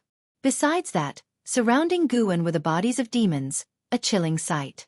Guan said, "Hurry and leave." Upon hearing this, the commoners quickly got up and ran towards the valley entrance. Guan's gaze then fell on a shape-shifting demon beneath the cat demon's corpse, writhing on the ground. A woman suddenly turned around and said, "Benefactor, that demon was good to us, even trying to save us. Please don't kill him." As she spoke, the other commoners who were running away also stopped. Seeing the demon, they all spoke up, pleading for mercy. Guan waved his hand, and the commoners had to leave. The woman bit her lip and eventually left as well. Soon, the valley fell silent. The shape-shifting demon beneath the cat demon staggered to his feet, looking more like a human than a demon. "Kill me if you want." Zhang Buku looked at the mysterious sword cultivator ahead, gritting his teeth, his eyes showing no fear. Chapter 166. The appearance of the green hero, 9 masters under heaven looking at the shape-shifting demon in front of him, with a stubborn expression, Guan's memories were stirred. He recalled scenes of his time with his eldest senior brother, Zhang Chuanqiu. In his memory, Zhang Chuanqiu aged from youth to old age, representing the life of Zhang Chuanqiu. This shape-shifting demon was Zhang Chunqia's son, Zhang Buku. When they first met, Zhang Buku was just a boy, but now he had grown up. Seeing Zhang Buku in such a miserable state now, his eldest senior brother would surely feel heartbroken, wouldn't he? Guan thought so, and his thoughts began to drift. Zhang Buku's injuries were not inflicted by him. Before he intervened, Zhang Buku was being bullied by demons. When he killed the demons earlier, Zhang Buku pounced on him, but he kicked him to the ground. Zhang Buku could barely stand up until all the demons were dead. According to the words of those commoners, Zhang Buku had indeed not committed any evil deeds. But why did this kid have an attitude of seeking death? Guan raised the Qinghong sword in his hand, pointing at him, and asked, "Do you really want to die?" Zhang Buku did not hesitate, his face twisted in rage, and he lunged directly at Guan. Guan held the sword in a reverse grip, pressing the hilt against Zhang Buku's chest. His upper body leaned back, making Zhang Buku unable to reach him. Before Zhang Buku could change his move, Guan took off his mask and placed it on Zhang Buku's face. Zhang Buku instinctively retreated, then took off the mask, glaring furiously at Guan. As he was about to throw the mask at Guan, His eyes widened and he looked astonished. Gu, martial uncle? Zhang Buku cautiously asked. Guan wasn't afraid of revealing his identity, because although the strength he displayed when slaying demons was strong, it was far from his true cultivation level. And only this way would Zhang Buku stop his attack. Guan asked with a smile. Do you still remember me? Zhang Buku wiped the blood off his face, excitedly replying, Of course I remember. You even gave me a spirit energy elixir. How could I forget? Guan sheathed his sword, then took out some healing medicine and handed it to him, instructing him to heal first. Zhang Buku did not refuse. He took the elixir and sat down to meditate, healing his injuries while watching Guan collect demon treasures. An hour later, the two of them came to a small river. Zhang Buku squatted down, beginning to wash his face, and clean his wounds in the process. After he finished cleaning, he turned to look at Guan, who had put the mask back on, and asked, Martial Uncle Gu, why are you dressed like this? He was no longer the ignorant boy of the past. After wandering the immortal cultivation world for so long, he was well aware of the supreme sect's status. Within the Taizong dynasty, wherever the disciples of the supreme sect went, they were always honored. Guan replied, In an era of chaos caused by demons, although I have the heart to save the suffering, I also fear trouble. That's why I wear a mask, not wanting to be recognized. Zhang Buku suddenly understood. He remembered his father's evaluation of martial Uncle Gu. Cowardly, cautious, yet possessing a warm heart. Be sure not to tell anyone about what I did, Guan added. Zhang Buku chuckled. Don't worry, I'm very tight-lipped. Besides, martial Uncle Gu just saved my life. How could I ever harm you? Guan patted his head and asked, Why were you mingling with those demons? Upon hearing this, Zhang Buku's smile instantly froze, and he lowered his head. The night wind was hot, and Guan looked at Zhang Buku's back, sighing in his heart. There was no need to ask. Guan could guess his predicament. The union of human and demon, born in a human environment, but as he grew up, his demon energy increased. Humans would not tolerate him, and his views had been shaped by Zhang Chuanqiu. How could he integrate into the demon clan? Guan had previously heard those demons mocking him for his impure blood, which showed that the demon clan did not accept him either. I recently acquired a cultivation technique, said to be from the Thousand Autumn Pavilion. As I am from a righteous path sect, I cannot cultivate it, so I might as well pass it on to you. Guan suddenly said, then took out a secret book from his storage bag. It was titled, Demon Shadow Divine Skill. In reality, it was the cultivation technique for the 9 extremes yin-yang body. Upon hearing this, Zhang Buku could not help but raise his head to look. Staring at Guan's outstretched hand, he felt a bit dazed. At 66 years old, only this martial Uncle Gu had cared for him without expecting anything in return. He stood up, hesitating. Guan directly stuffed the secret book into his arms, saying, Take it, and remember, do not tell anyone that I gave it to you. Zhang Buku took a deep breath. He raised his eyes to look at Guan and asked, Martial Uncle Gu, do you think I am human or demon? Why can't either humans or demons accept me? Guan asked in surprise. Who said neither can accept you? I accept you. Does it matter whether you are human or demon? Buku, the suffering you are enduring now may be due to a troubled world. Think of those people trapped in the valleys. How many can control their own fate? You can cultivate, which already surpasses 90% of living beings. Zhang Buku fell into a trance, thinking about those who were suffering. What matters is not the identity you were born with, but the existence you want to become in this life, Guan said earnestly. Zhang Buku took a deep breath and said, Thank you, Martial Uncle Gu, for your guidance. Guan feared that Zhang Buku might seek death, so he continued, When your father was young, he always said how wonderful it would be if his spirit root qualification weren't poor. He also wanted to explore the world, to travel across Great Jiang north and south, to reach the highest point and ask the heavens if there really were immortals. What you possess now is something your father could not touch in his entire life. Cultivate well, and immortal cultivation will guide you to find the meaning of life. Zhang Buku's maximum lifespan was 2,300 years. Even with half demon blood, it proved that his qualification was not poor. After saying this, Guan patted Zhang Buku's shoulder and then left behind a storage bag before leaving. Zhang Buku hurriedly asked, Martial Uncle Gu, where are you going? To save those who, like you, are suffering. Guan waved his hand without looking back. Zhang Buku watched his back, his eyes full of admiration. He understood the background of martial Uncle Gu, who had no parents, born as a house servant, while he at least had his father accompany him to adulthood. Martial Uncle Gu was so carefree, so why should he lament and blame himself? When he noticed the storage bag on the ground, Zhang Buku couldn't help but pick it up. Just as he was about to call out to martial Uncle Gu, he could no longer see his figure. He probed the storage bag with his divine sense, and immediately a complicated expression appeared on his face. Inside were all the demon treasures left behind by the earlier demons. He held the storage bag tightly, lowered his head, and tears streamed down his cheeks. As he cried, his mouth began to smile. I will cultivate well, martial Uncle Gu. One day I will repay you and make you proud. A year passed by quickly.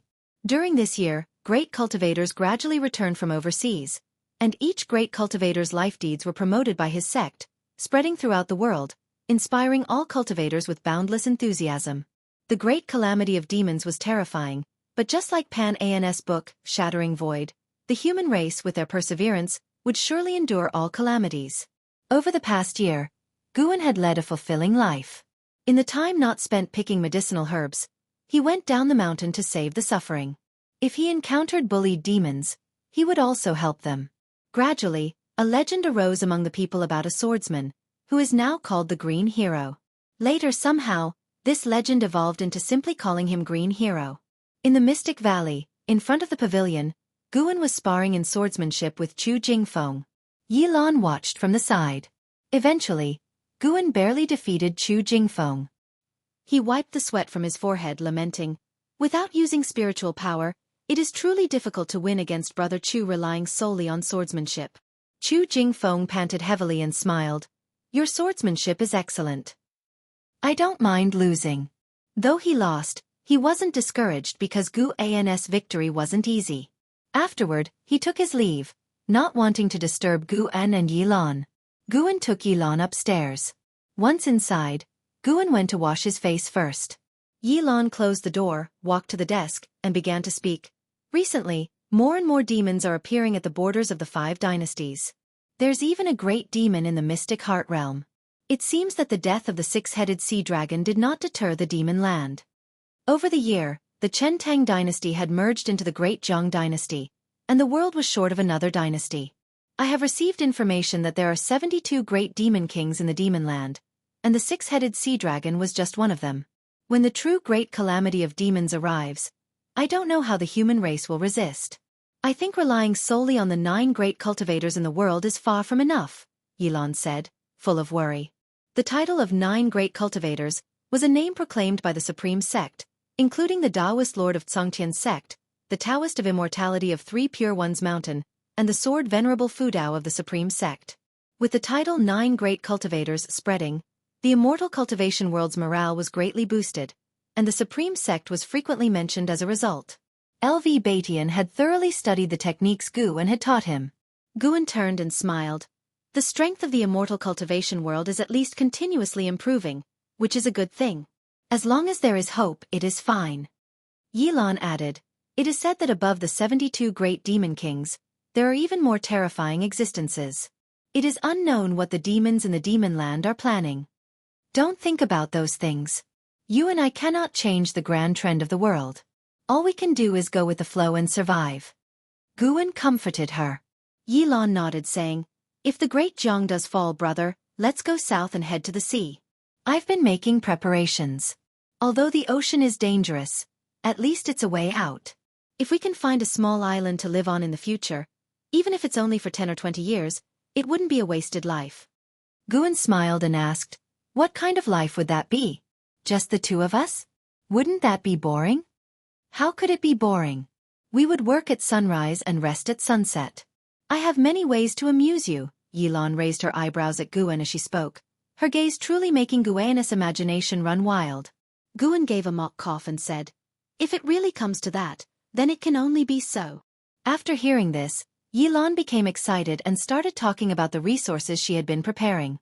Watching her smile, Guan thought to himself, you can rest assured, sister, I will not let you wander aimlessly. Guan's lifespan had already exceeded 9,300,000 years, getting closer to the 10 million mark. This year, if he made an effort, there's a chance he could accumulate a lifespan of 10 million years by the end of the year. For his sister, he had to test the edge of the great calamity of demons. Chapter 167 Breakthrough of 10 million years lifespan. The clouds churned ominously, the sky was darkened, the ground below crisscrossed with rivers of lava. From a high vantage point, it seemed as though the earth had cracked open, with a searing hot air filling the space between heaven and earth, and a demon fog swirling with embers. Volcanoes stretched endlessly into the horizon, some still erupting. Within the mountains, countless demons twisted and soared.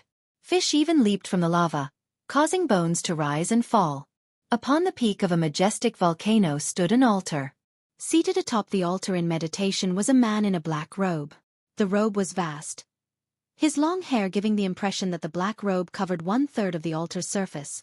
A snake-like tail, covered in black scales, extended from beneath the robe, draping over the edge of the altar. In front of the black-robed man, a giant skeleton held a bronze mirror, inside which demon energy surged, as if thousands of evil ghosts struggled to break free. A great demon with a tiger's head and a human's body flew in on a demonic cloud, landing beside the altar. Demon Master.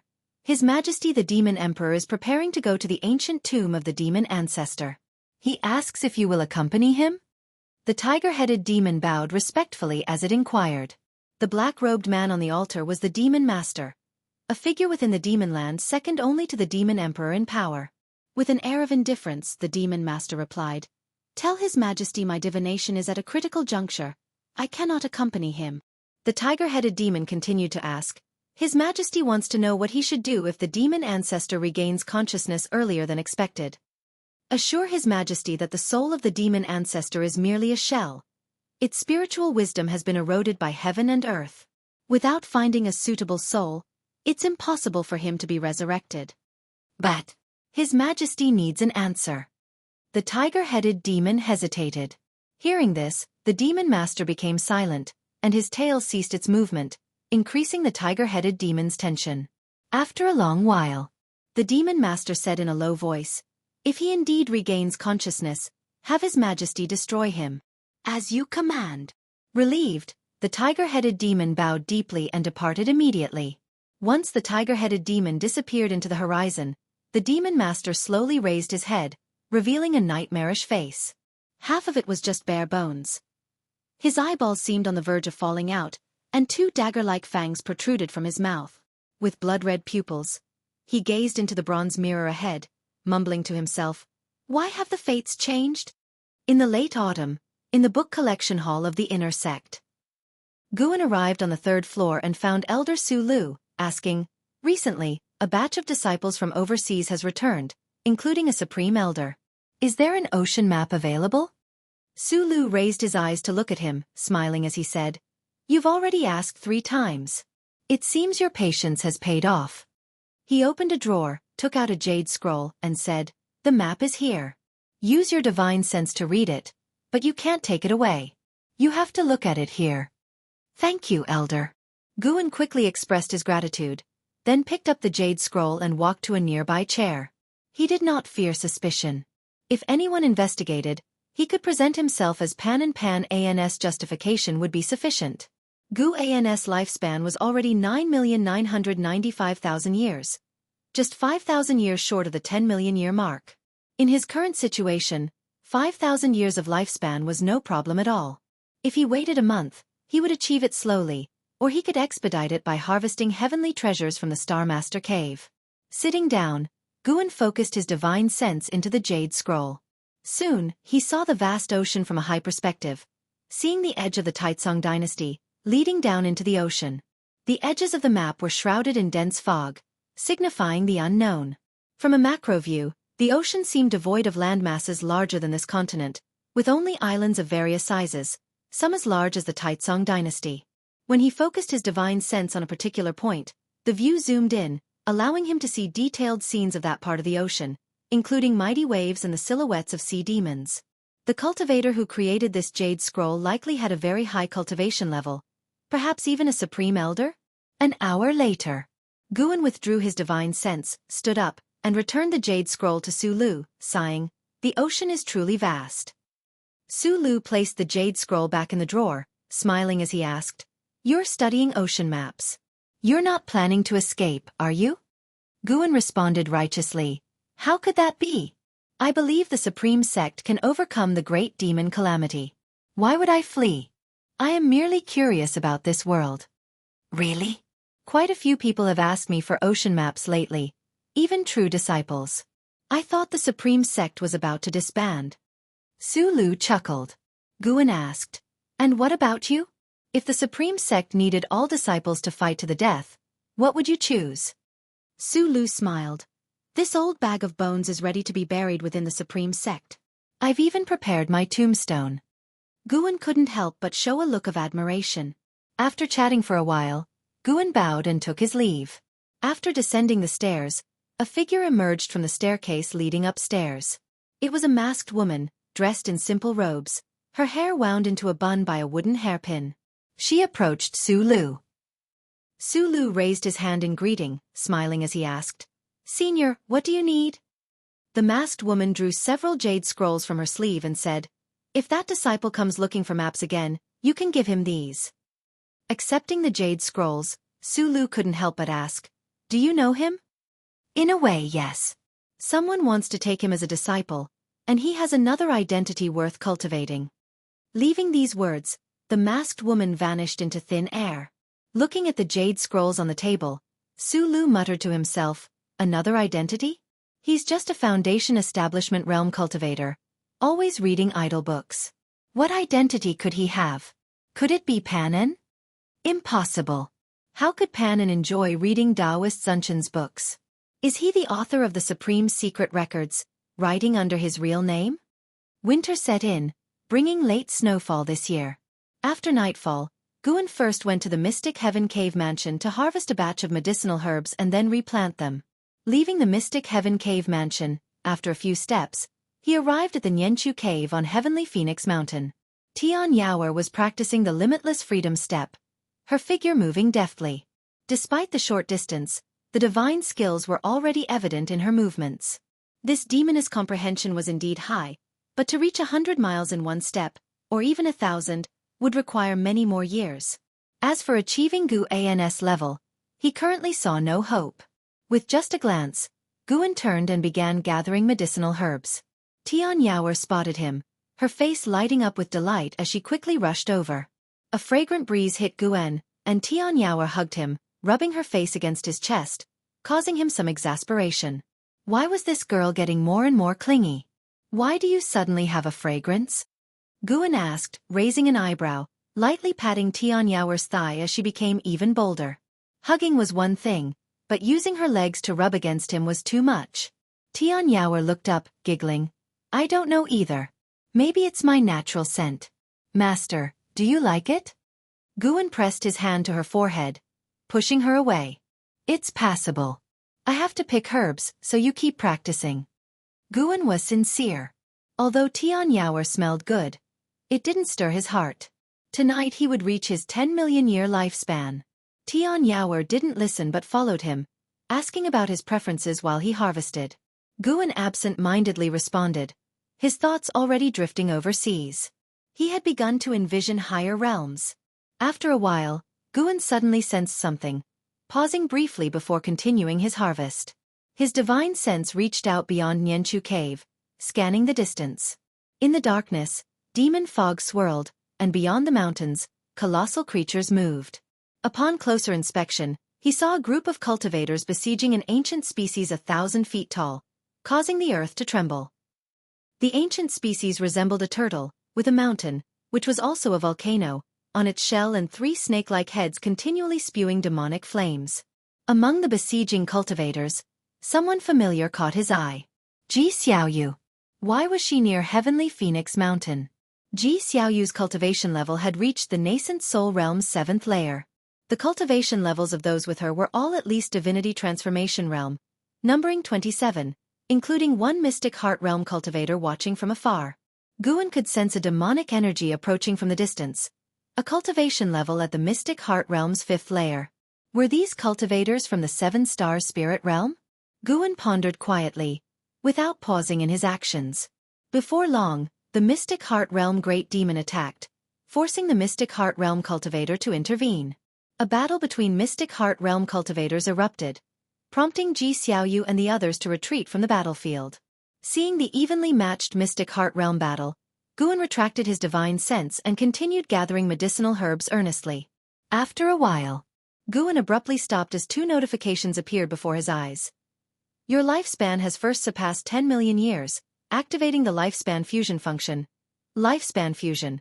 Consume lifespan to break the rules of heaven and earth and the laws of the heavenly Tao, fusing different divine skills, spells, and powers. The consumption is determined by the fused objects. Fusion? Guan's first thought was of his 5 elements treasure body. He could finally fuse its cultivation technique into the 5 element skill. Expectancy shone in his eyes.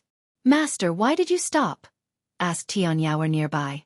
Guan replied, I was wondering if the amount of herbs has decreased, worried you might be stealing some. With that, he continued picking herbs. Tianyao grew anxious, swearing she hadn't stolen any. Guan teased her for a bit before assuring her he was joking. Tianyao, dissatisfied, pouted and glared at him as though she wanted to eat him alive. It was the first time Guan had seen her truly angry. Once the herbs were gathered, Guan placed an arm around her shoulder, comforting, Don't be mad. Later, I'll teach you a powerful spell. Tianyao pouted, The primordial earth immortal skill and limitless freedom step are already enough for me to practice. I don't need spells. Then what do you want? Let me think. How about you stay with me for a night? To practice cultivation? No, to read books together, while lying down. Hearing this, Guan immediately sensed something amiss. This girl was getting bolder. Chapter 168. Arrival in the Ocean, Merging Cultivation Technique. Faced with Tianyao's multiple attempts at pleading, Guan finally agreed to stay with her overnight.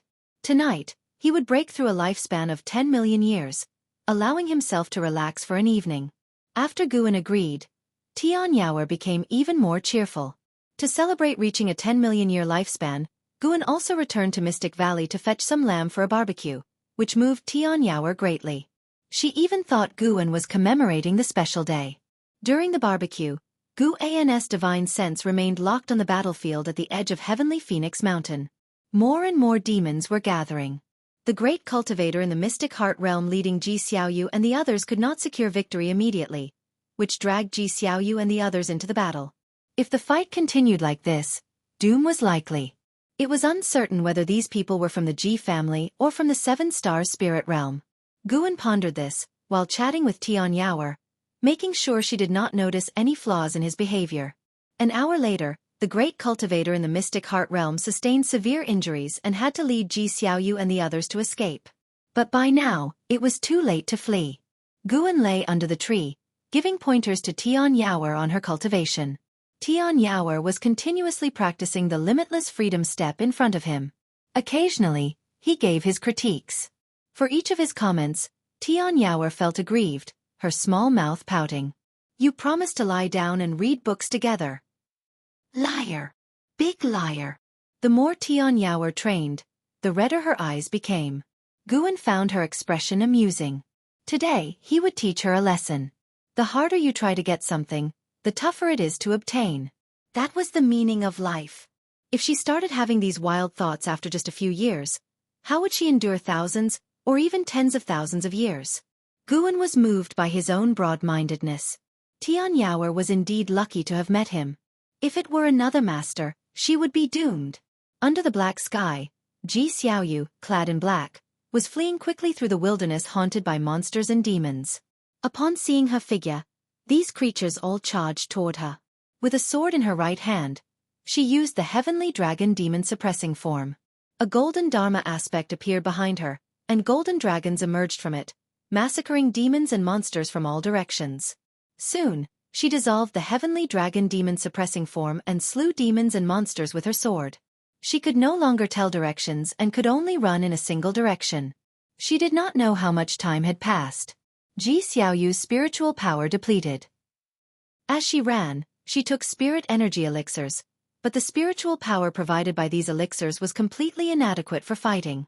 She stopped beneath a hill, swiftly took out small flags and talisman papers, and within 5 breaths, set up a formation, becoming invisible within a circled area. She sat down to meditate, beginning to cultivate energy. Demons flew over her head, unable to see her form. However, the ground began to tremble, rocks jumped up, making Ji Xiaoyu open her eyes and frown. From her viewpoint, a colossal figure loomed behind the mountains, faintly discernible.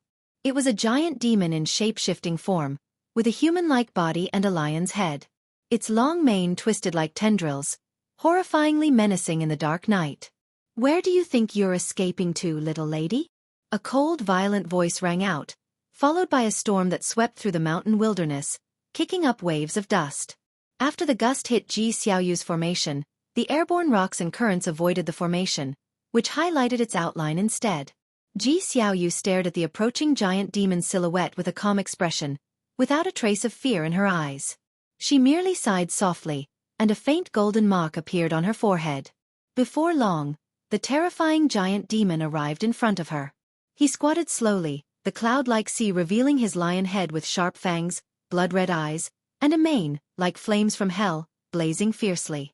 Suddenly, the terrifying giant demon stopped. He raised his eyes to look behind Ji Xiaoyu. The golden mark on Ji Xiaoyu's forehead had expanded, covering her entire forehead like a complex network of lines. She sensed something and turned to look. On top of the hill behind her stood a figure, a man in purple clothes with a mask on his face, standing against the wind. She was secretly startled, not having noticed the other approaching. "Where did you come from?" The terrifying lion demon roared in anger, swinging a palm toward the hill. With one palm strike, Ji Xiaoyu's formation shattered under immense pressure. Small flags plunged into the ground, talisman papers fluttered, and her hairpiece was blown off, her hair dancing wildly. Boom! With a deafening roar, the earth shook and the sky trembled, forcing even Ji Xiaoyu, in the 7th layer of the nascent soul realm, to close her eyes.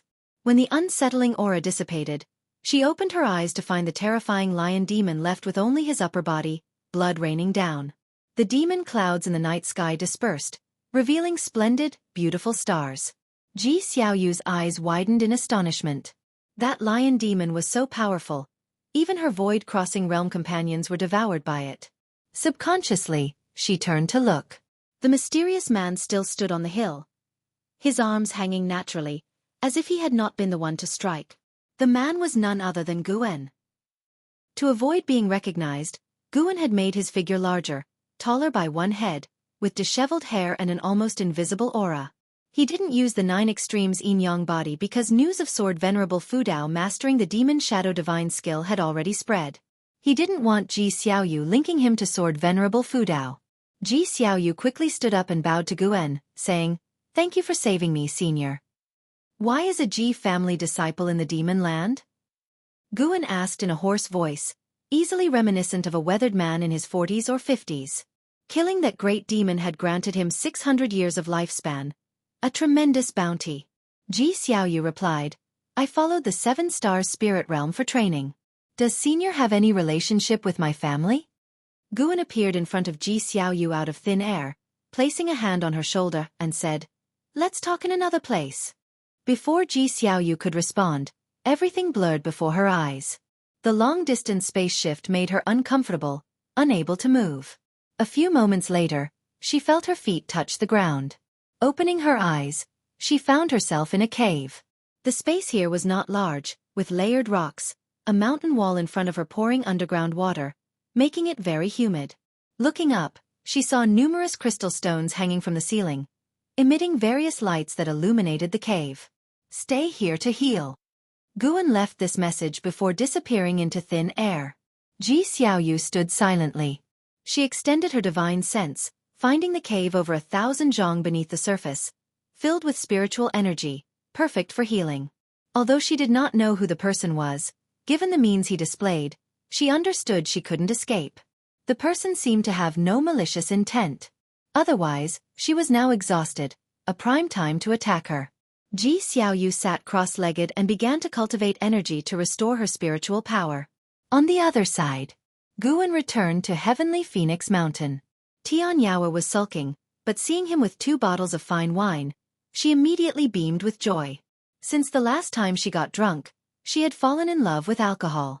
Half an hour later, Tian Yaoer was drunk and lying on Gu An's lap. Guan patted her back, a smile on his face. In the morning, Guan did not immediately return to the Supreme Sect nor look for Ji Xiaoyu, as she would not recover her spiritual power and injuries in just one night. He went directly south, flying toward the ocean. Utilizing the 9 extremes yin-yang body, he transformed into a shadow form, then performed the limitless freedom step to swiftly leave the Taizong dynasty and enter the ocean. The vast sea and open sky widened Gu An's view, lifting his spirits. His figure constantly shifted, moving quickly above the sea of clouds. On the ocean, a large ship sailed quickly. On the deck lay a man in green robes, lying on his back with a book in his hands. Suddenly, he saw something, sitting up abruptly. However, upon closer inspection, he found nothing in the sky. "That's odd, did I see wrong?" The man in green frowned deeply. He lost interest in reading, putting his book, The Investiture of the Gods, back into his storage bag before walking to the bow of the ship, gazing into the distance. The ocean stretched endlessly, but he could already feel the breath of his homeland. He smiled, murmuring, "A demon calamity, another opportunity for me to turn the tide in my favor." Guan took over 500 steps, finally landing on a mist-shrouded island. The island was vast, sparsely populated with living creatures, with only 6 islands within 10,000 li, perfect for his breakthrough. He quietly slipped into the forest, sitting under an old tree, and immediately activated the lifespan barrier. He pulled up his attribute panel, seeing his lifespan of 10,010,000 years, a smile forming on his face. First, upgrade his cultivation technique. Guan began using the lifespan fusion function, merging the primordial earth immortal skill with 4 basic cultivation techniques of different attributes. Due to the significant difference between these 5 techniques, forcibly merging them will not necessarily exceed the most powerful technique. Do you wish to continue? What? Did it mean the fusion would take an average? Guan cursed inwardly. Was this a way to waste his lifespan? Fortunately, he prepared other techniques. Over the years, he had killed countless enemies, searched many souls, and transcribed many techniques himself, just in case. He immediately took out 4 high-ranked techniques, starting to cultivate them one by one. He did not need to abandon his original cultivation, nor did he need to cultivate other attributes of spiritual power.